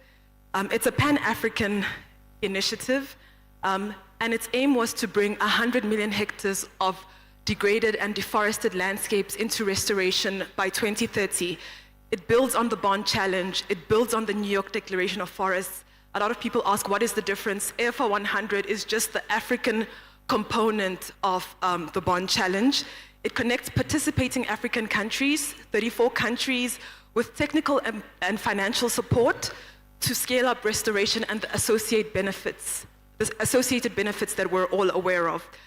It provides a platform, really a centralized system where we coordinate forest landscape restoration activities, enhance knowledge exchanges, cross-learning among AFR 100 countries, as well as regionally. We see these exchanges, Southern, Eastern, Central, and West Africa. And it also amplifies the FLR activities that are taking place. It allows us to share these success stories that we've been able to witness. Now, as mentioned, AFR 100, like the Zámba Initiative, is Africa-owned. It's to restore land and unites community leaders, business owners, government officials. This is just some images of the different stakeholders that work on AFR 100. And also just to reiterate that AFR 100 received its mandate from the African Union Heads of State in 2015. This week, I think in Addis, they are having an AU high-level summit. So it's in processes like this that certain initiatives get mandated, and AFR 100 is one of them.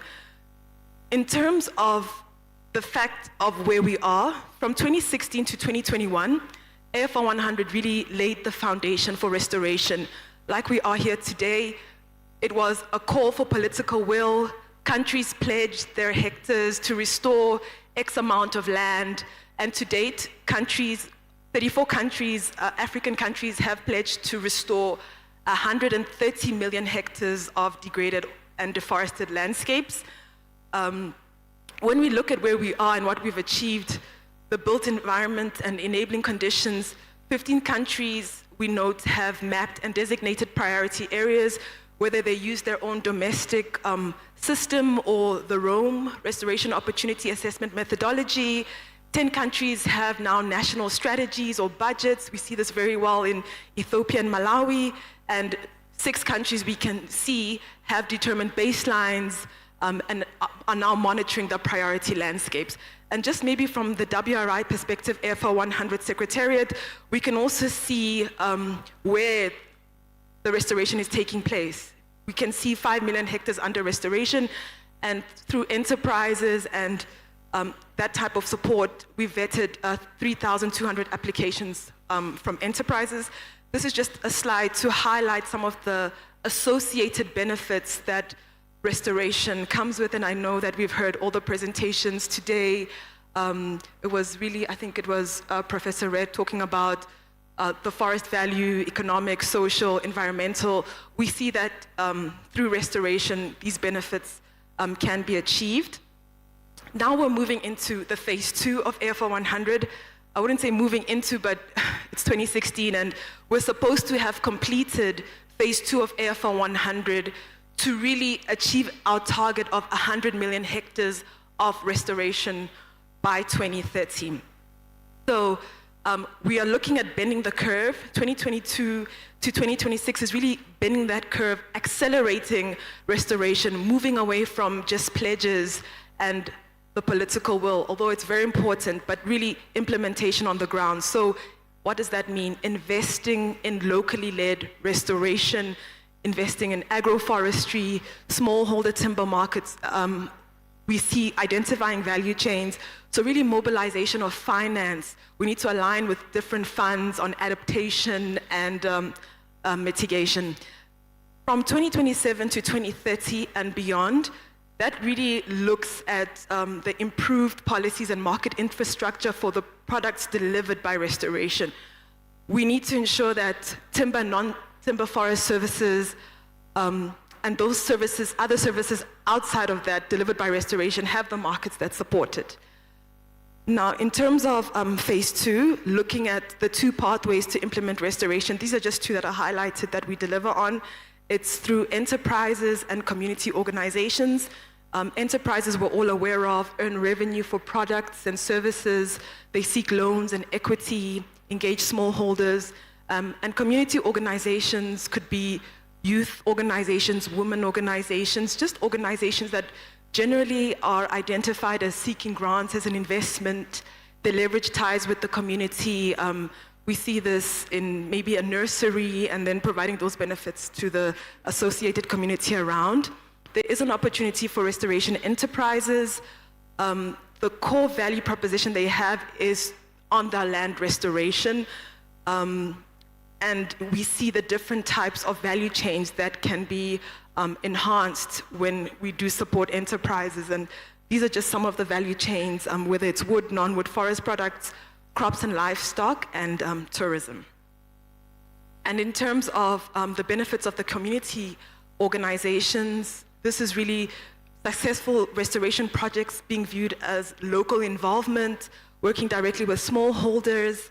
But the main challenge we identify in both the enterprises and the community-based organizations is the lack of the funding that's available. We see the missing middle for these enterprises and community organizations between $25,000 to $1.5 million US. We know that microfinance may be, they're too large for microfinance and obviously too small or costly for commercial banks. So investments to these enterprises and entrepreneurs is a high risk. So someone has to provide and finance and take on this risk, and then that's where we come into play. There's a fund, I know some countries are here that have benefited from Terra Fund for AFR 100, which supports non-profit community organizations and for-profit community organizations that restore land by growing trees in the right places. Since 2021, we have received over 3,800 applications. $33 million US has been deployed to a cohort of 200 projects. This is just in phase 1 for 27 countries, and the finance provided was between $50,000 to $500,000 US. And then it's a project monitoring system of between 2 to 4 years, so overall 6 years of monitoring. And this is just a consortium of partners that work on this AFR 100 for Terra Fund. And the project progress has been highlighted to you, but this is just to show what partners of AFR 100 are doing. AFR 100, yes, I'm presenting from the perspective of the Secretariat, but everyone has a role in AFR 100. Whether you're a country, you can talk about your progress from the national level. Whether you're an enterprise who's benefited from funding, whether you're a technical or non-profit organization, AFR 100 is from everyone, and it's also so nice to see our AFR 100 technical partners here. I'm just giving you a highlight of some of the work that we do. Some key takeaways and the next steps. This is really a call for partnership. AFR 100, the Zámba Initiative, this is definitely something we want to support. Sustainable forest management in Africa starts with forest landscape restoration. We know that AFR 100 is already delivering at scale, trying to achieve 100 million hectares under restoration by 2030 needs more initiatives like the Zámba Initiative. We know that restoration unlocks a sustainable plantation and forest economy, and this Zámba Initiative will provide the political and investment momentum that we so desperately need. We're always in workshops trying to drive momentum, see what can, keep everyone engaged, different stakeholders talking about the same thing, but this is really something different, and it's a new pathway to achieve the goals that we're trying to achieve from AFR 100. So the opportunity is now to partner and scale. So thank you very much.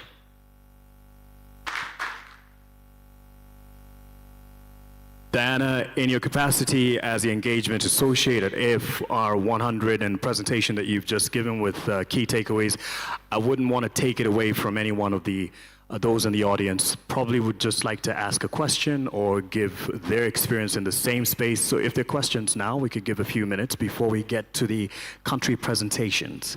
Any questions, comments? Yes, go ahead, James.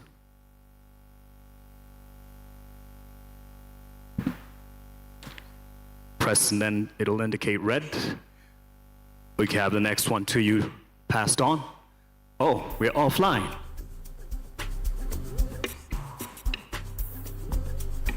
Oh, thank you. I know that there are a lot of local-driven initiatives all over the place, but out of the target of 100, do you have some indication of how much land has actually been restored and ecologically functional, and with those social economic benefits? any idea whatsoever, even a rough estimate, because I've been looking for that rough estimate, and I can't seem to trace it. I know there's a lot going on, but I'm hoping that you, as serving in the Secretariat, you are able to get national reports or country reports and be able to have some, like, based on your monitoring tool, like some approximation of how much we still have to go, because we have only 4 years to go to 2030. Are we likely even to get 50% of what we wanted to do? Do we say the main benefit of this FLR is creating that conscientization, awareness of a process that can go on even beyond 2030? Like, I want to hear your comment about where we are and how much of the process is understood and across the continent. Thank you. Danny, you can take that, and then I'll open it to the next question, so you can just capture it. All right, that's an excellent question. I mean, what we do at the Secretariat is we consolidate what we receive from our 34 AFR 100 countries. So to tell you against the target of 130 million that we have now is a question I can't answer. But for each country, I can, because not all countries submit the reports, right? But I can tell you that we are working on a report, a State of Nation report. The first one came out in 2021 after the first phase. So now the second one will be coming out 2026 this year that we've been working on. That will have some of the data that we've been waiting for. In terms of monitoring, it's really an effort that AFR 100 is trying to support countries in doing, just the best ways to monitor some of this data. It's not simple, it's quite expensive, but it's definitely coming in the next report of the State of Nation of AFR 100. Thanks. And I could promise you, Professor James Olekeapi will be following up on that particular one. He's very keen on that. Hi, I'm Dave Gaynor from FSC. I'm really interested in how much restoration costs. So you spent 33 million on 62,000 hectares, and that works at $532 per hectare. I'd just like to get your comment. Is this a ballpark figure do you think we can work on? And if we do that, to do 100 million hectares, we need $53 billion. Thank you. All right. The cost of restoration varies. This is just based on the Terra Fund for AFR 100 projects that we've received. We send out calls, countries or enterprises and community organizations send us the figures. We see what makes sense based on how many trees are planted. So what you're looking at is an average, but we look at it as an average of each restoration project. So I can discuss it with you offline and just tell you that this price decreases based on various factors. If you're looking at FMNR, we know that the cost really decreases. Some of these enterprises really apply specialized technology, which drives up the cost of restoration per hectare. So it really is not just an average divided by hectares. I mean, we can look at that ballpark figure when technical partners reach out to us. We want to write a proposal. How much does restoration cost? We want to support countries. It's not that simple. It depends on the factors. So thank you for raising that question, but just to show you that restoration is not a one-size-fits-all approach. The cost varies based on the type of landscape, based on the intervention, but we can really discuss that further. Thank you so much. Diana, a lot of interest. Yes, go ahead, and then the lady behind you. Yeah, thank you. I'm Angu Kenneth from WWF. Yeah, I do understand you've been talking a lot about countries and just now about the economic involved. So at one point in time, the regional economic, that is REC, the regional economic bodies or commissions, they were really involved in this with the aim of mobilizing funds. How far are they involved? Are they still involved today? Thank you. I mean, obviously in the beginning, when we build momentum, we have so many different bodies involved. I remember the Rex being involved for a number of years, and then I think priorities shift, but we are always, every year, the AFR 100 initiative has what we call an annual partnership meeting where we drive the call for partners to come back and Rex to come back to the initiative. I would say they are still involved only because we, on the governing body, we have a representative from the REC in every management team meeting. So in terms of efforts for mobilizing resources for the REC, I have to double check, but in terms of presence and involvement and input based on the challenges that they face on at the regional level, I can say they are still involved, yes. But for the 4 regions, only Southern Africa, so SADC, East African Community, ECOWAS, and ECA, Central Africa, yeah. There's a lady right behind him. That's the last one just because of the time that we have. Go ahead. Hi. Thank you very much for the presentation. It was quite interesting. I was looking at the numbers that he mentioned, and I couldn't help but imagine that you can probably share with us at a very high level what the role of women have been, given the figures we are seeing there in the acreage, and also probably how they've benefited from this process that has been running from 2015, you said? Yeah, thank you. Thank you very much. The role of women is critical. I just want to say that in terms of the figures that you see with the numbers, all the enterprises that have been selected have to have a 50% women as well as youth in their organizations, in the organogram that they indicate. So this selective process is really key. We don't just select any enterprise or community-based organization that applies. We look at how does it benefit the community, especially women and youth. So that's one. In terms of policy level, we do have a gender working group in which gender is streamlined. All our indicators have a gender facet, and at the AFRs. So we have a AFR 100 focal point. I see some of them here today, or they work with the focal point. There's also a monitoring expert and a gender expert. So that's really something we don't overlook within AFR 100. Thanks.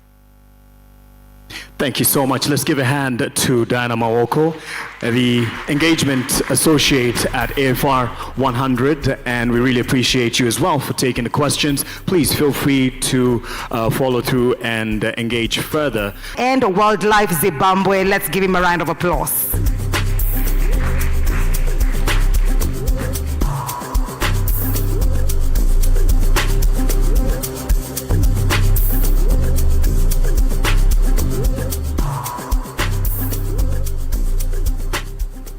So Daktari, just to lay the rules, you'll have 7 minutes and then 3 minutes of questions from plenary. So 7 minutes, and there's a timer. I believe we could set it so that they could see it, and everyone will have 7 minutes strictly. We'll be counting them down. So you ready, sir? Your time starts. Are we ready at the back? Now. Thank you so much. And indeed, Chirinda Forest is quite a marvel.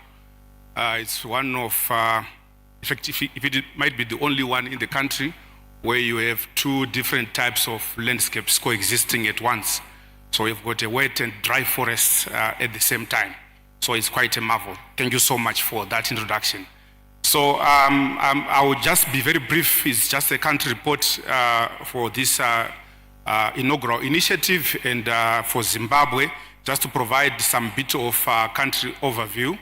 That it is a country of about 390,000 square kilometers with an estimated GDP of 55 billion from a population of about 16.3 million. And what's interesting is that almost half of the country is covered by forests.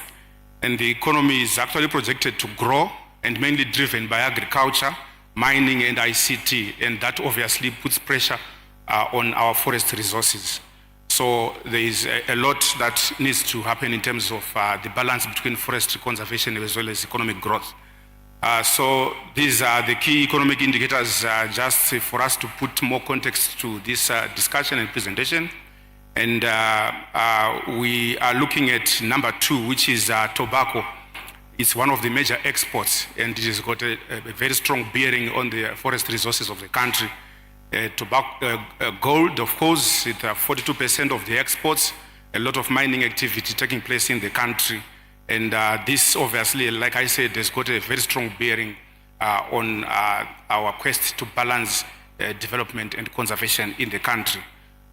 So that's in terms of the broader overview of the country. So in terms of the state of the forests in the country, the baseline that we're using is a 2020 baseline, where about 14 million hectares are covered by forests, and that translates to the 47% that I talked about. And 70% of our people are directly dependent on our forest resources for their day-to-day livelihoods. 15 to 20% of deforestation is said to come from tobacco curing, and what's saddening is that an average of about 3.3 million hectares a year is damaged by veiled fires.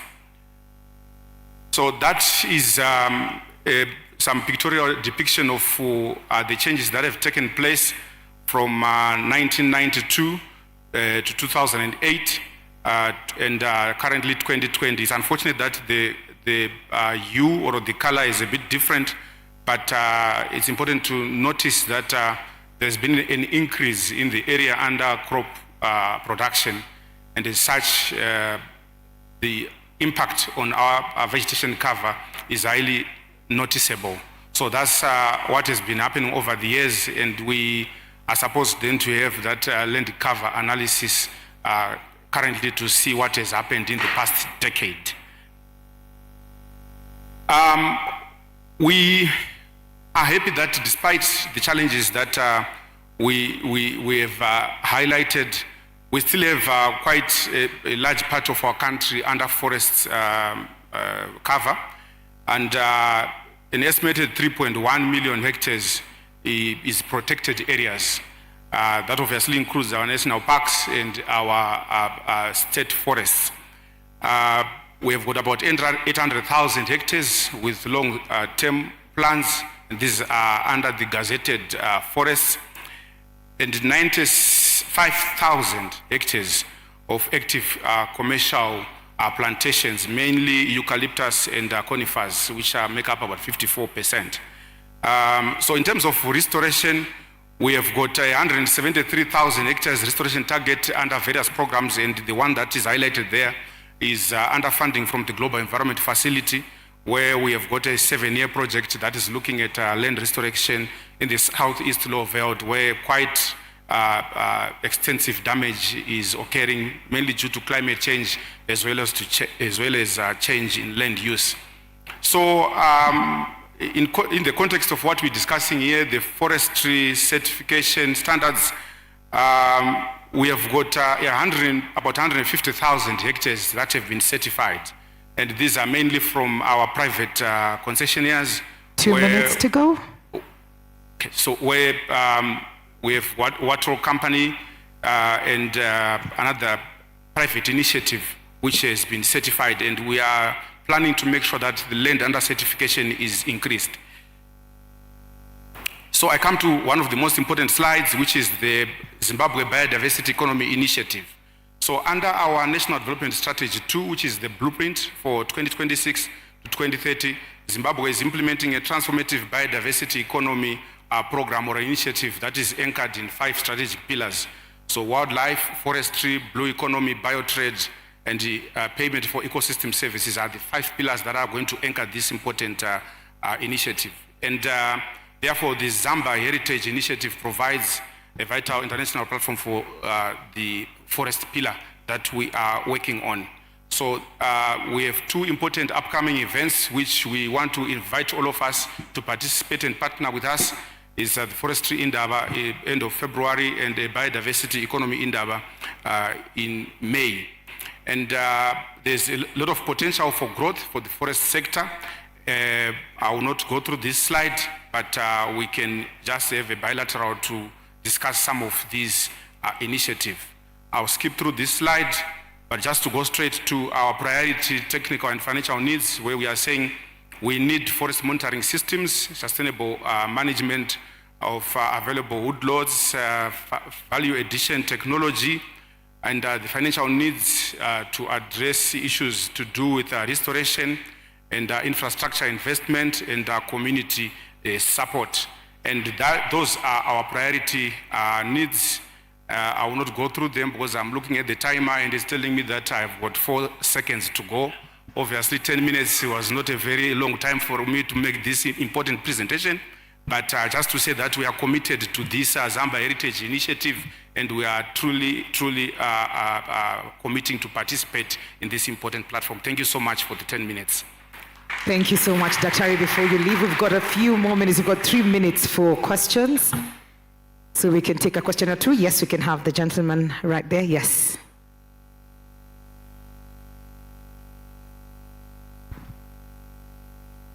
If you could just press that talk back right next to you. Thank you, Honorable, and thank you for the presentation. And through the presentation, I have realized that there's a crop that I'm so concerned about it, which is tobacco. And I have been in South African countries. There's a lot of growing of tobacco. But the issue has been there is a lot of degradation of forest degradation due to using trees to establish bans. So is there any way the country of Zimbabwe is coming up with a solution to that? Because there's a lot of degradation in Tet, that is Mozambique, and also Kasungu in Malawi. There's a lot of degradation. Please, can you help us if there's any solution that you guys are trying to come up with? All right. Yes, you can answer that. Thank you. Thank you so much for that question. It's an important question. As a country, we have tried quite a number of initiatives. You know, it's always a delicate balance that we want to strike between conservation and development. But what we have done so far is we have got a statutory instrument that was gazetted to ensure that for each producer of tobacco, 0.3% of your farm should be dedicated towards the production of tobacco curing timber. But obviously, in terms of enforcement, it becomes very difficult for us to enforce that. And there is one other dimension where there is a lot of desire to cure timber using our indigenous forests. So even if you provide alternatives, like what other contractors will do, they will provide coal as an alternative, but most of the farmers would then prefer your Brassistegia spiciformis, your msasa, as a better way of curing your tobacco. But we are still trying. There's what we call a tobacco levy, where government has said 0.75% of the proceeds from tobacco are then channeled towards timber plantations. And one other private initiative where the producers, the buyers of tobacco have come together under what is known as a Sustainable Afforestation Association. They are now providing financial support to farmers to come up with woodlots where you grow your eucalyptus. They are fast growing and you are able to supply the tobacco curing process. So there are quite a number of initiatives that we are trying to put across, but obviously without the necessary monitoring, without the necessary financial support, it becomes very difficult to implement. But yes, we can have a bilateral, more can be done to address that challenge. Thank you so much. Asante sana. A round of applause for Daktari.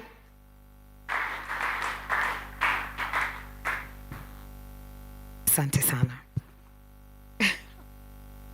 Remember, it's rapid fire, quick as we go. We've got countries here that are looking forward to present this afternoon.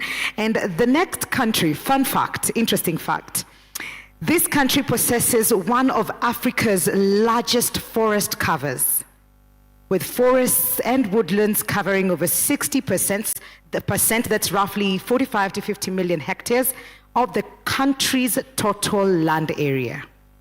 Ladies and gentlemen, from Zambia, help me welcome Dr. Freddy Sayi Siangalube, Acting Director of Forestry, Ministry of Green Economy and Environment, Zambia. Let's give him a round of applause. Karibu sana.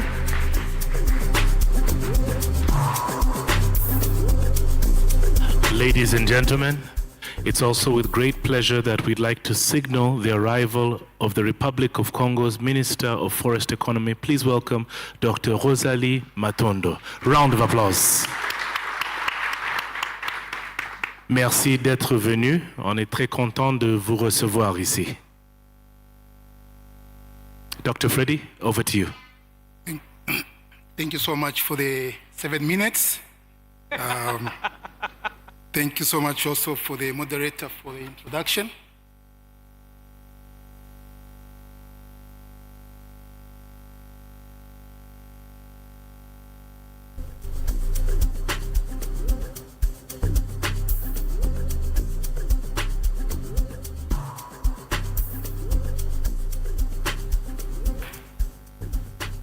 As the moderator mentioned, Zambia is one of the countries with a large forest cover, which is about 45.4% million hectares, accounting for 60% of the country's forest cover.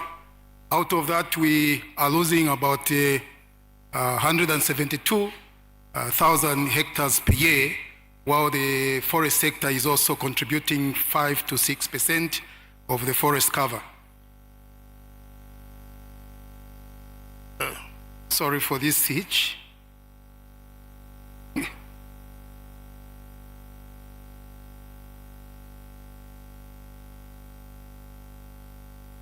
Running through.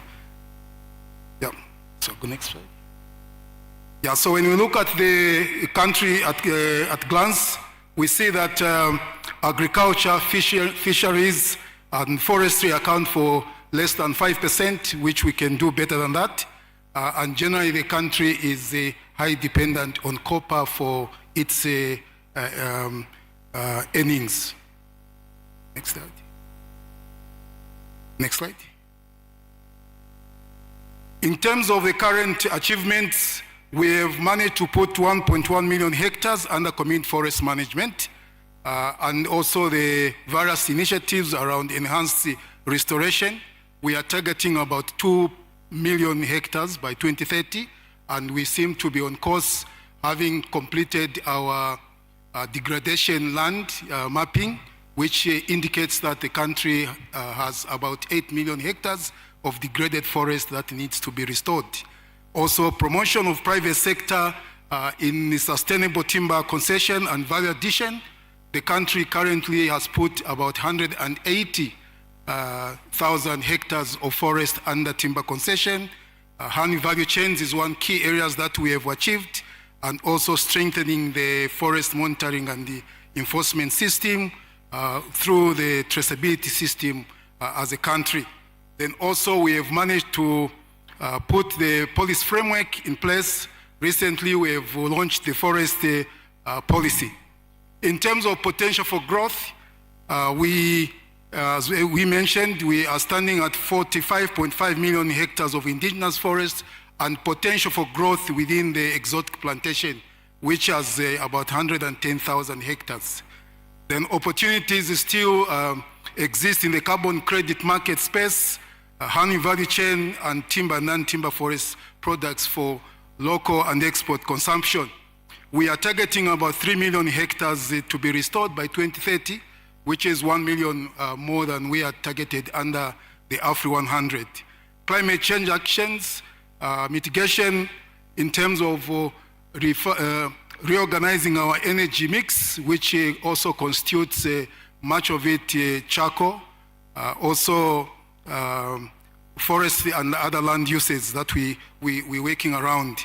Adaptation also, agriculture, going through the smart agriculture in order for us to manage our land systems. So, what are the opportunities that exist within the continental free trade? There are several, but I will just pick up one. The market access to about 54 countries.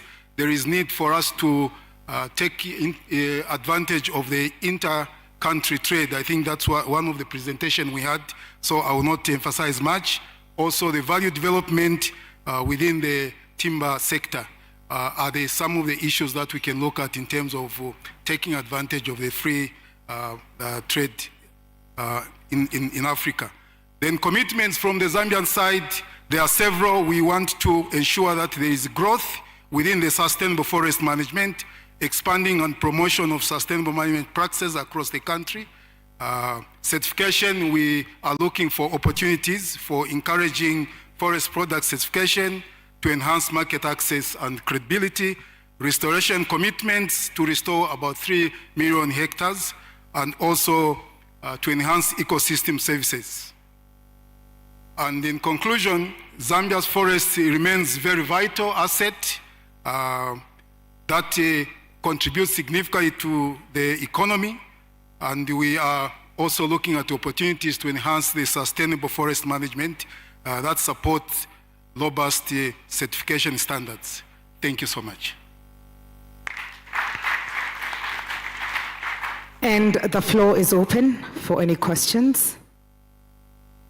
Any questions? Okay, there we have. Thank you very much for the presentation. 2 questions. You have had quite some experience with payment for ecosystem services, especially carbon. What changes have you made to make it more attractive to local communities? And the second question is, at one time, Zambia, you had the largest area of beekeeping or honey production that was certified. Is it still there? You may wish to know that moving within the carbon market space, the country has reformed the policy framework. Now we have the new act that addresses issues around the carbon market and carbon investment in the country. And also the framework is quite robust to attract private investment in that space. Then speaking to beekeeping and honey value chains, we have expanded quite significantly, especially in northern and northwestern part of the country, the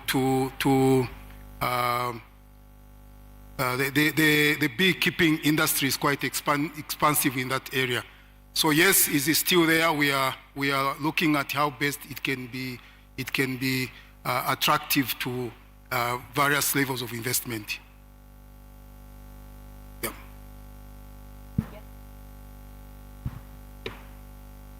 Thank you for sharing with us. I think part of our purpose for being here is also to learn from each other. Very impressive figures about Zambia's forest cover, restoration efforts. That's very interesting. Kindly share with us, what is the contribution of the forest sector in Zambia to Zambia's GDP? And also kindly share with us funding support to the forest sector. Perhaps what proportion of the annual budget or the GDP goes to it, because it looks like Zambia is doing very well. Thank you, sir. Thank you so much for those compliments. Let me start with the last question. We have seen some significant improvement in terms of budgetary allocation to the forest sector in the last 2-3 years. Currently, we are standing, if I'm not mistaken, we are standing above 1.5% of the budget fund towards the towards the environmental sector, of which forestry is one of those sectors. So it is quite low, but if we look at where we are coming from, we are seeing some significant improvement from the government allocation. Suffice to mention that there is a lot of investment now coming from the cooperating partners in various aspects of the environmental management. So the funding, yes, is quite low, but looking at where we're coming from, having more than 1.5% of budget allocation is quite comforting, although we can still do more in that regard. The forest sector has got various streams of contribution to the GDP. Largely, we have quite an elaborate forest concession system. Currently, we are managing more than 180,000 hectares of forest under the concession, and that brings quite a significant contribution to the sector. We are sitting around 5 to 6% of contribution to the national GDP. We can do better, admittedly, but we are on the right course in terms of forest management and contribution. Thank you so much. All right, ladies and gentlemen, let's give a big round of applause to Dr. Freddy Sai Siangulube, Acting Director of Forestry, Ministry of Green Economy and Environment from Zambia. Let's give him a big round of applause for that. Madame le Ministre, what we are doing is that we're taking 10 minutes to highlight a number of our partner nations, and each of them is giving us a lot of the challenges, a lot of the successes, and a couple of interesting anecdotes, like speaking about Mozambique. Did you know, Mark, that there are untouched forests in certain nations, particularly like Mozambique, where people have not yet desecrated? They've not started cutting down there. They've not even thought about deforestation there. Now, these are amazing stories. I didn't know that. Now I know. Yes. However, sustainable management of these forests can be something to start with sustainably. That's true. So, ladies and gentlemen, to tell us the story of the success of Mozambique, the challenges, and a couple of key interesting points, please welcome Engineer Imede Falume, the National Director of Forestry and Wildlife. Big round of applause.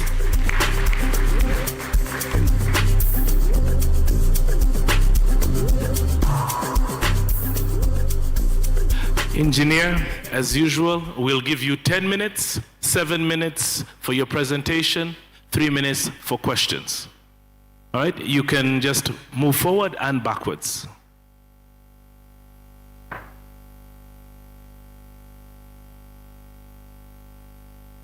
Okay. And that's backwards. Thank you. Good afternoon, everybody. Mozambique is located in Southern Africa, as we mentioned before. Total area is 800,000 and population around 3.33 million of inhabitants. GDP about 51 billion. They have some major GDP contributors, natural gas, coal, electricity, aluminium, and the agriculture. Okay, Mozambique has got 3 or 40 million hectares of forests, covering 60% of the countries, done by inventory forestry in 1918. And the key forest identified were Miombo, Mopane, and mangrove. Major achievement of the forest sectors, we have changed the all legal aspects like laws, policy before, and the regulation. All of them, we start to implement this in 2025, last year. And now, Mozambique also introduced the system information to control all licensing and tracking on process of timber. And potential for growth of sectors, we are revitalizing forest reserve covering 5,000 hectares. As said, we introduced this system of forests in Mozambique. Also, we are supporting onward for forest industry, promoting domestic, promote forest certification, and development of exploration of the carbon market. As well, we identified 7 million of hectare land for plantation. Expected participation to the Africa Continental Free Trade Area. Mozambique expected to coverage on economic growth through industrialization. Mozambique also is leading the Miombo initiative with the 11 countries of SADC. As well, we expect to reduce poverty and to create job. Here we are designing 4 pro-forest projects, which we expected to generate 15 jobs.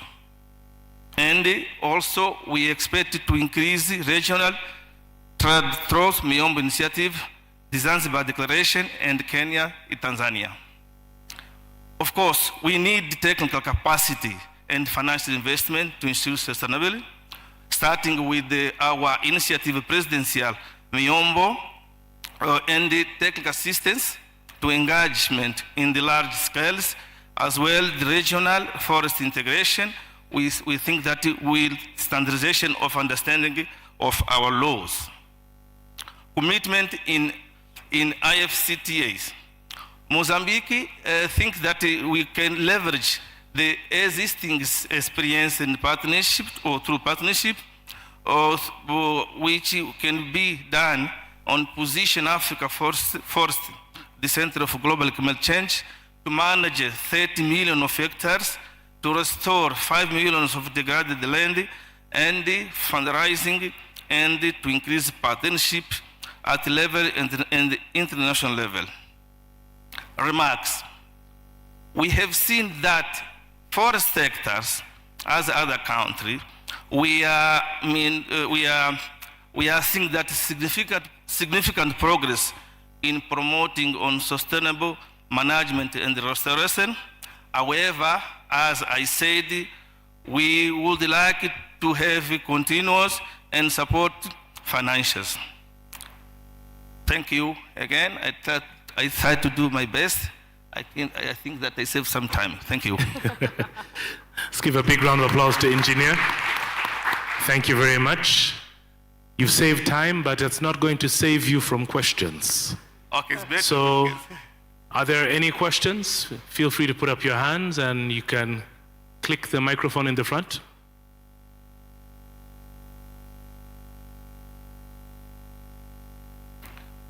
Yes, Richard.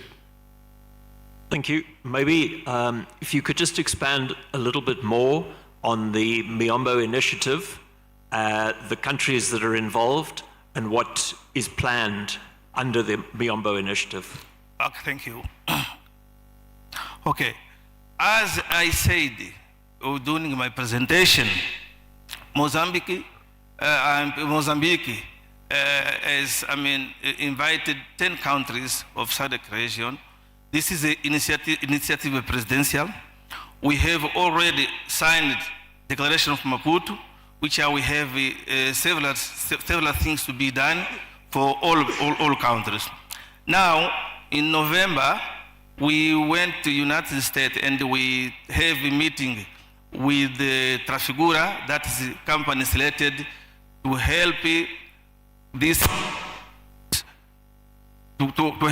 country on to implement all activities and under Declaration of Miombo. So I think that is relevant information to say. Trafigura have granted around 200 million of USD, but we need 500 million of dollars. Then we recommended Trafigura to join all countries under Miombo initiative to see what can we do in future. Thank you. Ladies and gentlemen, let's give a big round of applause to Engineer Imede Falume, National Director of Forestry and Wildlife, Ministry of Agriculture, Environment and Fisheries from Mozambique. Let's give him a round of applause as he sits. Our next presentation, ladies and gentlemen, comes from the Republic of Congo. One of the interesting things about the forests in the Republic of Congo is that the biodiversity there is almost untouched. Over 1,000 types of birds, 400, some people even say 600 different types of animals, 10,000 different types of plants. Unbelievable. But what we'd like to do is, before we have the presentation, we've got a short video we'd like you to pay attention to, and then we'll introduce the speaker. Video, please.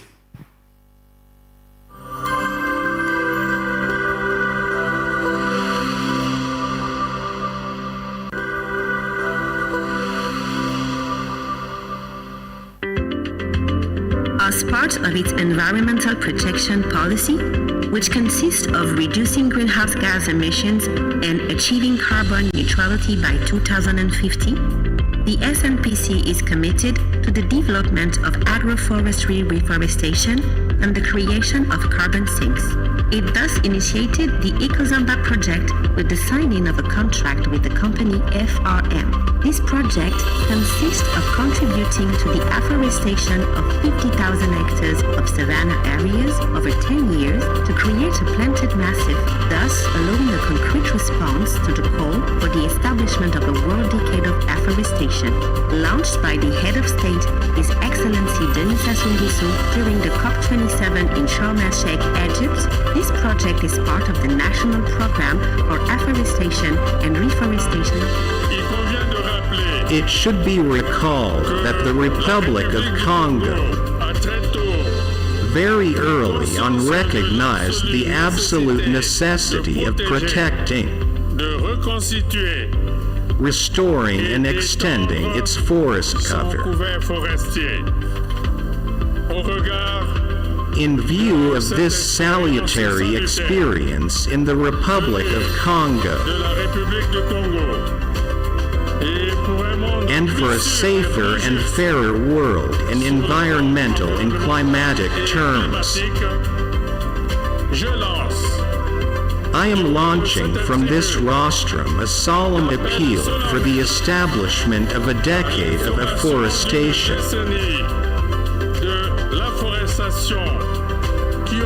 which would oblige humanity to reverse the current course of destruction of our forests. With the objective of creating a forest and agroforestry plantation on the Batekes Plateaus with a strong positive climate, socio-economic and environmental impact on the Batekes Plateaus, the Zámba project is based on the deployment of silviculture that regenerates forest soils and ecosystems, thus enabling the development of labor-intensive agricultural sectors and wood industries. In its composition, we find a plantation with the vocation of a natural carbon sink based on the sustainable exploitation of the plantations, directly followed by regeneration and replanting, all of this focused on 3 axes, namely different fast-growing species, the supply of several sectors, thus promoting complementary agricultural production, and regenerative silviculture based on acacia trees to improve soils. The start of the first pilot phase of 1,000 hectares of acacia mansion will take place from October to December 2023 with exploitation, and will be followed by annual planting programs of 5,000 to 6,000 hectares for 9 years with tests of different mixtures to combine and alternate eucalyptus and acacia in the introduction of local species. Farmers' plots will be proposed and technically supported by local farmers and entrepreneurs in order to promote the emergence of the new local sectors. Agroforestry units will be set up within the project to raise awareness among farmers about the development of these practices in the region, with the provision of seedlings subsidized by the project as well as technically support. In this deployment, we will have 4 main distinguished characteristics, namely a multi-project market strategy, an inclusive rather than exclusive approach to agriculture, strong multiple positive social impacts, and a focus of environment and biodiversity. This is the commitment made by the National Oil Company of Congo, FEB, through its Zámba project.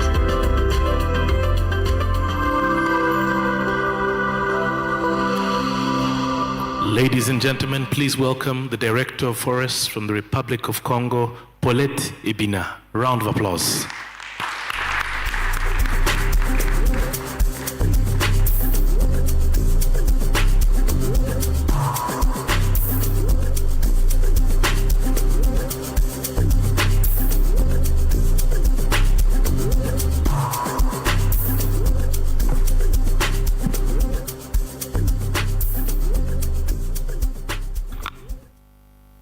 Oui, il y a une présentation. Bonsoir à tous, je vais m'exprimer en français. Donc pour présenter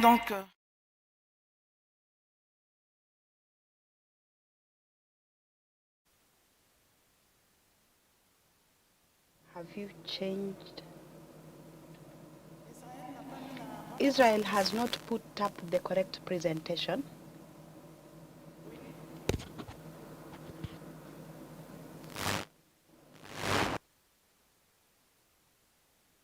Kindly ask for your patience. I'm going to make a slight modification to the presentation. But meanwhile, so Mark, say something interesting as I work on the presentation. Oh, really? He hands it over to the guy who only knows of one word of French, Papa Oute, because of the popular song. However, because what we're doing, it isn't even a competition, but it is going to be a good precursor for what's going to happen this evening, as we are going to have representation similar to this, but in a more informal way. So with the representation that we've had from the different countries representing the various regions that we have within the room, this is a bit more serious, it's a bit more to share what we have tried, the challenges that we have, and what our hopes are. Tomorrow, as you come in your best fit in terms of your African attire, we will be asking you to represent your country in a more vigorous way in terms of your culture and what you have practiced back at home and what you'd want people to remember. So tomorrow will be a bit more competitive, but in a friendly manner. But today we would like to just appreciate what has been tried, what has been tested, what we have in terms of what we can utilize the various countries that we have, because as you did point out, it is about not coming out with promises, but with actionable points. And we have what we have tried over the years and what is perhaps facing some challenges and could be pushed a bit further in terms of domesticating it within our regions. As we also know, speaking to what I did bring up earlier, about much as we speak different dialects and different languages, but if we speak with one voice, we do face the same challenges and have the same opportunities from the richness that we share as a continent.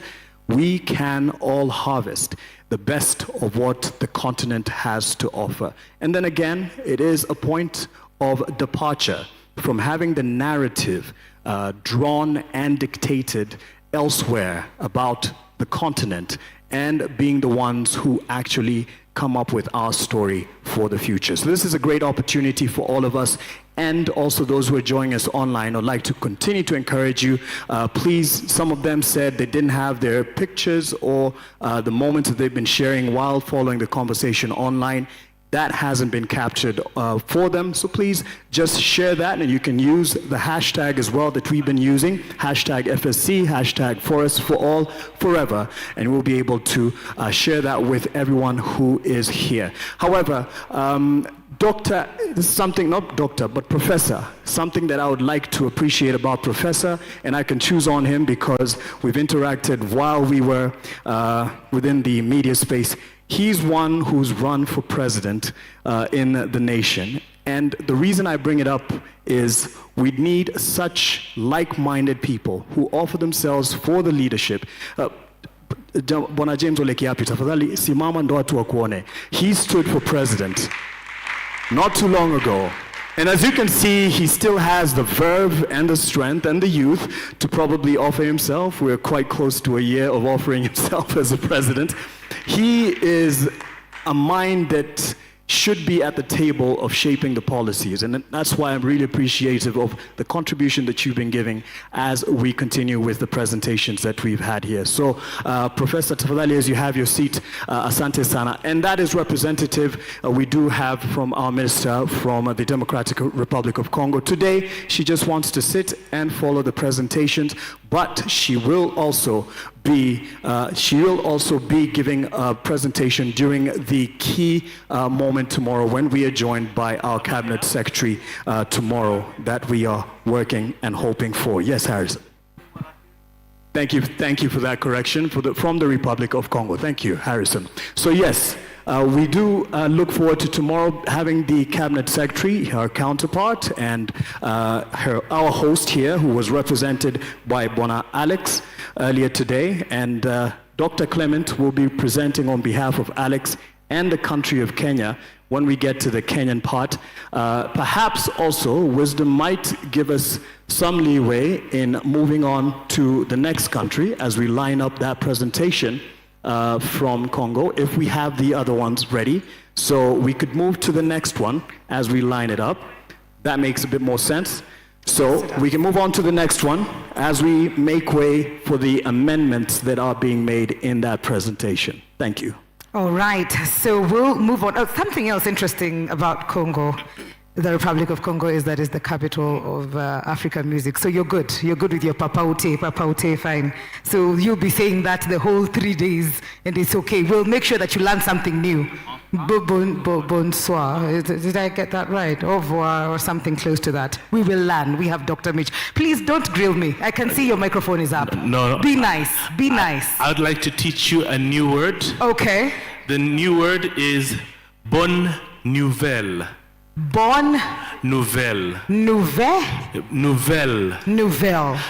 Bonne nouvelle means good news. Good news. Yes. Okay. So the good news is that the presentation from the Republic of Congo is ready, and we are going to proceed as planned. Yes. So you can say félicitations. Félicitations. Congratulations. Thank you very much. A round of applause for Paulette Ebina. She takes the stand. Thank you so much for being patient. Ladies and gentlemen, the floor is yours. Asante. Much. My name is Paulette Ebina. I'm Director of Forest, Ministre Economy and Forestry in Republic of Congo.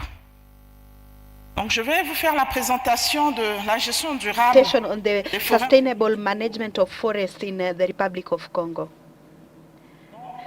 So the plan for this presentation, we have the general framework, information on the Republic, policies and legislative framework, the sustainable management of forest. I'm sorry, I have moved faster.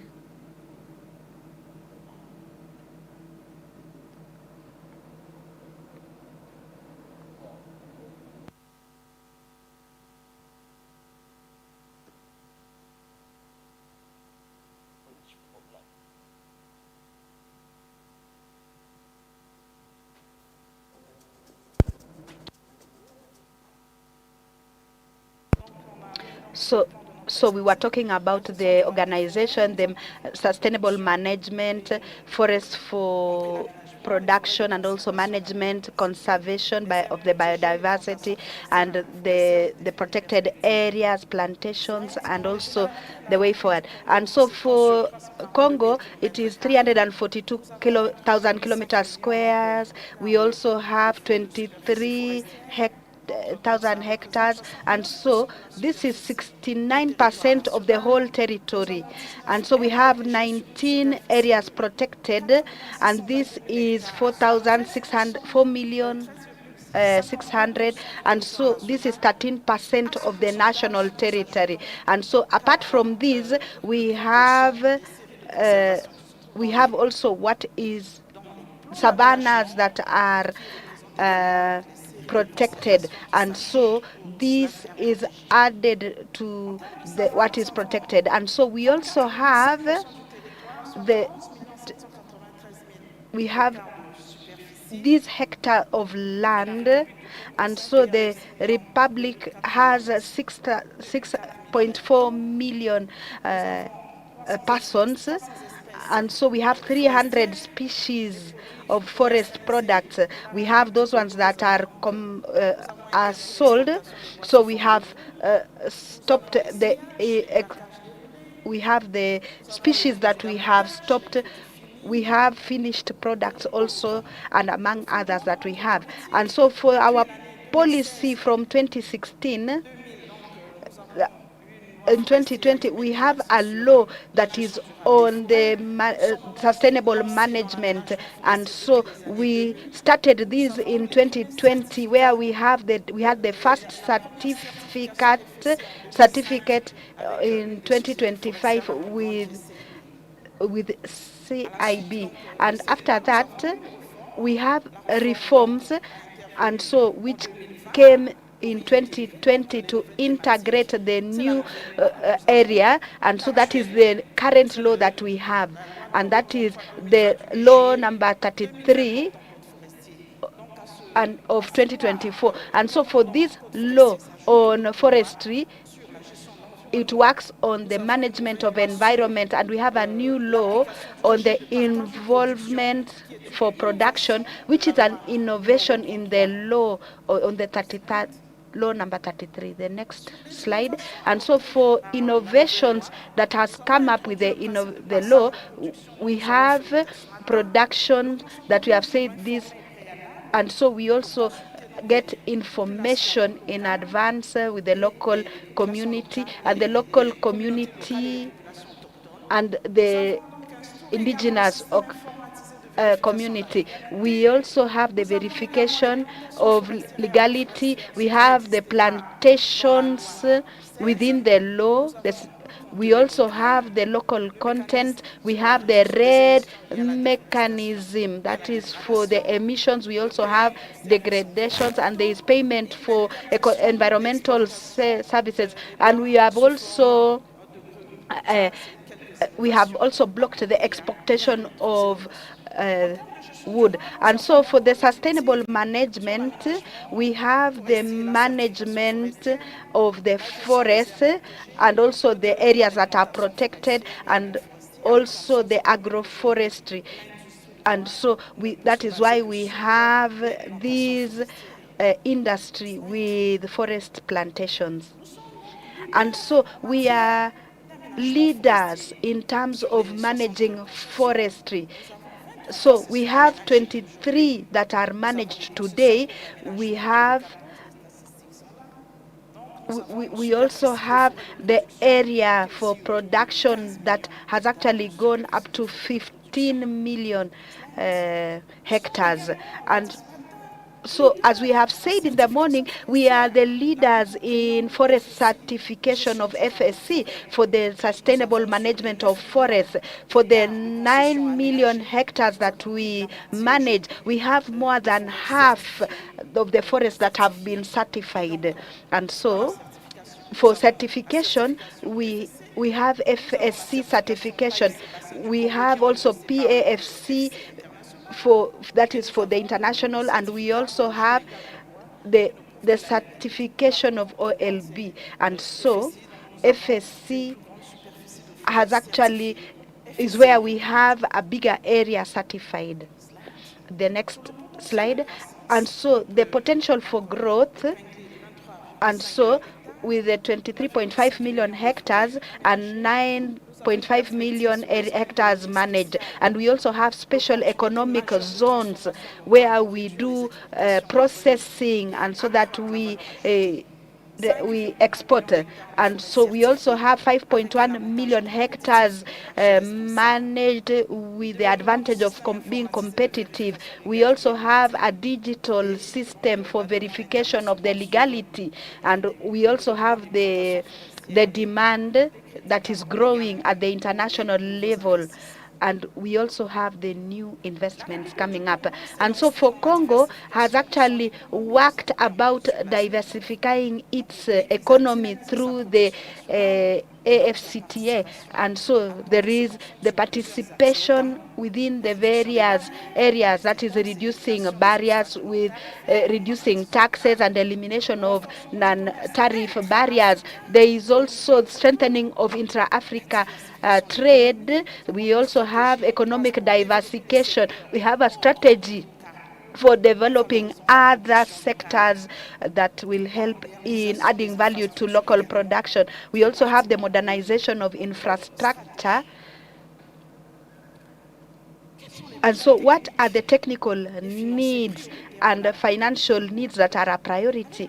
So with the dynamism of this forestry sector, we are in the process of boosting and also going towards achieving the objectives that we have fixed ourselves within forestry sector. And so we have to finalize this management of forests, which is actually towards the certification of forests, adding value through investing in processing of our wood. There is also certification, and so we need financial support for certification. We know that certification today costs a lot, and that is why Madam the Minister has actually undertaken a project for certification FSC for the Congo Basin, and so we have this certification. And we also have technical needs. So we also need the afforestation. And so we also have the projects for carbon sequestration. We also have community forestry supporting and coming up with plans that are simple. We also need to add value to the ecosystem services. And Madam the Minister has said, and so we move to the next slide. So what are the commitments in terms of these Zámba initiative? And so Zámba initiative targets increasing the forestry land, and we would like that these plantations today, with what we have said, what we have shown, the natural forests, and also with the organization, we need to go towards the certification of these forests, and so that we can finalize the certification of natural forest. We also need afforestation, the project Zámba. We have the Republic of Congo within the UN. We have the initiative that has been undertaken by the President, and also our minister who has worked on that project for the decade, the African decade on afforestation. And so we have this big program where we need to increase the land under forestry. We also need to process our products, because we have stopped the export of raw material. And so, for example, we have here during the visit by the director of FSC Africa, and the minister wanted that this initiative is actually put there, because it is an idea that is going to be realized in the Republic. So usually the reality may not be visible. So the minister proposed a team who came to the country in January. They proposed that they go to the ground so that they can visit what is being done within the project that you have seen done by the Petrol Association. And so this is a proof of what is going on the ground with the afforestation. And so we move to the next slide. And so with all these, we have said a lot, and we say that when we meet, we have many things to say. We can actually share experiences, but unfortunately, we only have 10 minutes to do that. But I hope that I have respected the time that you have given me, so that for us Africans, we need to talk about ourselves. We can exchange experiences so that we can actually learn from one another through learning from the practices of the others. And so I'd like to thank you for listening. So, Madam Minister, thank you very much for what you have always taught us, and thank you very much for listening to us. Vous n'avez pas respecté le temps. So you did not stick to the time, but it is because of myself, because we had a technical problem. And so, do we have questions? So, bon, on commencera ici. So we are going to start here and then we go there.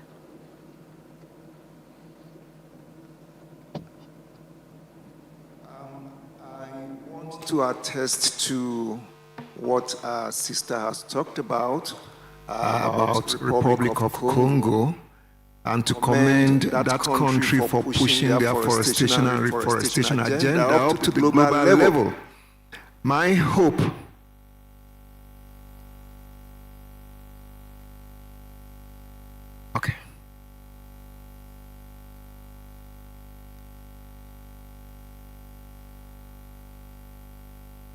Okay, thank you.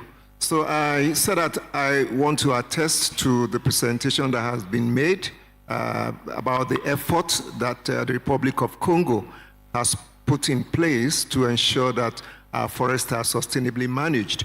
In particular, I want to commend the effort of the minister and the ministry for pushing their forestation and reforestation agenda to the global level.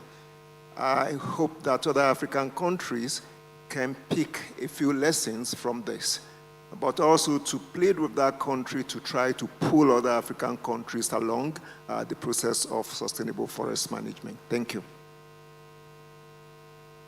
Thank you very much, Professor.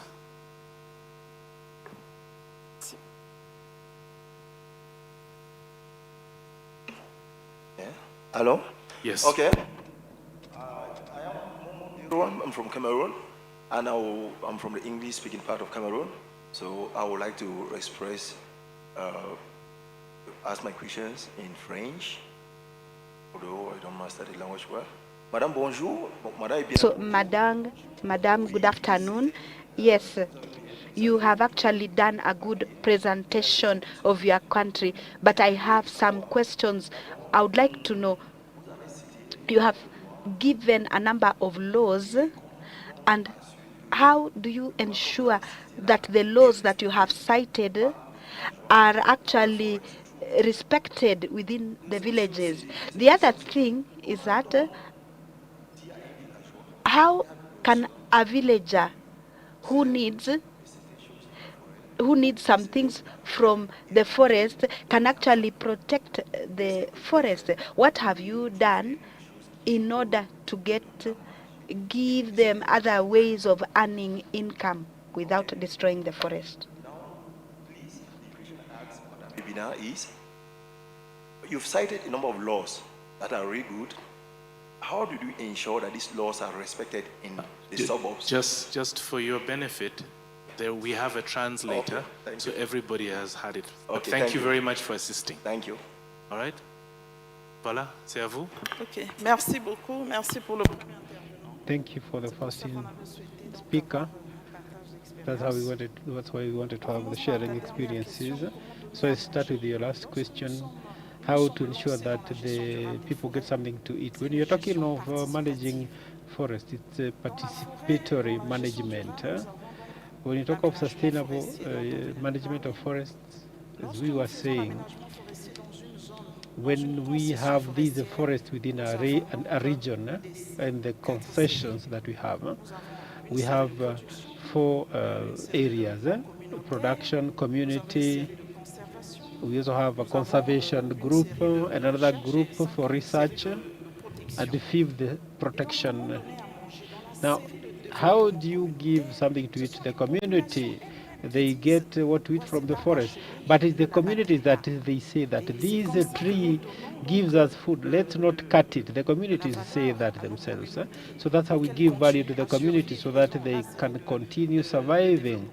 So we involve them in the group that does the conservation and carry out agricultural activities. So this is a group that is actually meant for the communities. For the second question, you wanted to know how these laws, the many laws that we have, how we ensure that the communities respect these laws. And you said that we have the observatory, the independent observatory for forests. We have the civil society. We work closely with the civil society. And when we go for determining a forest region, and we do the classification of forest land, we make sure that we have a committee to do this, where the civil society sits to ensure that we have the involvement of the community, and we inform these populations on a daily basis about these new laws, especially regarding the forest law. The civil society is an actor, and we sensitize people, we inform them. We even use the local languages, and especially when you go for the working sessions, we use a local language. I don't know. I will continue discussing so that I can respond to your questions. Thank you. What I wanted to say is that I did finish for the sharing of experiences. Given that we didn't get a lot of time, I said that from 2011, Congo has been in a reforestation program, and we mentioned these. So we request that we would want to give more information for the participants. We'll give you that information. Thank you. Director of Forests from the Republic of Congo, Paulette Ebina. All right. Yes, we have a hand up. Yes, Prof. Is that working? No, let me give you this microphone, sir. No, I think I just want to really thank the minister and her team for those very good examples. And I think in terms of Zámba Africa, what we really need is a few champions, especially at the policy level. Therein lies the success. Just a few champions within the region, and then we can make progress.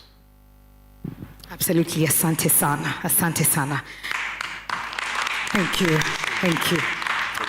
Now, I really, really love butterflies. I do. I do. First, because they're beautiful and they have very interesting facts. Like their wings are clear, and the vibrant colors that we see are thousands of tiny overlapping scales, and we see all of that, and it's beautiful. And did you know that their eyes have like 6,000 lenses in there? So they're really beautiful. Now, the next country that is presenting, and remember the timer is 10 minutes, so we'll go back to that. The next country that is presenting this afternoon is a crucial global biodiversity hotspot. And the forests in this region hosts over 6,000 species of butterflies. Now you understand why. This would be a region that I would love to visit. Ladies and gentlemen, help me welcome all the way from Liberia, the Deputy Managing Director for Conservation, Community and Carbon Harvesting Forestry Development Authority, Liberia, Madam Nora. Let's give her a round of applause as she comes to do her presentation. Karibu sana.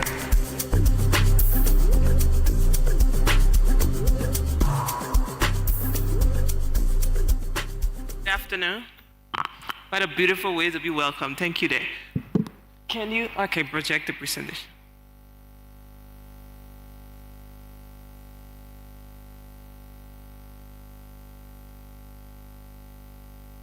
So yeah, I'm going to share with you some basic information about Liberia. Just following the pattern of others that have made presentations here. So Liberia is indeed a beautiful country. We have 111,369 square kilometer size, and our population is 5.5 million. We have a huge size of forest. We define forests as natural forests, indigenous forests, it doesn't include oil, palm, or rubber plantations. Liberia remains one of West Africa's most forested countries. Indeed, it's a biodiversity hotspot with a critical region for ecosystem services. 43%, we have 43% of the upper remaining Kenyan forest. According to a recent report in 2019, forest inventory report, Liberia has a total of 6.6 million.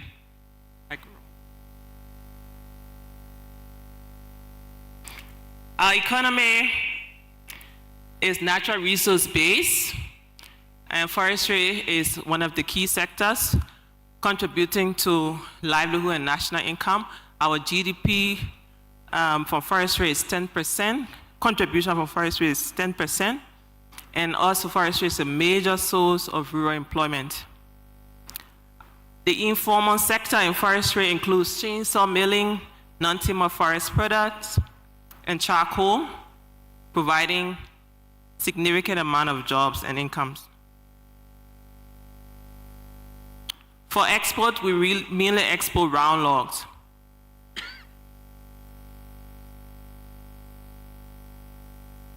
Some of our achievements. So since 2006, we started to reform our forestry sector. We have established some key instruments, including the National Forest Reform Law. We have a community rights law also that gives rights to communities to manage their own forest areas. We also recently passed the Liberal Land Rights Act, recognizing tenure rights and putting land rights into 4 categories, including customary land rights.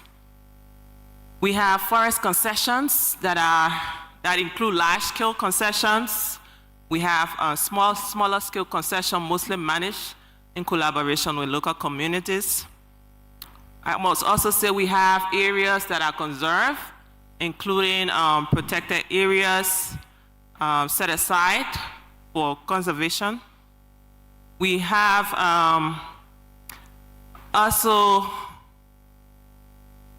agroforestry activities and restoration activity increasingly being integrated into our national land use planning.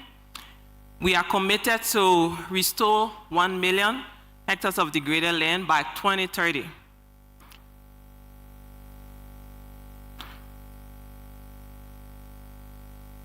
Our potential for growth. We have, as I already explained, we have extensive natural forests offering ongoing potential for conservation-based livelihoods and climate mitigation activities. For our restoration target, Liberia's land degradation neutrality commitment under the Afro 100 includes restoring vegetation, improving biodiversity, and rural incomes through landscape regeneration. Plantation and processing. Expansion of plantation forests include rubber, oil, timber plantations, which focuses on diversifying production and reducing pressure on natural forests. We also aim to increase wood processing and value-added wood products and support domestic industrial employment and growth. Access to regional and global markets for sustainable produce, timber, NTFPs, carbon credits, and eco-services payments are also areas for export and import markets.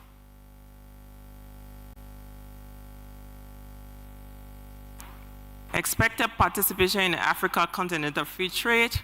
Liberia has rectified the African Continental Free Trade area to deepen regional economic integration and market access.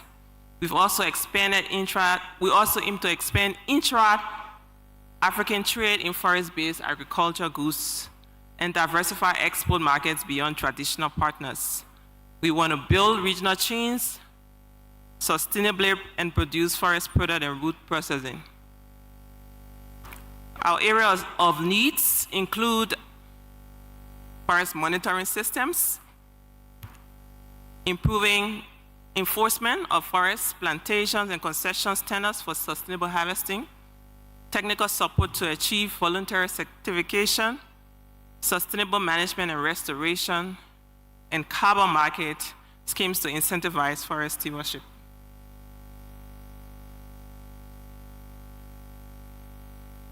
We also wholeheartedly welcome the Zámba Heritage Initiative, and we are committed to scaling up our sustainable forest management practices in alignment with international standards and our national laws. We aim to improve and promote forest product certification, building market trust and value for sustainable products. We would like to increase investment actions for afforestation, reforestation, and landscape recovery to meet national and Afro-100 targets. We want to strengthen mechanisms that value ecosystem services, including carbon sequestration projects, watershed protection and biodiversity conservation and payment for ecosystem service, and community incentives for stewards. Thank you. Thank you. And the floor is open for anyone with a question. Any questions in the room? Yes, we have one, please. Thank you for the presentation. My name is Severinas Jembe. I work for Soil Association Certification. And I see in your presentation you've shown that there is potential for value addition in country. Can you give us some thoughts about what you're considering to do as a country or as a government to incentivize that so that there is more of value addition or more of processing than exporting the roundwood as you do currently? Thank you. So this focuses mainly on commercial forestry, which has to do with extraction of and export of logs. So under our current administration, we have introduced a new policy requiring every company to be able to process in-country 15% of round logs into lumber. This is a policy we have introduced. And what the government is doing is trying to create an environment that promotes sustainable forest management, but also infrastructural development that helps facilitate companies' processing of those logs. So we are providing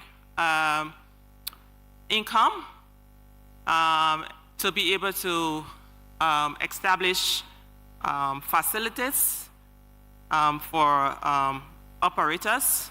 We also heavily investing into road construction and road development. This is particularly an interest of the current government. In fact, in our national agenda, road development is key. And previously, we observed that lack of access to areas where concessions have the activities going on have impeded activities of concessions. So those are the ways in which we are promoting in-country value addition activities. Yeah. Thank you. All right. Do you have any more questions? Yes.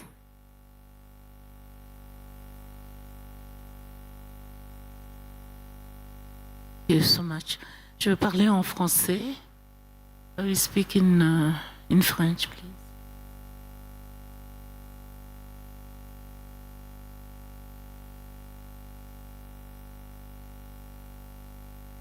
Merci pour la présentation du Libéria.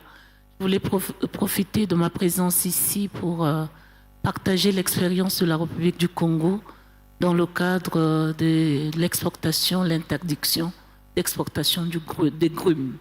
Ce que nous avons fait au Congo depuis le code forestier de 2000, nous avons donc exigé à chaque société forestière qui concluait une convention avec le gouvernement d'avoir une unité de transformation.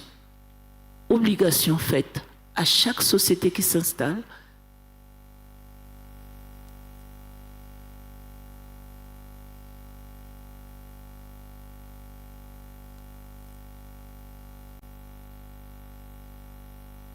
Obligation a été faite à chaque société qui signe une convention d'exploitation d'avoir une unité de transformation en son sein. Parce que pour toute l'Afrique, il est évident que nous devons désormais avoir des unités industrielles dans nos pays au lieu que les matières premières sortent de nos territoires sans être transformées. Une grume qui est exportée sans être transformée, ce sont des emplois que nous perdons pour notre jeunesse. Donc c'est important, je voulais proposer cela au Libéria, mais aussi aux autres pays africains. C'est au niveau de la loi d'exiger à ce que les sociétés qui s'installent dans vos pays, d'avoir directement des unités de transformation. Comme ça, vous avez à créer une valeur ajoutée et aussi de nombreux emplois pour la jeunesse.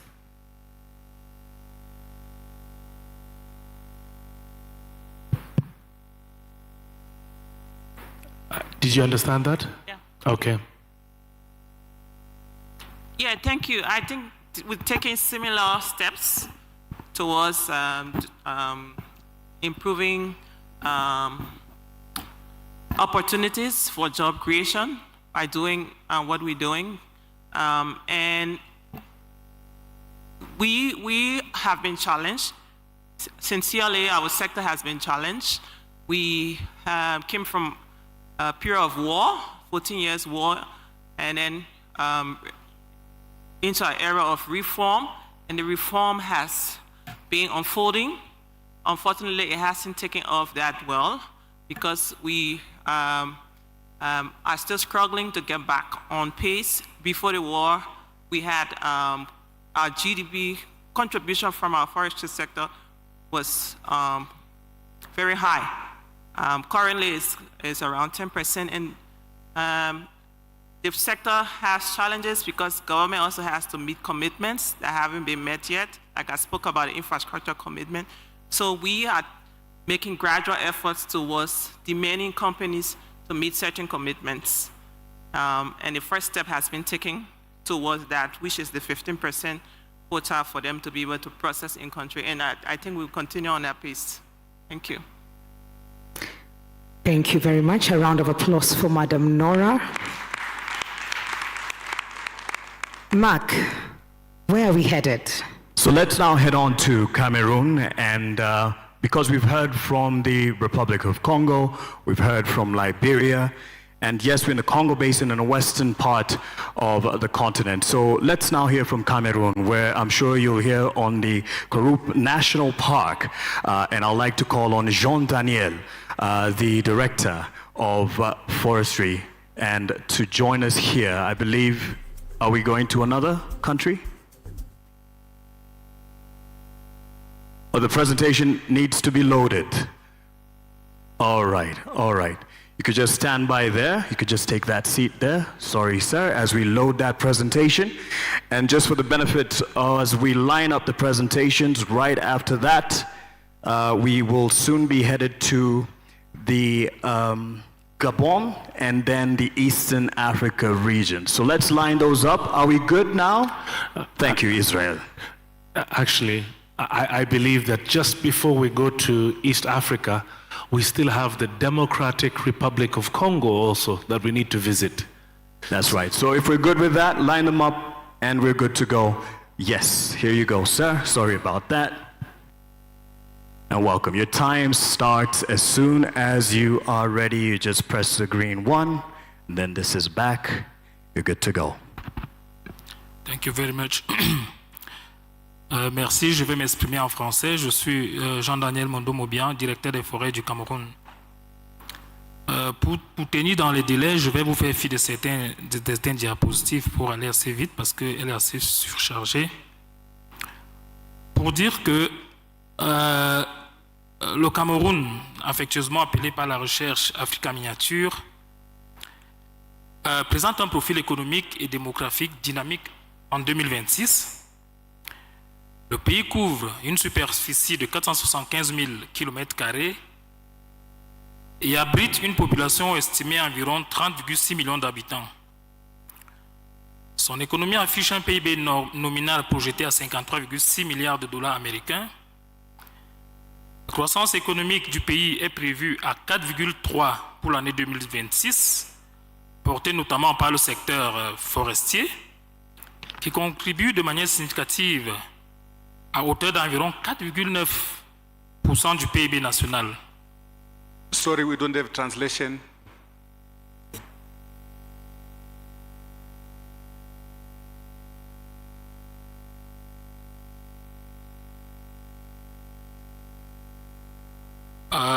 Cette performance économique s'appuie sur un patrimoine naturel considérable pour lequel le couvert forestier représente entre 40% et 46% du territoire national. Cet écart entre 40% et 46% est simplement lié à la définition que l'on conçoit de la forêt.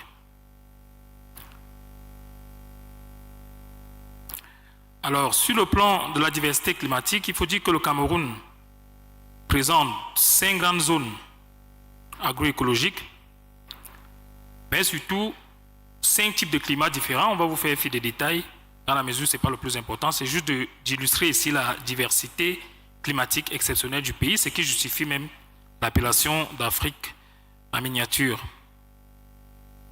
Alors, c'est quoi le patrimoine forestier camerounais? Jadis, le Cameroun comptait 22 millions d'hectares en 2005, lors du tout premier inventaire forestier national.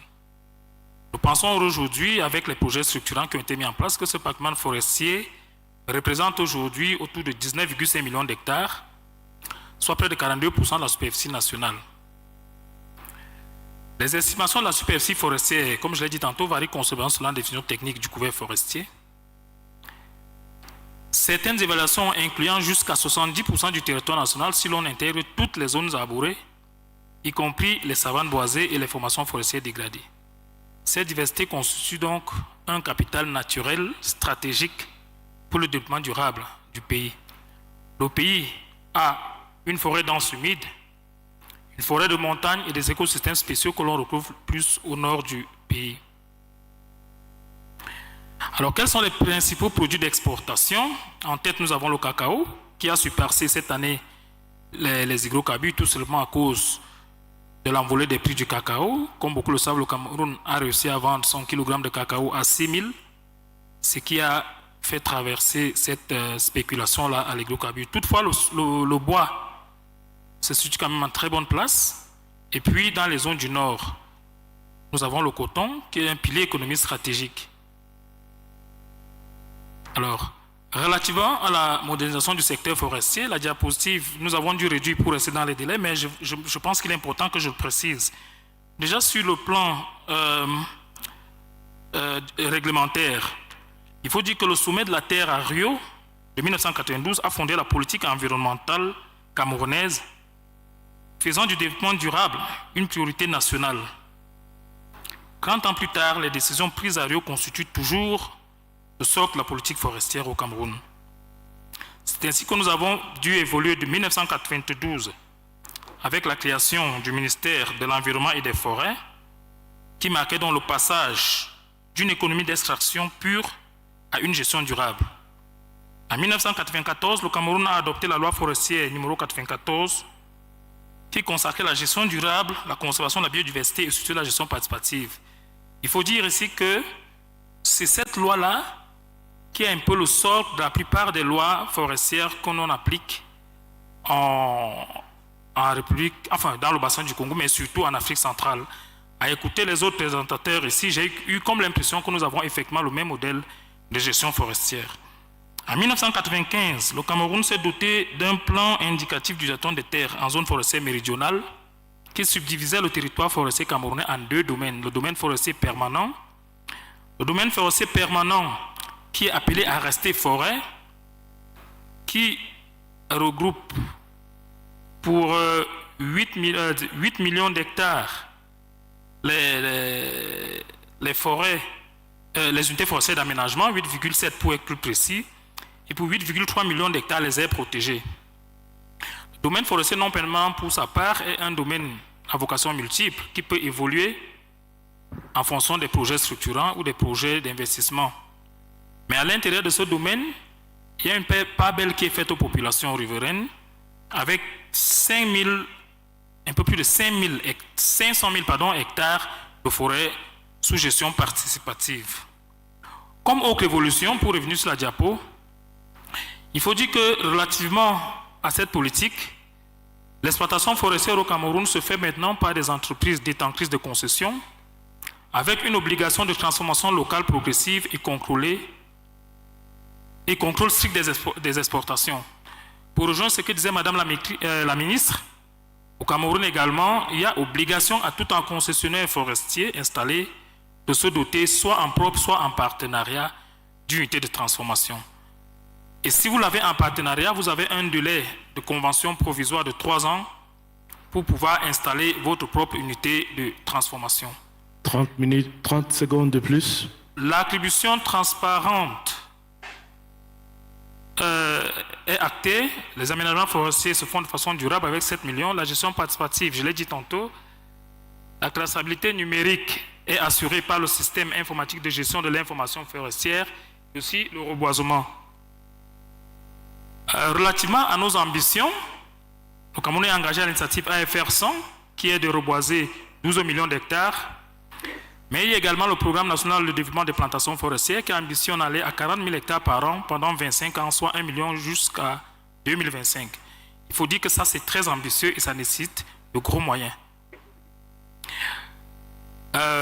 Pour ce qui est des investissements, des besoins prioritaires, tout ce que nous avons dit tantôt ne peut être réalisable qu'en appliquant strictement la réglementation forestière.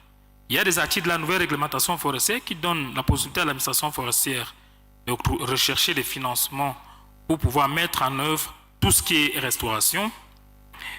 Il y a des partenariats publics-privés qui sont envisageables, mais il y a surtout la finalisation et le déploiement intégral de l'outil de traçabilité, le CGIF 2, et enfin la mise à jour des données de biomasse pour l'évaluation du potentiel carbone. En ce qui concerne les engagements dans le cadre de l'initiative Patrimoine Zámba, pour le ministère des Forêts et de la Faune, l'initiative s'inscrit pleinement dans les politiques nationales de gestion durable des ressources forestières. Il faut se dire que la certification privée au Cameroun demeure volontaire pour les opérateurs. Elle reste officiellement reconnue néanmoins et activement encouragée par l'État camerounais. Cependant, il existe un cadre formel de reconnaissance des systèmes privés de certification. Et aussi, le Cameroun entend mettre en place un système national de certification qui pourra garantir l'accès aux marchés exigeants européens et nord-américains. La gestion durable, il y va de soi qu'elle est consacrée par la loi camerounaise, également la restauration et les services écosystémiques. En guise de conclusion, pour ne pas exagérer de votre patience, ce que nous pouvons retenir, c'est que le Cameroun se trouve à un tournant décisif. Il doit concilier son besoin de développement industriel avec ses engagements climatiques. La réussite de cette transition dépendra de la capacité de l'État à sécuriser le foncier forestier, à attirer des investissements dans les plantations et à lutter efficacement contre l'exploitation illégale des forêts. Voilà, mesdames et messieurs, ce que nous pouvons faire en quelques minutes de la présentation du Cameroun. Je vous remercie de votre aimable attention. Merci, Bwana Jean-Daniel. If there are any questions, you could just raise your hand or go for it with the microphone that's right ahead of you. Any questions or comments or additions from the presentation there from Cameroon? Going once? Yes, go ahead. Mr. Jean. Thank you very much for the presentation. I see an emphasis of ecosystem services. What have you done as Cameroon to secure your permanent forest estate? A few years ago, you were struggling with it. What are the measures you are putting in place to secure the forest to be able to tap into ecosystem services? Thank you. Merci de cette question. Et je voulais dire que cette question justifie pleinement le fait qu'on aurait dû nous donner plus de temps pour présenter. Parce qu'en réalité, au Cameroun, le domaine forestier permanent est appelé à être consolidé selon un processus de classement qu'a évoqué Madame la directrice des forêts du Congo ici. Le Cameroun a le même principe. Et ces opérations de classement ouvrent directement droit à l'établissement d'un titre foncier au nom de l'État. Et les opérations de classement, évidemment, se font de façon participative, en impliquant la société civile, les populations riveraines, les autorités locales et les élites, et aussi l'autorité administrative. Donc c'est cet acte de classement qui est le garant de la sécurité de l'espace forestier. Et l'acte, le titre foncier qui vient après consolide cette sécurisation. Je pense, je ne sais pas si j'ai répondu à votre question, mais c'est ce que j'ai dû comprendre. Thank you. Any other questions or comments? Okay, let's appreciate Bwana Jean-Daniel Mendomo, the Director of Forest from the Ministry of Forest and Wildlife, representing Cameroon. We appreciate that. And of course, the more time you can also give to further that question over the cocktail area and moment that we will have. So up next, let's move on. We'd really like to cover all the presentations from the country so that we can do one break once and for all and not have two breaks in between. So I'd like to call on representation now from Gabon. Bwana Omer Ntogu Ndotume, I believe I have not baptized you, Executive Secretary of the National Parks Agency, to now come and represent Gabon with his presentation, 7 minutes of presentation and 3 minutes of your Q&A or interaction. As he comes up, let's please appreciate him with an applause as he comes to stage.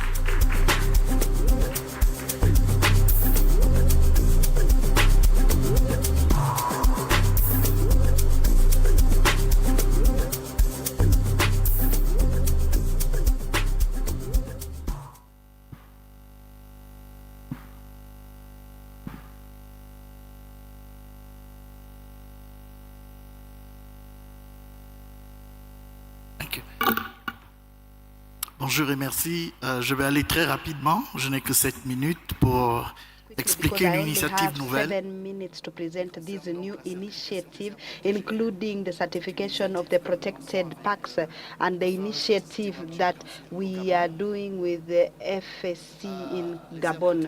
And so the areas that are protected is 11% of the national territory. That is 25%. And so we are talking about 13 national parks and a total area of 26 million hectares. And so these 13 areas are 3 million hectares. And so we are working with FSC to certify these 13 areas. And so the problem that the agency is actually working on protection and the management and also adding value to these protected parks. And so FSC came to my office to request me to work on the certification of the national parks because you know we had a problem. And so these are already certified by God, and so because we did not have the forest activities, and so we understood that this is for managing and adding value to the areas, which will help us to get new markets and also partners. From 2014, the government strengthened the management of these protected parks. And so each national park, we have the soldiers who protect and they work on, they're also coordinated on the work they do. And so we also have the partners from outside the country. And so this help us to overcome the management, the challenges for management, that is human resources, which, as you know, is insufficient. There is also financing that is insufficient, and also governance, because we always go to the external partners so that we can manage conveniently our areas. We also have governance, community governance that is weak, and also the legal framework that is insufficient in order to work on the problems or the challenges that we have in managing and also adding value. And so for the certification will help to show, because as I was saying, to have a effective management and equitable management. And as principals, we have a plan of management that is followed and which is monitored permanently. And so we also want equitable governance, especially with the communities and other sectors. And so we also need to respect the rights and also the local knowledge. And we also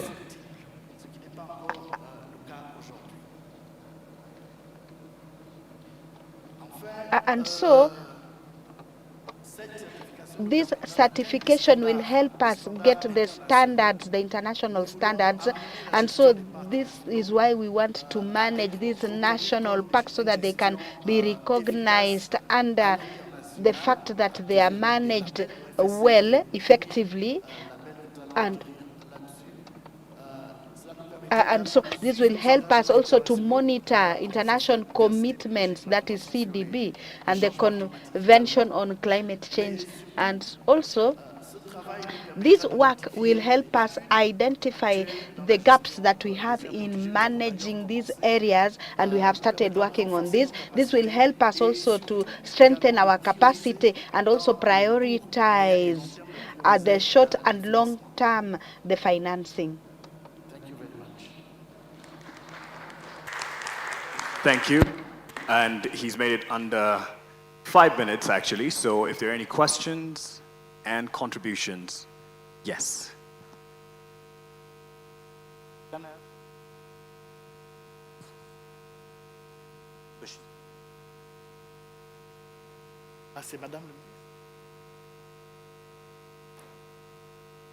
Félicitations, Monsieur le DG. And so congratulations, Mr. DG, for this presentation that shows the rich zone, and as you have said, which is not usually valued. So I would like to thank you for this orientation that you have taken in order to certify their protected parks. I would like to know, is it all the protected parks that you are going to certify under these, or you have selected some parks that you are going to protect? Secondly, I think that you need to strengthen the objective of this certification, because the weakness in Central Africa is actually adding value, valuing the parks, and that is good when you have the certification. And so FSC is actually working on conservation and taking into account the community. And so all the objectives that you have includes the community and also all. And so once you do that, you are going to get there. And so you need to add to value, and this will help in certification. So I would also like to say that between Congo and Gabon, we have initiated a partnership for the Blue Gabon and Congo Marine. And so I would like to thank you for this partnership. Thank you very much.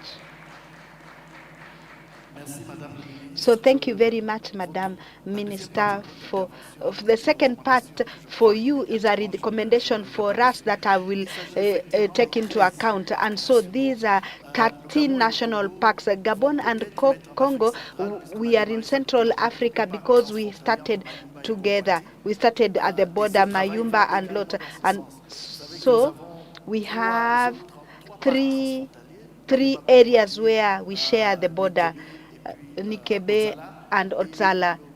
And so our national parks, the park that you have created in Congo, we share. And so the work we do in Gabon, under the Ministry of Forestry, the work we do has an impact on Congo side and also Equatorial Guinea and Cameroon. And so the economic issue is also important for us.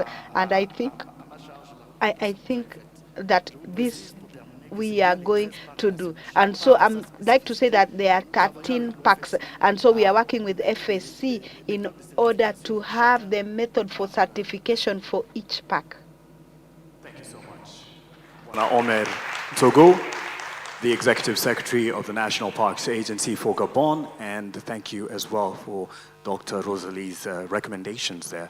So, for the next presentation, now from the Republic of Congo, it's going to be a bit different, but I will call on Emmanuel Sadok to be on standby right after the video that we are going to watch in form of their presentation. Then will be a quick word from Emmanuel, and then we will get into the Eastern African region. So let's turn our attention to the screen. Okay, so coming out of the heart of Africa is one of the most ambitious environmental programs I think I've ever seen. The Democratic Republic of Congo is launching this massive initiative to save a global treasure, and the name just says it all. La forêt c'est nous, which means the forest is us. Let's dig into what that really means. But first, you might be asking, why should a forest in Central Africa matter to you, wherever you are in the world? Well, because the Congo Basin is the second largest rainforest on Earth. People call it the planet's second lung. Its health is literally linked to our global climate stability, and right now, that lung is seriously under threat. And the challenges here are just immense. We're talking huge swaths of forest lost every single year. And this isn't just about trees, you know? It creates this whole cascade of crises. Biodiversity just vanishes, the land can't grow food anymore, and millions of people who depend on this ecosystem become more and more vulnerable. So, in response to all this, the DRC has launched a national vision with this really powerful unifying name, La Forêt c'est nous, or The Forest is Us. It immediately frames this as something bigger than just government policy. It's about a collective responsibility, a core part of their national identity. So, what's the actual mission? The goal is, well, it's incredibly ambitious. They want to restore a staggering 8 million hectares of forest and degraded land by 2030. This isn't just about hitting pause on the damage. It's a massive, direct intervention designed to actively reverse it. And to give you an idea of that scale, let's just try to wrap our heads around this. We're talking about restoring 8 million hectares. That's an area roughly the size of Austria. It's huge. And to do that, the plan calls for planting over 5 billion trees. That's billion with a B. And this is the crucial part. It's not just about the environment. It's about people. The goal is to create up to 2 million green jobs in the process. So this is a plan for the planet, for sure, but it's also a plan for its people. Now, an ambition this big needs more than just a nice slogan, right? It needs a rock-solid plan. So how are they actually going to pull this off? Well, it all comes down to a really detailed 6-pillar strategy. The whole thing is built on these 6 core pillars, and you can see right away it goes way beyond just planting trees. This is a holistic system. It's about everything from empowering local communities and building new infrastructure to actually creating economic value, and of course, using technology to track every single step of the way. If we look closer at just the restoration pillar, you can see how detailed this really is. This is not a one-size-fits-all kind of deal. It's a tailored strategy that the DRC has all these different landscapes. You've got dense forests, savannas, coastal mangroves. It even has specialized plans for old mining areas and a big focus on agroforestry to boost food security. And get this, they're aiming for an 80% survival rate for the new trees, which is incredibly high. So, who's in charge of making all this happen? The program is smart. It combines a bottom-up and a top-down approach. At the local level, community committees are empowered to lead the charge. This makes sure that the people who actually live in and around the forest are part of the solution. Then, at the national level, a reformed administration is there to provide the technical support and make sure that high standards are being met everywhere. But really, the impact of The Forest Is Us goes so much further than just the trees. At its very core, this is a human development program. It's designed to bring real, tangible economic benefits to the people of the Congo. And remember those 2 million green jobs we talked about? Well, there's a powerful commitment to social inclusion baked right into the plan.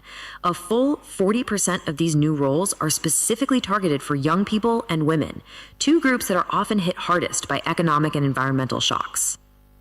So, what do these jobs actually look like? Well, the program is designed to spark a whole new, sustainable economy. We're talking about things like village-level beekeeping for honey, cultivating edible mushrooms from wood waste, developing ecotourism, and even enabling communities to earn money from certified carbon credits. It's all about turning conservation into a real livelihood. The plan also has this really innovative concept called One Health. The idea behind it is pretty simple, but it's also profound. You just can't have healthy people without a healthy environment. So this pillar aims to officially link the management of forests, water resources, and community health because it recognizes that they're all deeply, deeply connected. Okay, but how do you make sure a plan this massive is actually working? Well, the program is built on a foundation of transparency. They're using a national high-tech system to measure, report, and verify, or MRV, the results. This allows for scientific, real-time tracking of everything from how much carbon is being captured to how biodiversity is recovering. Now, this whole initiative isn't just a domestic project, it's a major statement on the global stage. The Forest Is Us is also a central part of the DRC's international diplomatic strategy. You see, this program very strategically aligns with major global goals. It directly helps the DRC fulfill its commitments under the Paris Climate Agreement. It pushes forward key sustainable development goals. And it contributes to the Bond Challenge, which is this global effort to restore degraded lands. It basically positions the DRC as a proactive leader in tackling these huge shared challenges. Through all of this, the DRC is fundamentally rebranding its role in the world.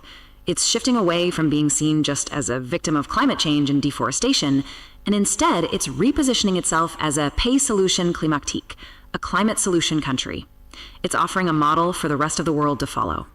Ultimately, what we have here is the Democratic Republic of Congo laying out one of the most comprehensive restoration plans anywhere in the world, one that links the health of the planet directly with economic prosperity.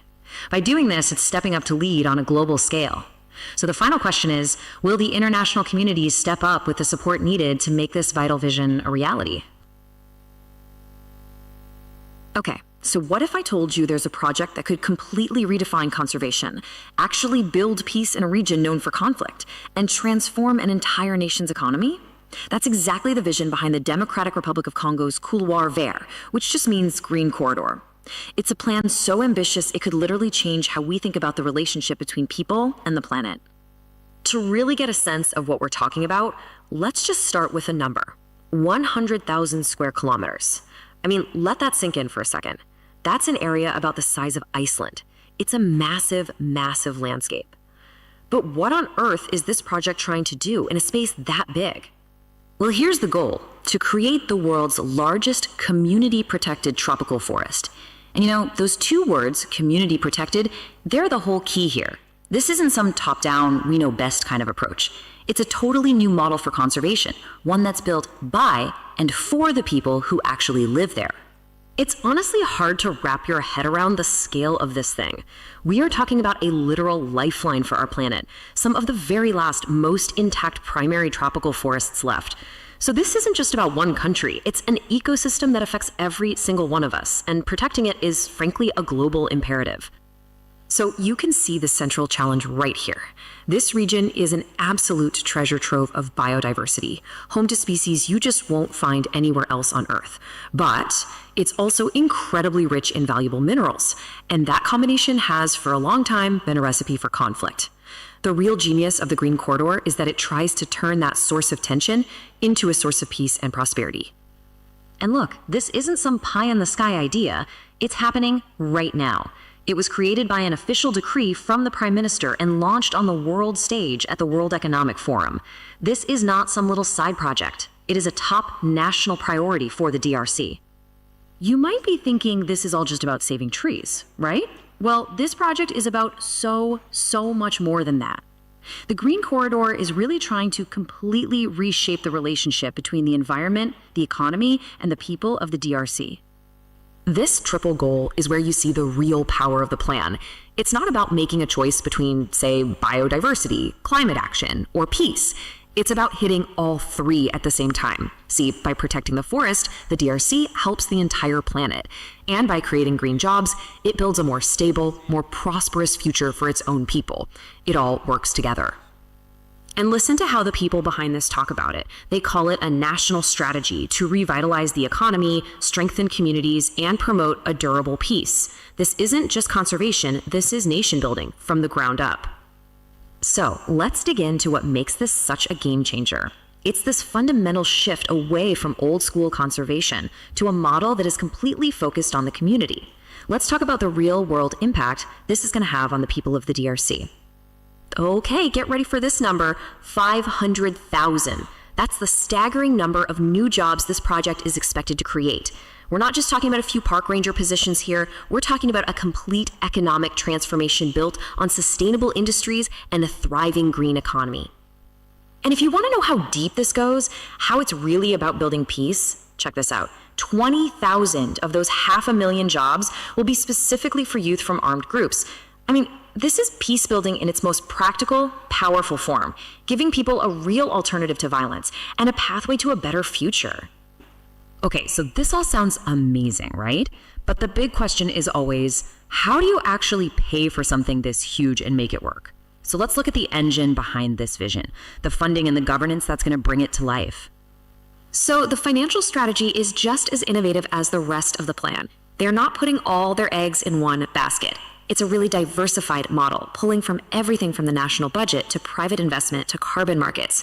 And that diversification is absolutely critical. It spreads the risk around so the project isn't dependent on the whims of a single donor. It's all about building a sustainable financial ecosystem for the long haul. Now, let's be real, a project this ambitious isn't a walk in the park. It faces some pretty significant hurdles. And these aren't just bureaucratic boxes to tick. Things like sorting out land rights and making sure communities give their free, prior, and informed consent, that's fundamental. That's what makes this a true community-led project and not just another initiative imposed from the top. Getting this stuff right is absolutely essential for it to succeed. So when you step back and look at the big picture, what does this all mean for the future? Is the Green Corridor just a local project for the DRC, or could it be a model for a whole new kind of development, one that actually works for both people and the planet? This is really the heart of it. It's a total paradigm shift. It's a move away from that old, tired model of just resource extraction and conflict, and a move toward a new model of green growth, peace, and real partnership. It's a fundamental rethinking of what development can, and frankly, what it should be. So yeah, the Green Corridor is way more than just a project. It's a test case. It's a chance for Africa to really lead the way in sustainable development.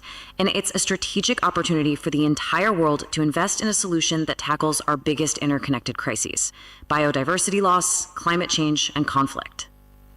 The whole ambition here is to prove that ecology, the economy, and peace aren't just compatible, but that they can actually feed and strengthen one another. It's a bold experiment, no doubt. It's a hope for a new kind of future, and it all rests on the answer to this one question. The world is definitely going to be watching. Yes, that deserves a round of applause. First, for the creativity in surpassing the time allocated, but Emmanuel Sadok, you may have the last word here. Alors, merci beaucoup. La vidéo a déjà pris presque l'intégralité du temps, mais permettez-moi de pouvoir me quitter d'un devoir. C'est d'abord de présenter mes salutations, en fait les salutations de son Excellence, Madame la Ministre de l'Environnement. The Democratic Republic of Congo, to her sister, Your Excellency, the Minister in charge of Environment, Matondo, and also the Minister here today. So there is a big meeting that is going on in Brazzaville, and so it was difficult for her to be able to come. And so that is why she gave me these greetings on behalf of our government. And so it is also an opportunity for me to greet each and every one of you here. The video that you have listened to is in English, but there is a French version. And so for the Francophones, you will have an opportunity to get this video. So I will stop here, and I do not know what else to say about DRC because the main points have been presented. Thank you very much. Thank you. Merci, Bon Emmanuel. You may have your seat. Okay. And we move to the East African region. So we only have 4. Il n'y a pas de question? If there's any question. There is no question?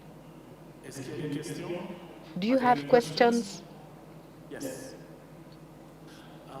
As Madame le ministre is about to ask her question, j'aimerais vous dire que there is actually coffee and tea outside. Feel free to get it. We're going to have a working tea. We're not going to take a break. So feel free, grab yourself a cup of tea and make your way back inside so we can finish the 4 sessions and then dive into our cocktail later. Kindly do that within the next 5 to 10 minutes because the hotel would like to clear and have the cocktail ready by 6:30. Madame la Ministre. Merci. Merci. So thank you very much and congratulations for the presentation, the modern presentation that you have done.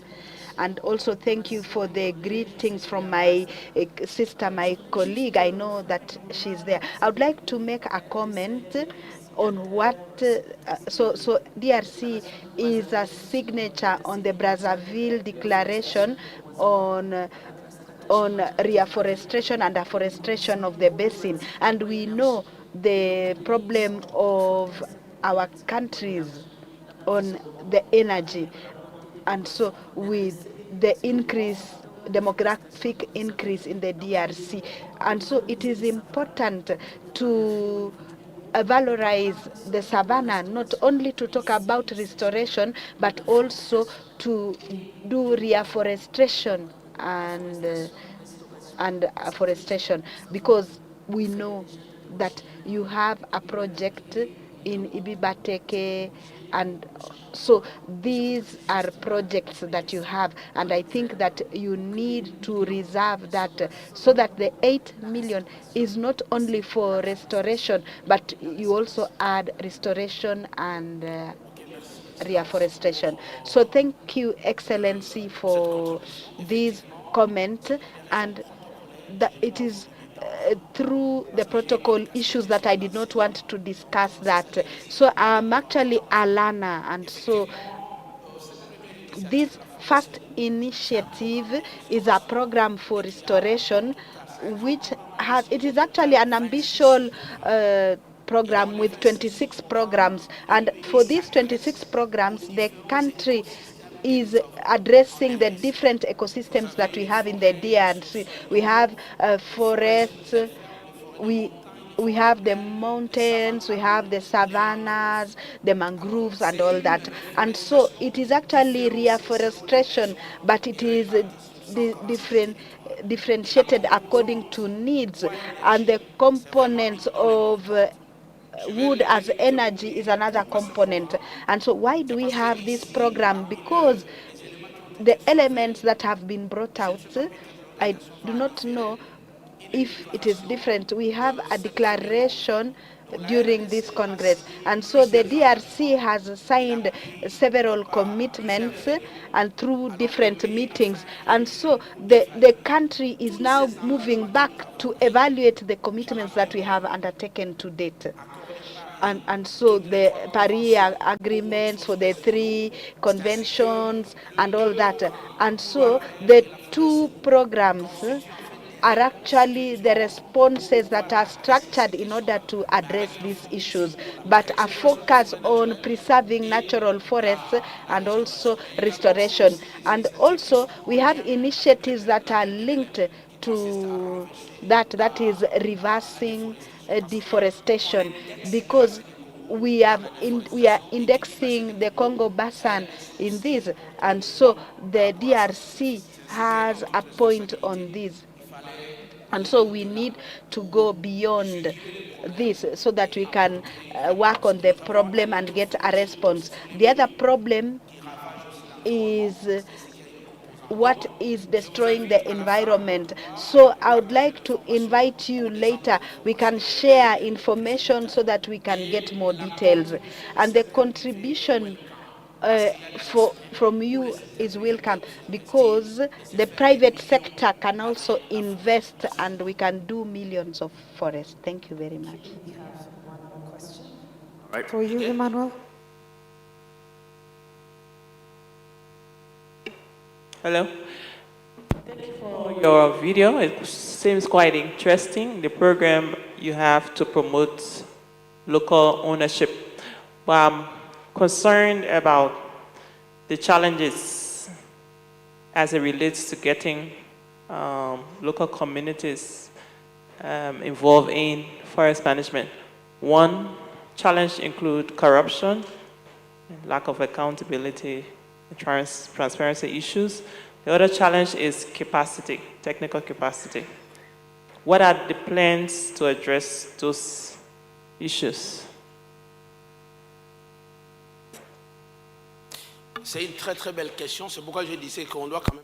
It is an interesting question, because I was saying that, as I was saying to our Excellency, the program has 26 sub-projects. The first, so we need to do a diagnosis. The second part is actually structuring and working with the community. We have a local committee for development. As you can see in the video, the work is going to be done on the ground. That is the communities. The communities need to be organized. So there is the information that you need to know.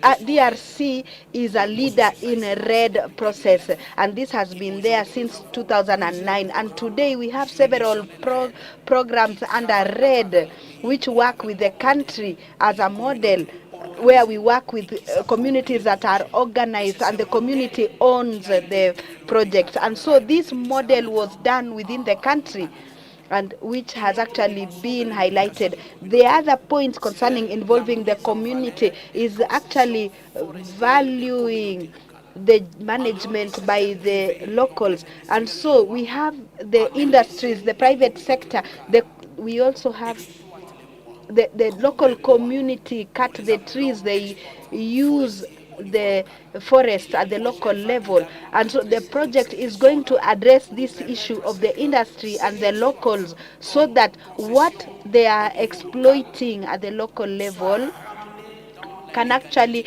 be done legally, and also respect the conditions for the management, sustainable management of their forests. For those who are doing this in a higher level, they need to actually do reforestation, because for the country we are a bit late, because we are cutting but we are not doing reforestation. The idea is that we need to repopulate the trees. And so this has not been done in the past. And so today we have species that are dying, are going off, and so we do not have exports. And so the community is going to be involved totally. For transparency, the governance of the program is done at the village level, at the sector level. I do not know how in other countries you do the structure, the territory level, the national level, from the lowest level. And so we have a system for monitoring to actually monitor what is done from the grassroots, so that we have the same information up to the national level. The other elements, I think we are going to go into detail, because we cannot go beyond the time that has been allocated to us. Round of applause for Emmanuel. Asante sana. Up next is a country that is home to the tallest known tree in Africa. And this tree measures a whopping 81.5 meters.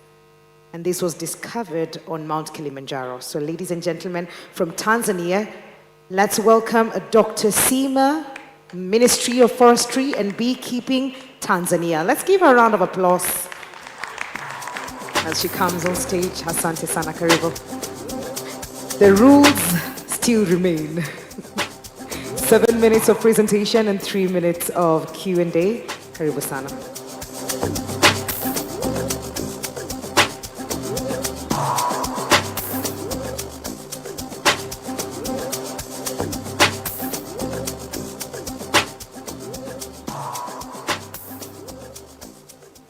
Hello.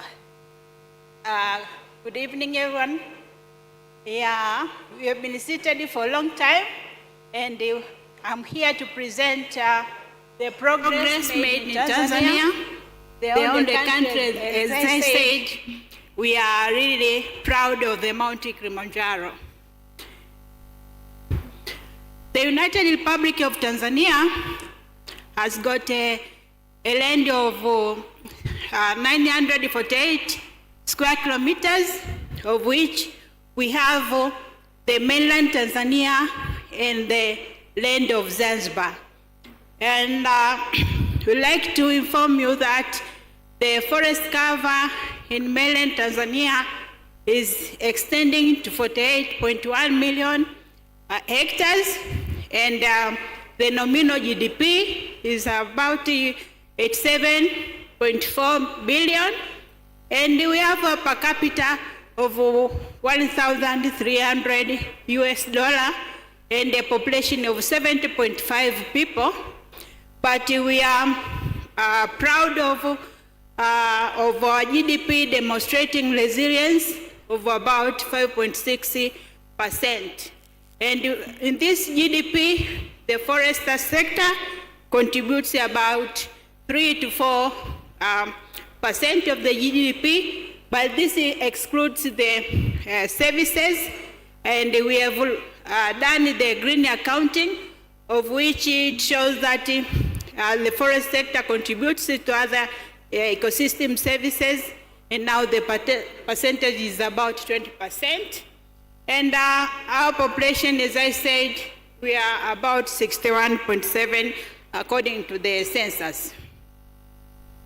And this forest sector employs about 3% of paid employment in the government, and they are working in different sectors.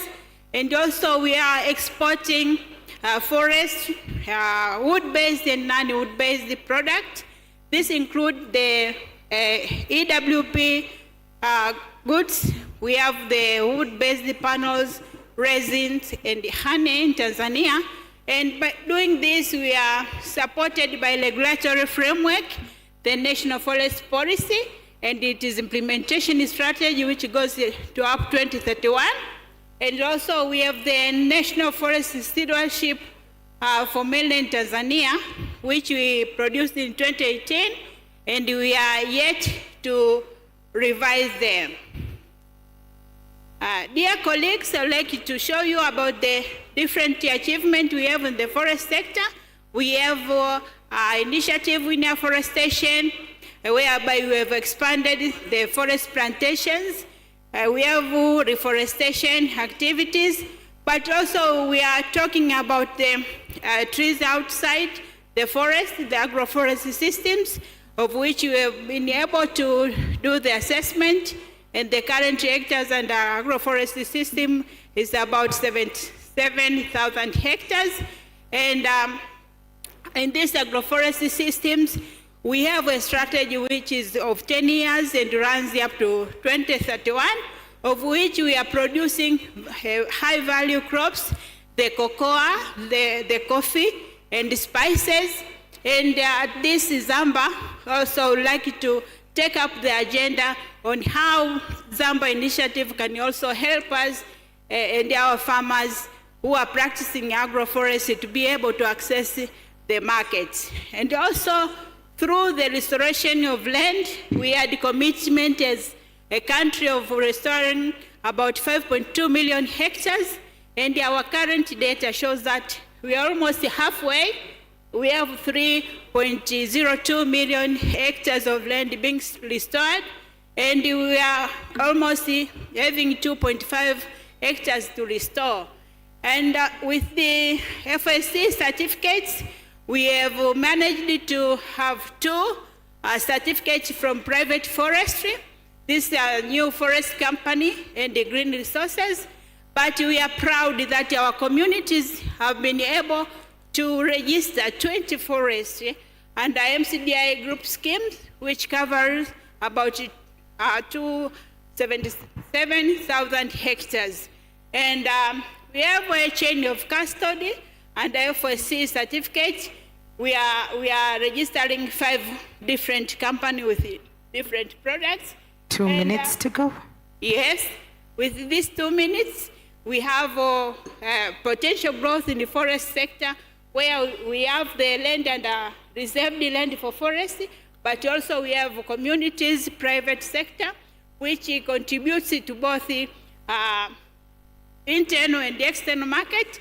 But we have different forest-based industries registering to about 8,000, and with potential of investment, we have different opportunities in apiculture, ecotourism, carbon trading, and the value-added processing, of which we have commercial beekeeping, value-added wood processing, ecological and cultural tourism, processing and packaging, and landscapes are the major areas of which will attract investment in Tanzania. But also, we are contributing to the continental free trade, whereby Tanzania expands the sustainable forestry trade and economic competitiveness in the region.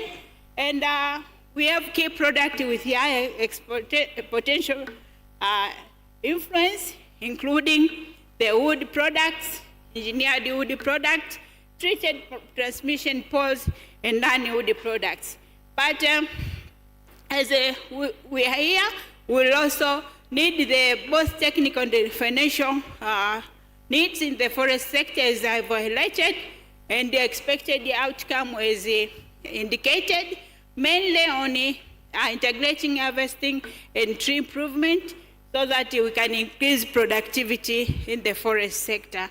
And we are under Zámba commitment. We, as a country, we firmly committed to Zámba Heritage Initiative, focusing on the advanced sustainable forest management, and also increase commitment as the forest policy implementation strategy, while reinforcing the ecosystem services. So we are looking for sustainable growth. We are looking for restoration, as I said, 5.2 million hectares, but also the ecosystem services. And as a concluding remarks, we are Tanzania forest sector remain a cornerstone for economic growth, climate resilience, and the community well-being. And secondly, recent achievement in afforestation, reforestation, and FSC certification initiative demonstrates a strong progress towards sustainable management of long-term prosperity. And with Zámba Heritage Initiative, Tanzania is a strategically positioned country to expand the sustainable forestry trade and enhance regional and global competitiveness. And we are warmly welcoming a strengthening partnership, mobilizing resources, and advancing certification and the FSC to secure a greener future that protects ecosystem and uplifts communities and supports sustainable national and continental development. Turning commitment into actions for future forest future, and Tanzania stand at the forefront action to protect Africa forest heritage. Thank you very much for listening. Thank you. And the floor is open. We can take a question. Yes.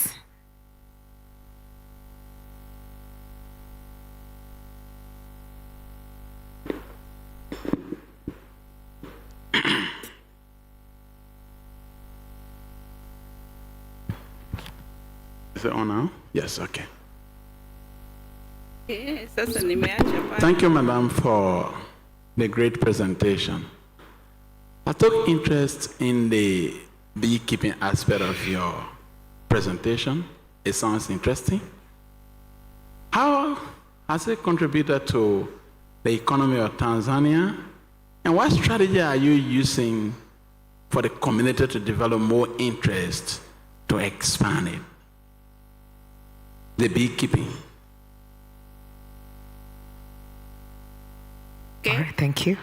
Thank you very much for this interesting question. It's a nice question.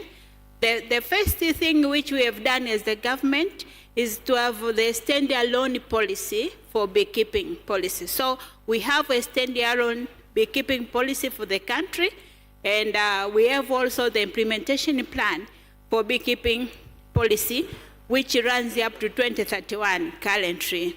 And the other incentive, which we also do as an incentive to communities, is to legalize, to give the legal perspective to the national beekeeping apiaries. So we do register them and put that land or forest land exclusively under beekeeping activities.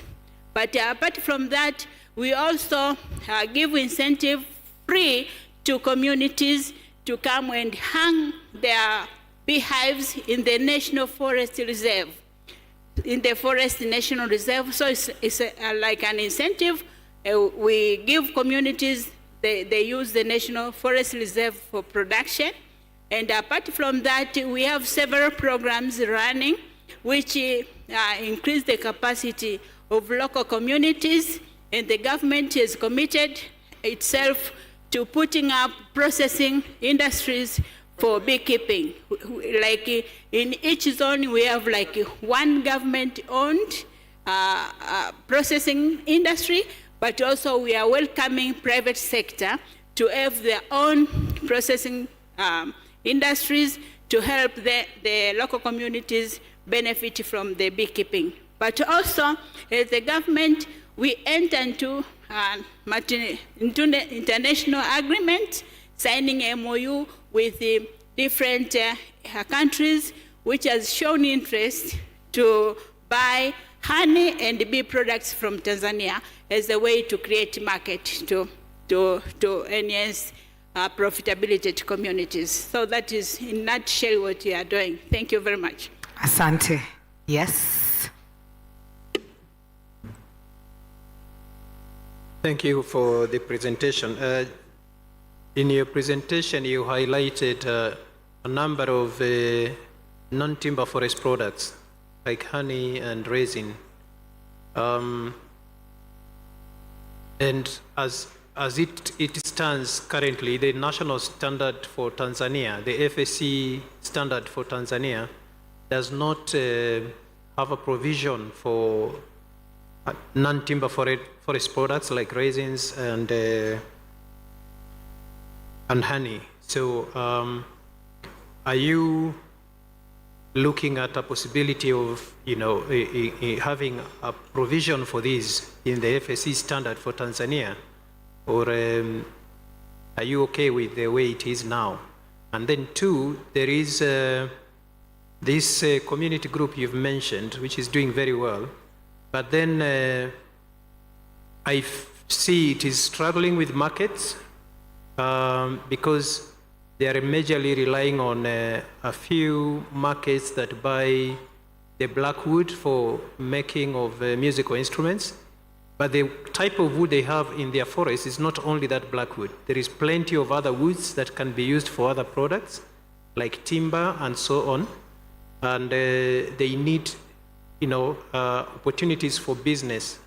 And I see, like, as a country, you can have an initiative where you give them priority when you are procuring for government, for example, to make furniture and such like things, so that you give them opportunity to sell to you, and they can make money as well, instead of waiting for foreign buyers who take all that time to come. Thank you. Asante. Thank you for very nice question. The question number one is on about the FSC standard for Tanzania. As I said in our presentation, is that we are in the process of reviewing these standards for Tanzania, and I've talked to Mark and the director of FSC to call upon collaborations when we are reviewing the forest FSC standard for Tanzania to have non-timber forest product in the standards. And as I said, we are now embarking on resin tapping, and we are seeing that we are making our communities benefit from resin, and we would like to have this resin and the other non-timber forest product certified. So we increase the premium to the local communities. They benefit from it. And as you said about the FSC community group, which we have in Kilwa, we have seen that through the FSC, our community have been able to raise the benefit up to 60%. So even with this retro market they are getting, we are seeing that there is increased premium to the normal prices they used to get. And now, on the other side, the government has put in place the new regulations to just direct the companies, the industries, or the offices to use the local timber from certified material, but also to go beyond the blackwood and use other timbers which have equally the same qualities as the blackwood and the mahogany which we are used to. So I think as we are now in the Zámba initiative, we really look forward for this effort to be recognized, but also to help other African countries and Tanzania to be able to access the local market, as we've been hearing since morning, the African market, but as well as global markets. Thank you very much for having me here. Asante sana, Daktari. Asante sana. With one of the oldest forests in Africa having existed for over 25,000 years, from the Pearl of Africa, Uganda, the Commissioner, Environment, Ministry of Water and Environment, Republic of Uganda, Mr. Stephen Mugambi. Let's give him a round of applause as he makes a presentation from Uganda. Karibu sana.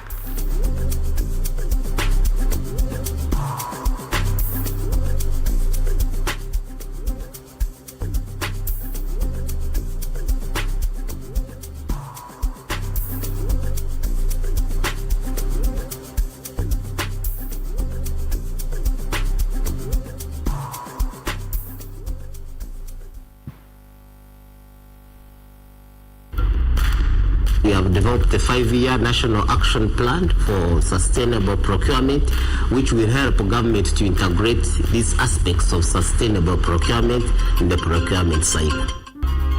With the FSC, we believe we can work together to promote legal forests and also help us in the registration of potential providers and actual providers so that they comply. And at the end of the day, we contribute to managing forests and reducing deforestation in this country.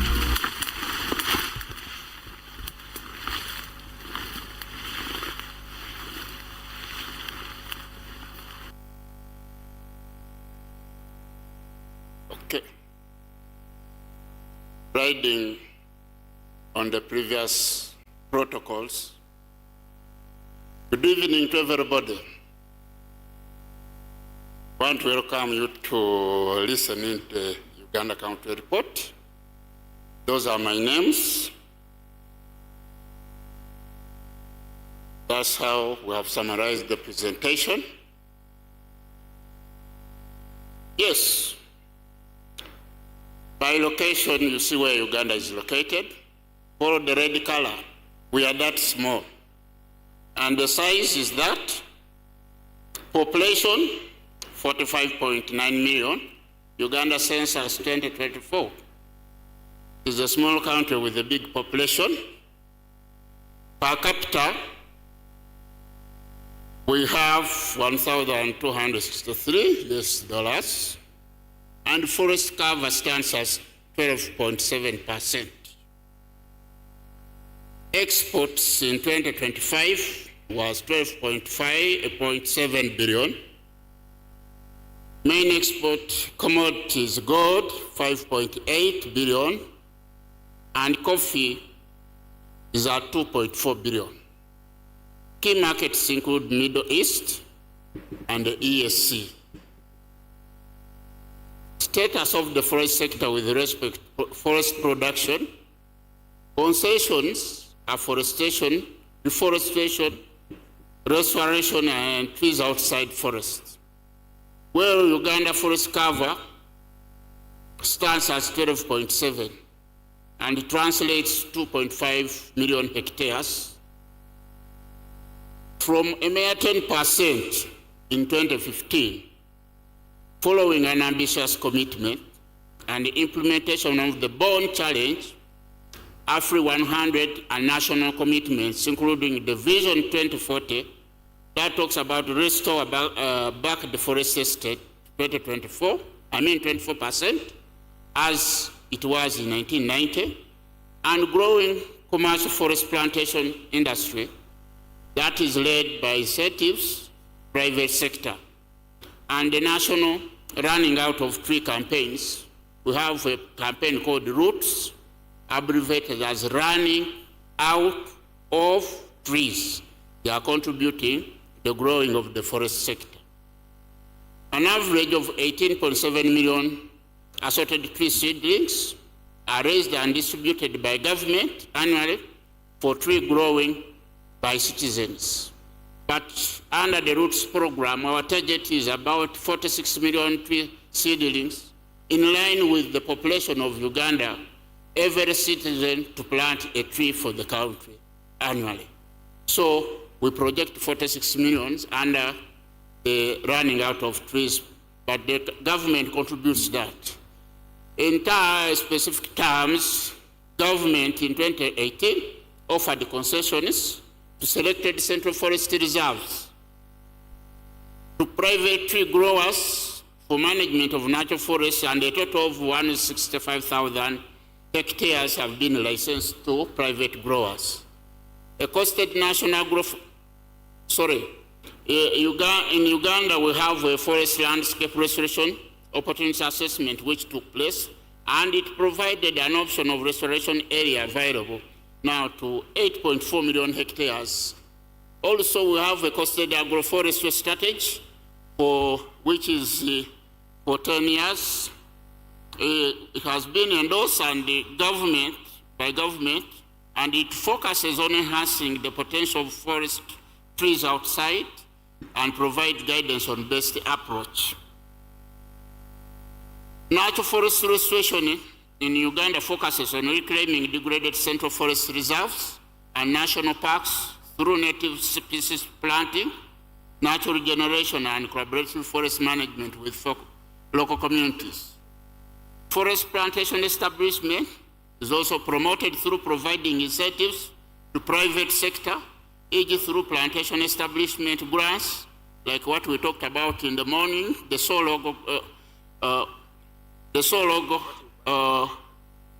plantation grant scheme, which is supporting programs in Uganda to establish plantations. Then the tree planting concession is given central forestry reserves through the private sectors.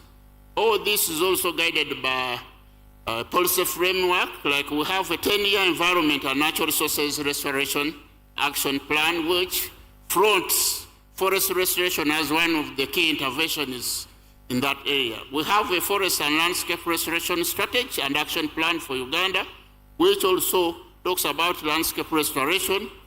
We have the FSC National Forest Standards in place, already being operationalized. We have the Vision 2040, which targets restoring forest cover to 24% of the Uganda's land area by 2040. Then we have also the National Development Plan 4. In here, it proposes restoration of forest cover by 18% by 2030. We have the policy and other frameworks in place. Uganda imports more wood products than it exports, The demand for export of forests and wood-based products, that's through value addition, including all those details, has been increasing for the last 10 years. We have a comparative advantage. As of now, we have wood resource biomass at 2.6 million cubic meters available for trade. We have flagship projects like the EU-Uganda Partnering Forests, which has a component on sustainable wood-based value chains, targeting provision of grant to secure wood processing equipment to private sector players. We also have a World Bank-funded project, FEB, which is investing in forests and protected areas for climate-smart development. It is providing matching funds to a Center of Excellence hub at our forest college, and it is training wood processing artisans. Also in Uganda, we are part under the free trade area. We are a member of the 55 member states, and we ratified, and we have a strategy for implementation since 2024, which helps leverage opportunities across Africa for Uganda's export. Under priority and technical financial needs. For technical needs, we look at research and forestry extension services, where we need intensified research into suitable tree species and agroforestry technologies for various agroecological zones, along with developing farm forestry extension, capacity building and regulation, where we need strengthening the technical capacity of the forest managers to manage our forests, and also strengthening regulation oversights to reduce illegal harvesting and trade. We also need support in sustainable management and technology transfer, promoting sustainable community-based forest management through collaborative forest management, that's an example, and also modernizing industrial wood processing capacities to reduce waste. We also need support in forest data information and planning to help improving data collection, processing, and storage of forest resources through mapping and inventory for better management. On the financial needs, we need to establish support in long-term financing mechanism to help implement sustainable financing instruments such as the National Tree Fund to provide long-term financing to the forestry sector. We also need private sector investment, bridging the gap between tree farmers, financial institutions to secure funding for small and medium forestry enterprises, and support to encourage participation. Then incentive programs supporting initiatives like the Solog Production Grant and related incentives.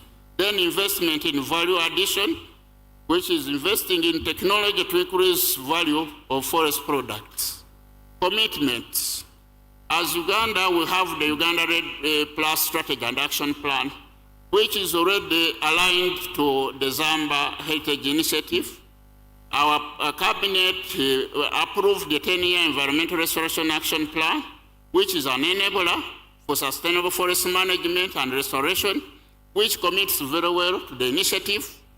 Globally, we have, and in the African region, we commit to restore 2.5 million hectares of degraded lands, which is the foundation of our commitment to the Zámba Heritage.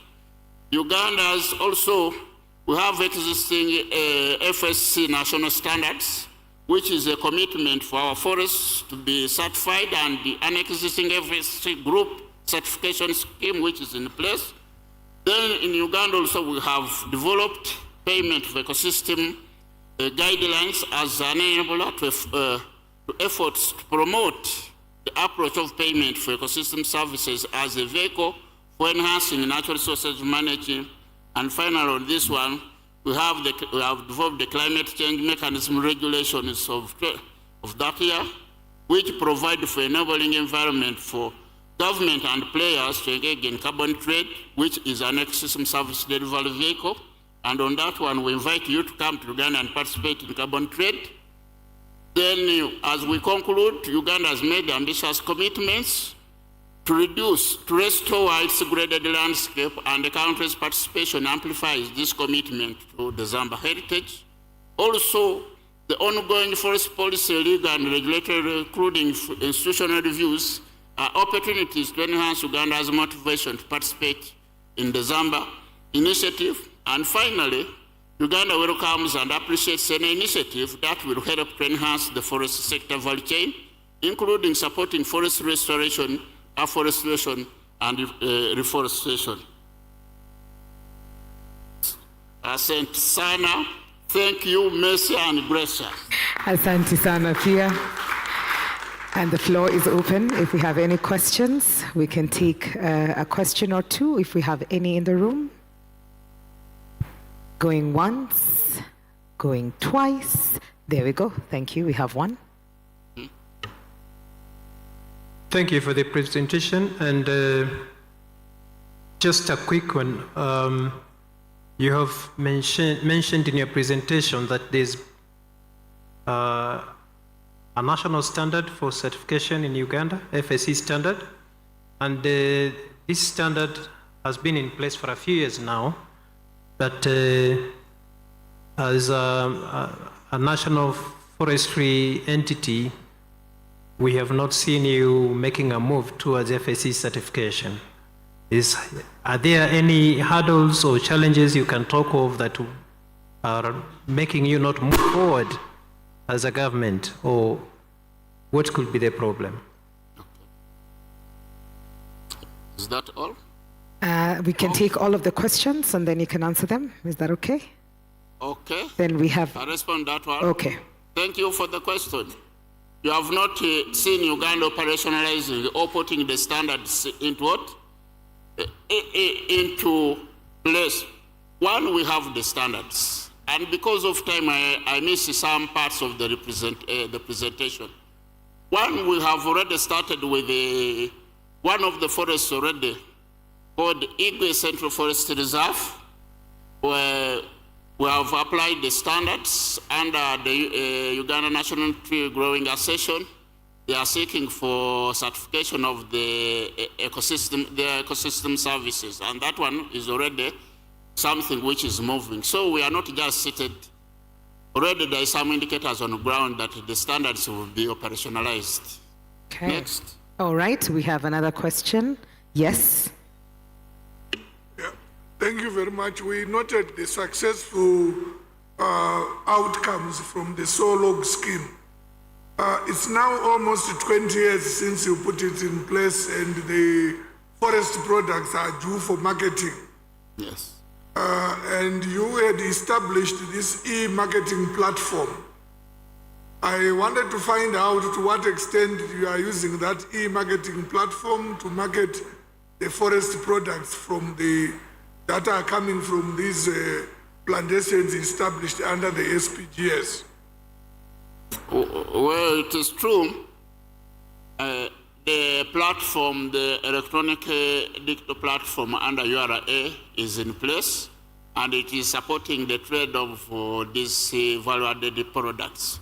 You know, currently we have a ban on export of forest products in the country.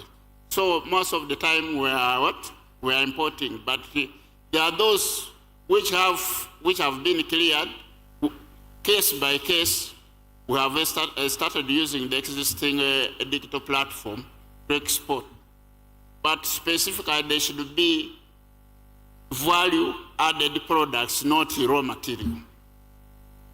All right. Do you have one more question? Yes, we do. Okay. Merci beaucoup. Donc, je félicite mon collègue de l'Ouganda pour sa présentation. Je commence d'abord par la dernière slide. I will start with the last slide where you thanked everyone in Spanish, French, and English. So I think that is what was missing in the presentation, the French. The second thing is that for the presentation, we have seen impact. And so for the next meeting, we need to take into account what we have presented here. The question is, why in Uganda you are not talking about reforestation and afforestation, while we have adopted a decade within the UN which starts in 2027 on reforestation. I think that in Africa, these initiatives needs to be taken into account in countries, because we are going towards 2027 and all countries need to have these initiatives. So that is what we are talking about, the Africa we want, the intra-Africa. Thank you. I take note that I did mention that we will have a 10-year environment and natural resource restoration plan. It is in response to the UN decade of what? Ecosystem restoration. And as it comes to restoration, I talked about our target of 2.5 million hectares under the Bond Challenge AFRI 100. All these initiatives we are working on restoration activities in the different landscapes in the country. And it is on both on the side of government and also the private sector. That's why you have seen our forest sector transisting from 10% in 2015 to now 12% 2025. So it is because we already undertaking restoration actions on the ground. That's why we have realized that 2.7% increase from 10%. Thank you. Another question? So, ladies and gentlemen, I think let's give a huge round of applause to the Commissioner, Environment, Ministry of Water and Environment from the Republic of Uganda. Please give a round of applause to Mr. Stephen Mugabe. Thank you very much, Mr. Mugabe. So, we've got only 2 other presentations left, and we're very excited to be shifting gears and moving now to Ethiopia. It's my pleasure, ladies and gentlemen, to welcome the Chair, National Green Legacy Technical Committee, Ethiopian Forestry Development. Please welcome Dr. Edefires Worku. Round of applause.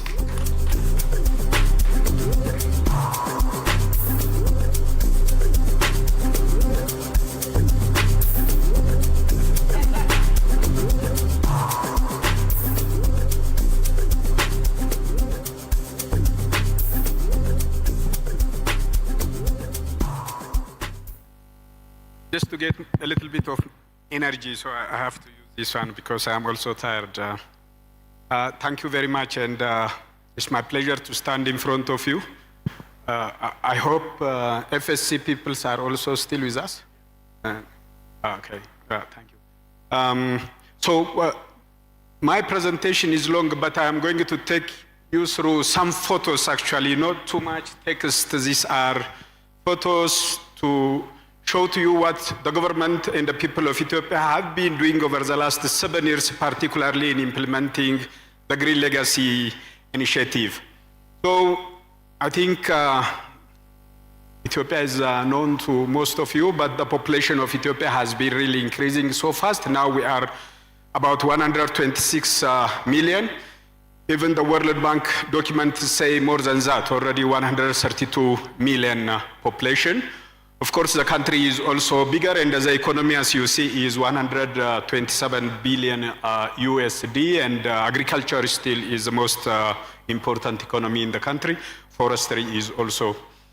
So Ethiopia had 23.6% forest, which has improved very recently, and that is already 113 million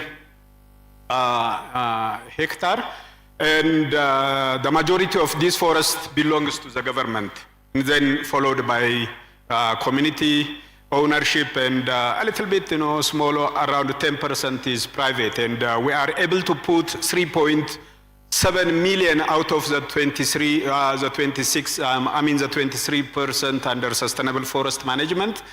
And Ethiopia's forests are really very, very important. And this forest has made Ethiopia one of the 5 top countries known for their biodiversity in the region. So forests are, the warehouse of Ethiopia's biodiversity, and also they are the house for coffee Arabica. Ethiopia is the cradle of coffee Arabica, the origin of coffee Arabica, as most of you know. And forests contribute actually 30% of the GDP of the country. So as you may see from these figures, Ethiopia's forests are very much, diverse in vegetation formation type, and also they are the house for a variety of life forms. Despite all these things, landscape degradation and deforestation is very immense in Ethiopia.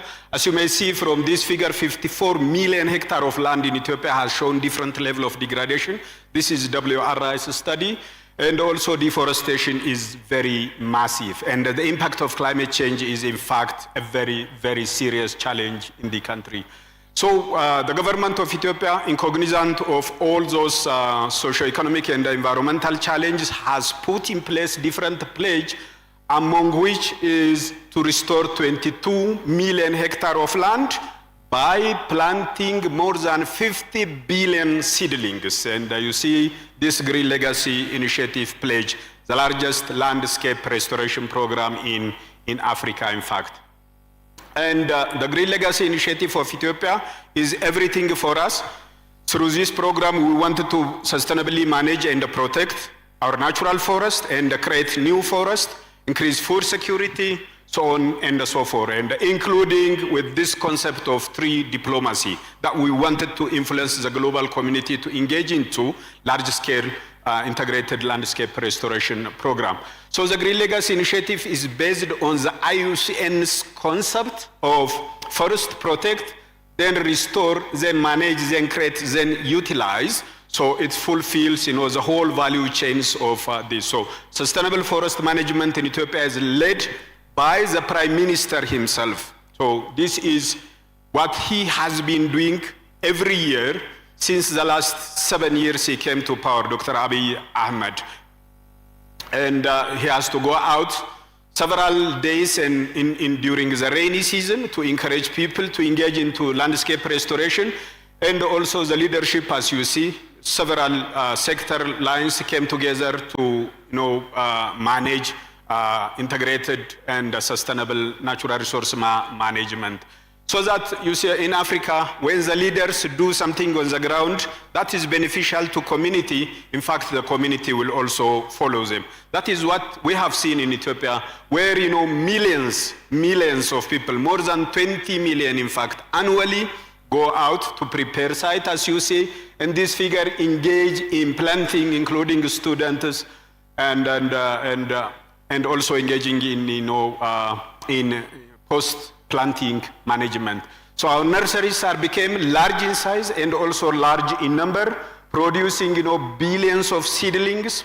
And also nurseries are not anymore only seedling production areas in Ethiopia, but also integrate different livelihood activities, including preparing vermicompost, beekeeping, and the fruit tree seedling production has become a very, very massive. So every year we plant more than 100 millions of fruit seedlings alone. So land preparation in Ethiopia is very much integrated with soil and water conservation. As you may see, several thousand and millions of farmers come out every year to prepare this soil and water conservation. This is handmade actually, no machine. It's only traditional equipment that has made this landscape. So during the dry season we do this, and during the rainy season we plant seedlings on those sites, which has really significantly improved our seedling survival. So far, Ethiopia has planted 47.6 billion seedlings in 7 years. In fact, this figure might be, very much questioned to you, but this is what the report we have, in fact, need to be verified by incorporating international partners. Last year, in one day alone, Ethiopia has planted 714.7 million seedlings just in 12 hours by mobilizing more than 29 million people engaging from different corners. So you see that the forest is coming back, degraded landscapes have been improving. We have reduced deforestation, most importantly, from 92,000 per year to less than 30,000 per year.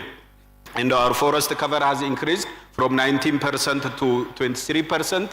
And also the NDVI, this is a World Bank study actually that has shown us our vegetation cover has been, and the greenness has been increasing from year to year, including in the Abai Basin or in the Nile Basin. Soil erosion has dramatically reduced in the country, including sediment load. And also, we accounted, we sequestered and removed this number, more than 124 million tons of carbon, that now the government of Ethiopia has been engaging with Art3, leaf coalition, and we are really entering into result-based payment phase, which is very much encouraging. We have been also sharing seedlings with our neighbors over the last 7 years without stopping, to encourage countries to engage in large-scale natural resource management. And the global community has also started to acknowledge the effort of the government of Ethiopia. For instance, FAO, during its 18 years of celebration last 2 months ago, that recognized or selected Ethiopia's Green Legacy Initiative as one of the good practice or best practice in the world. So this is the last slide. Not only we have been implementing large-scale landscape restoration program in the country, but also the government of Ethiopia has established a special fund to support the Green Legacy Initiative. Between 0.5 and 1% of the annual budget of the country has been approved by the parliament. In fact, this is a proclamation which established this special fund. So what I can say is that I am here with my Director General, Ato Kabada Yimam, where we have been discussing how could we consider the support for the Zámba heritage. In fact, this heritage, the objective of the heritage is very much aligned with our national policies, and we are here to support that initiative. And in the future, we need to discuss how can we engage and support each other, and that is what we can say at this stage. And thank you for having us. And I know I have taken more time. Don't run off the stage now. There may be some questions or comments or additions, perhaps even with your boss. Any questions? Yes. No, they're not tired. Stay on stage. So you can go ahead because you have the mic right next to you. Hello, yes. So thank you for such an exciting account of such an exciting program. But when I see such enormous numbers of seedlings being reared and then planted, one of the first things I'm going to think is, what is the quality of all these things? What is the genetic diversity? Have you really followed up and seen what is the survival rate? Because what often happens in big planting programs is the quality very quickly goes down, and then the survival rate goes down, and you also run into problems of having too much genetic similarity among the planted seedlings. So yeah, that is in fact the challenge we have been facing. Whenever you do a campaign in natural resource management, those challenges are always there. But what I can tell you is that compared to the first year we started the Green Legacy Initiative, 2019, and all those qualities have been really in a very, very significant improvement phase. For instance, for survival, as I told you, during the dry season, right now, millions of our farmers, because the farmers have done harvest of their crop, so that this is their free time, so they have been doing those soil and water conservation structure, which significantly contributed to the survival of the seedlings. And indeed also the political follow-up, the institutional follow-up of those inputs, the supply chain of the input, seed, polythene bag, nursery management, so on and so forth, and the capacity that has been offered at a grassroots level has significantly increased the quality of seed that we have been collecting and distributing to the planting site. And from year to year, those challenges, they used to be there. Still, many challenges are there, but really we have been crossing many of them to ensure also quality. The very good part of it is that this integrated landscape restoration has been owned by the farmers and by the pastoral communities. They say that now even the Prime Minister can go away. Don't call this initiative anymore Dr. Abiy's Green Legacy. Now say that this is our, that is what the farmers have been saying, and the ownership has been really contributing very much significantly. Sorry for being long. Go ahead. Right here. Press it again, turns red. Hello. Dennis Kavuma, from Uganda. Thank you very much for the good work. Given the balance of options, I would want to hear from you. I want to think that, first of all, that initiative of massive planting is planned. How much of that is commercial? How much is native? How much is fruit trees? Generally, forestry is 40%, 40, and more than 60% is agroforestry, in fact. The majority of the agroforestry species are fruit trees. In fact, they are really not native. I mean, like, we have very little number of domesticated fruit trees, which are very much productive. Avocado came from somewhere else, I don't know. I mean, banana came from somewhere else, and papaya too. These are, the most preferred fruit trees in the country, but also we have already started integrating the local one. But they are really not improved varieties, so that there is a resistance from the farmer side. But again, for forestry, Atukabeda is here that we are really pushing very much to focus on the indigenous species. Last year, for instance, according to our report from regions, that we planted 7.5 billion seedlings, out of which 3.2 billion is native species. That number has also been increasing or improving from year to year, despite our interest to make at least 50%, which is really very much challenging. Even getting seed, quality seed for indigenous species is a very serious challenge in Africa, in many countries. All right, last one. Okay, thank you. I would like to ask a follow-up question to Mr. Kavuma's question. I'm Obua Joseph from Uganda. Thank you for very impressive statistics. You're doing a good job, Ethiopia.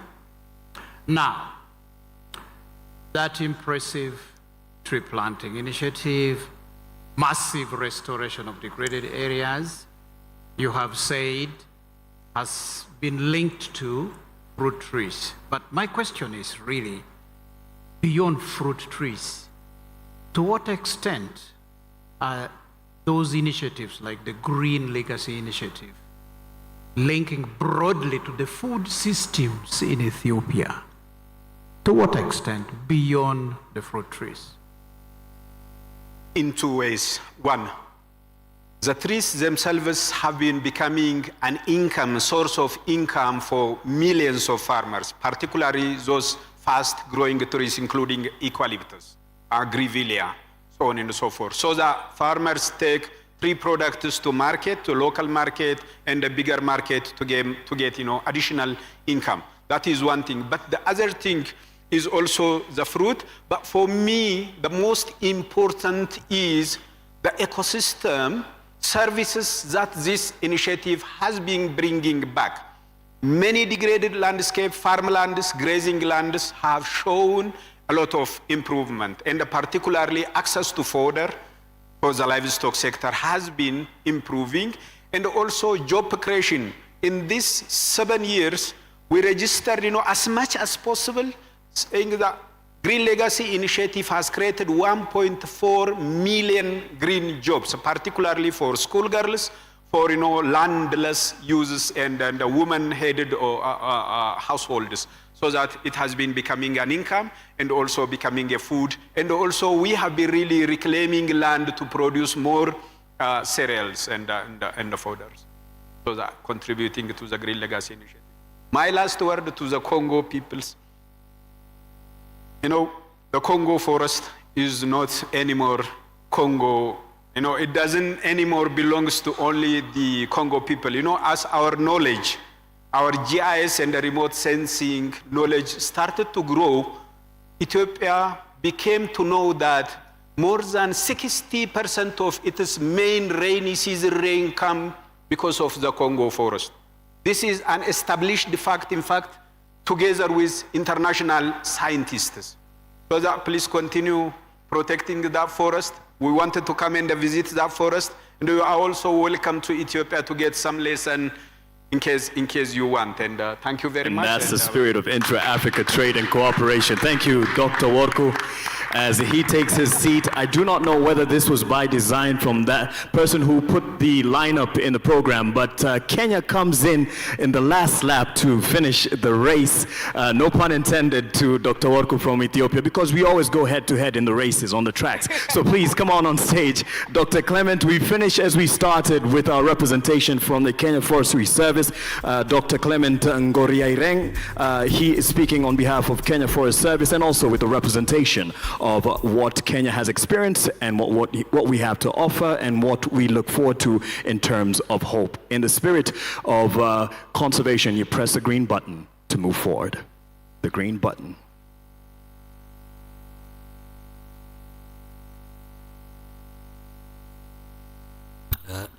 Thank you. Thank you very much. That was actually by design. If I had presented before, I would have been out of here to attend to other things. So thank you for catching me here all this time. Nevertheless, this is the outline. I'll just follow the outline that we were given to do the presentation. In case your global positioning system failed, this is where you are. That is Kenya. Yellow, Uganda was red last time, but ours is yellow here. And on the right, it shows you the very many county governments that we have in Kenya. And in the middle, you see Nairobi, where you are, where red is. That is where you are at the moment. Some brief demographic data. We are 57 million people. That is of last year. And our land mass is about 590 square kilometers, or 59 million hectares. Then I already said we have various counties, and unlike Nigeria, we have 47 dialects or tribes. Nigeria is over 370, ours are few. Then our GDP, about 140 billion. Major export is tea and horticulture, and then some coffee and tropical fruits. Our forest cover, ladies and gentlemen, is 8.83%. But the tree cover, which counts every tree wherever it is, stands at slightly above 10%, 12.13%. In terms of management of these forests, we have three categories. We have the public, which is gazetted, and then we have the community forests and the private forests. It comprises all the natural plantation all the way to the coast. And the ministry that manages it is Ministry of Environment, Climate Change and Forestry. The implementing agencies are Kenya Forest Service, where I come from. And then we have our research sister agency, KEFRI. KEFRI does the research work, and we do the management. And Kenya Forest Service manages 2.6 million hectares and also provides support to county government which manages close to 1.7 million hectares. Most of the extension functions were devolved to the county governments. So in terms of forest and tree cover, that is how we look like as a country, not very dense. So much of it is almost bare, close to Ethiopia. So we will need more of those seedlings from you, and you have been helping us. Current achievement, forest production, our GDP, we contribute 3.6%. In terms of concession, we have been toying around with this issue of concession, and we have not been able to crack through, but recently we have a concessions regulation yet to be gazetted. Once it is done, we hope to move forward. In terms of afforestation and reforestation, we have our 15 billion trees initiative, which aims to push our tree cover to 30%. So restoration targets, we had committed to do 5.1 million hectares and a free 100, and happy to report that we are now slightly above half, 2.69. And to answer Professor Kiapi's question before he asks, you can get them in Kaptagat, you can go to Bomet, you can see in Loitokitok. Those are some areas that you can visit. So please know that you can catch them. In terms of trees outside forests, we have done over 800 million trees in the last 2 years. And we are achieving 70% survival. Potential for growth, ladies and gentlemen, we want to do 10.6 million hectares, so we are moving up. In terms of plantation, we are committing to do 5,000 hectares annually, and in terms of export, we are doing USD 3 million hectares, 3.3 million to EAC. Our participation in African Continental Trade Area, we ratified it. We are among those who ratified it first. And Kenya's products include tea, coffee, and Kenya was selected as one of the pilot countries to trade under AFTA, and in alignment with the national agenda, AFTA is integrated into Kenya's Vision 2030, and we are participating in it passionately, and we hope 60 seconds to transform to the highest. Financially, we need up to 4.5 billion for our 15 billion trees. Our funding gap is 5.13 billion, and we need to strengthen our ministerial budget.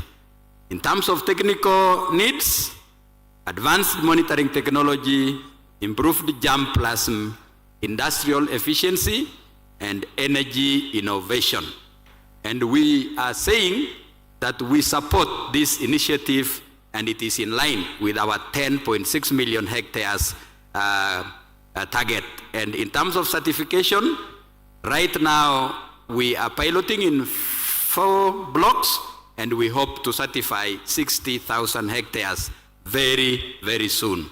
Asanteni sana, karibuni Kenya. Asante sana. On record, on point, and on time. Nimekukimbiza lakini tumezoea kukimbia. We're used to running. Asante sana, Dr. Clement. Any questions or comments? Yes.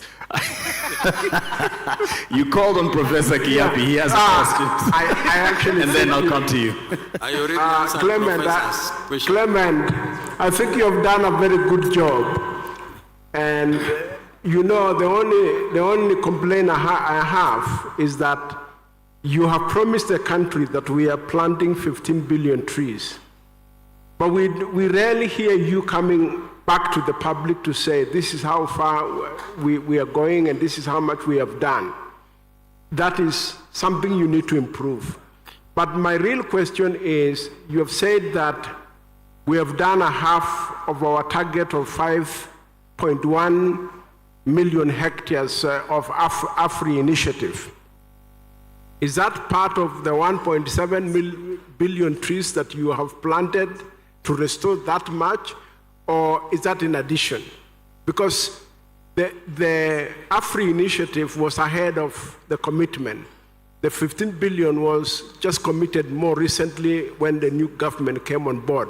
So I just wanted you to clarify. Is that the same thing? Because according to when I do calculation, it seems to be the same thing or different. No, thank you, Prof.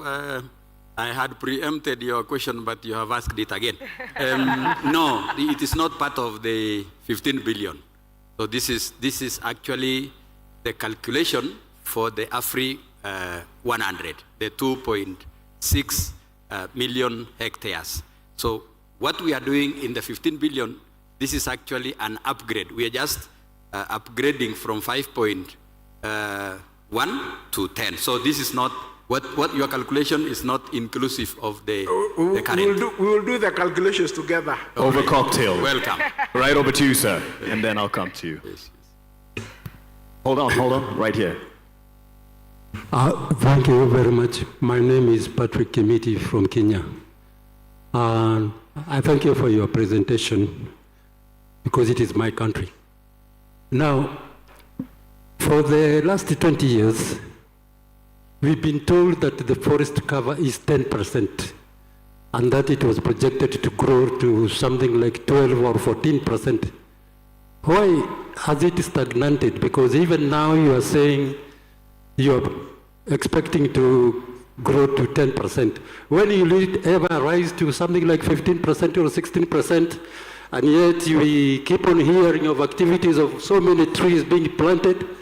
Are they really being planted or it's something else? Can you clarify?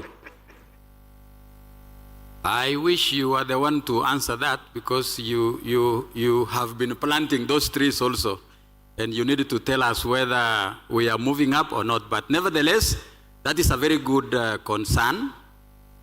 Just to clarify to you that our tree cover was not even 10% 20 years ago. It was actually lower, around 6, or it had even gone up to 1.6. But just to confirm to you that we have moved up. According to the assessment that was done 2021, we found that our forest cover has moved to 8.83%, and the tree cover has gone slightly above 10%, that is 12.13. So, Mheshimiwa, we are making progress. If you still retain the less than 10, please capture those figures. But you are right. We have been doing a lot of planting, of course, with the challenges of the 80% ASALs. We may have faced issues of survival, but in the ASALs, we are adopting the issues of fencing for natural regeneration. And sometimes it's not easy to calculate all those figures as it happens. But just to confirm to you, we are making progress. No fear that we are still stuck there. All right. Thank you. Over to you, sir. Yes, with the left hand up, and then the last one here. Over to you, with the left hand up. Yes, you. Thank you very much for the presentation. I am a bit worried about this devolution of extension services to counties. Your neighbors to the east, Uganda, tried the same, and they lost a lot of forests. They have been correcting course. What has been your experience so far with this devolution? Thank you, Peter. We learned a lesson from Uganda, and that is why the forestry functions under devolution became concurrent functions. So there are functions that are being implemented at the county level, which I said extension work. But the public gazetted forests remained at the national level for purposes of management by the national government, but of course for the benefit of the counties. So we were a bit careful not to also give out all the forest blocks to the counties, because politically then they will say we convert it, and that is how we can easily lose. But we had to carefully craft the devolution to an extent that those public gazetted forests remained a function of the national government. This way, then we were able to manage it on behalf of the country. So that way, the extension function, by the fact that they are close to the members of the community, then they can run with this aspect of forestry on farms and farm forests aspect. And they have done this very well. And remember, we are providing technical support. They are not running with it alone. And we developed a transition to devolved government approach. So there was a document that we prepared to ensure that we don't lose the forests at once. Thank you, sir. Last question here from a Gen Z, I believe, from the look of things. Yes, thank you so much. My name is Rafael, and I'm a youth advocate. And so I've heard you mentioning about the technical support. So my question is, are you planning to engage the universities and other research institutions for technical support? And if yes, what metrics and criteria are you following? Maybe just for inclusivity.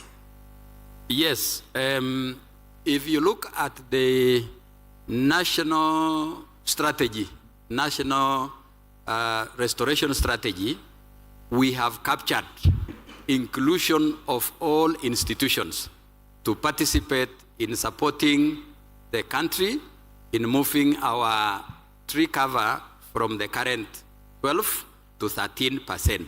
And remember, it is a whole of government approach. So there is nobody who has been left out. We have targeted all institutions.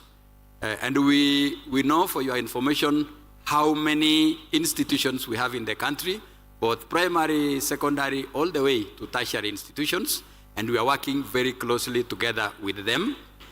The universities are actually our partners, because they help us in ensuring that they also do research on what should be done.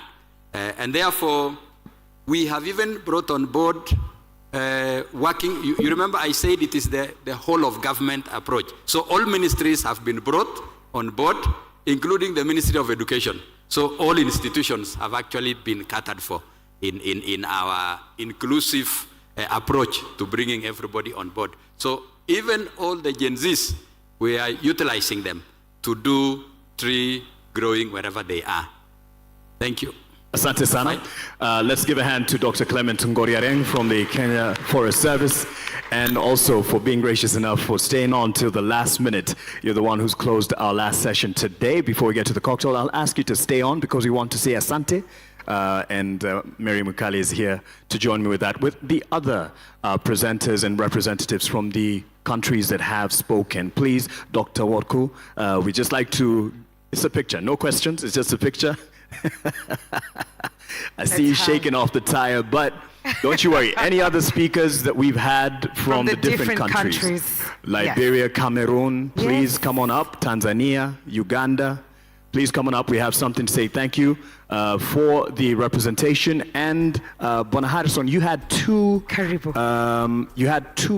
panelists. You could call them up as well. We'd like to appreciate them. Two panelists who during your panel discussion, that we'd want to call them up and appreciate them as well.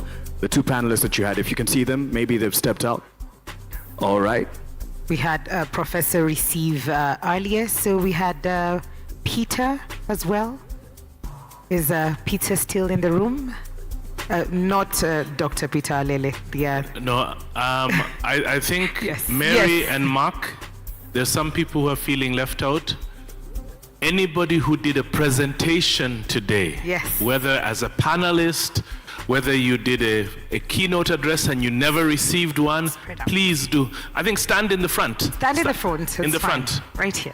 Yes. In the front. Yes.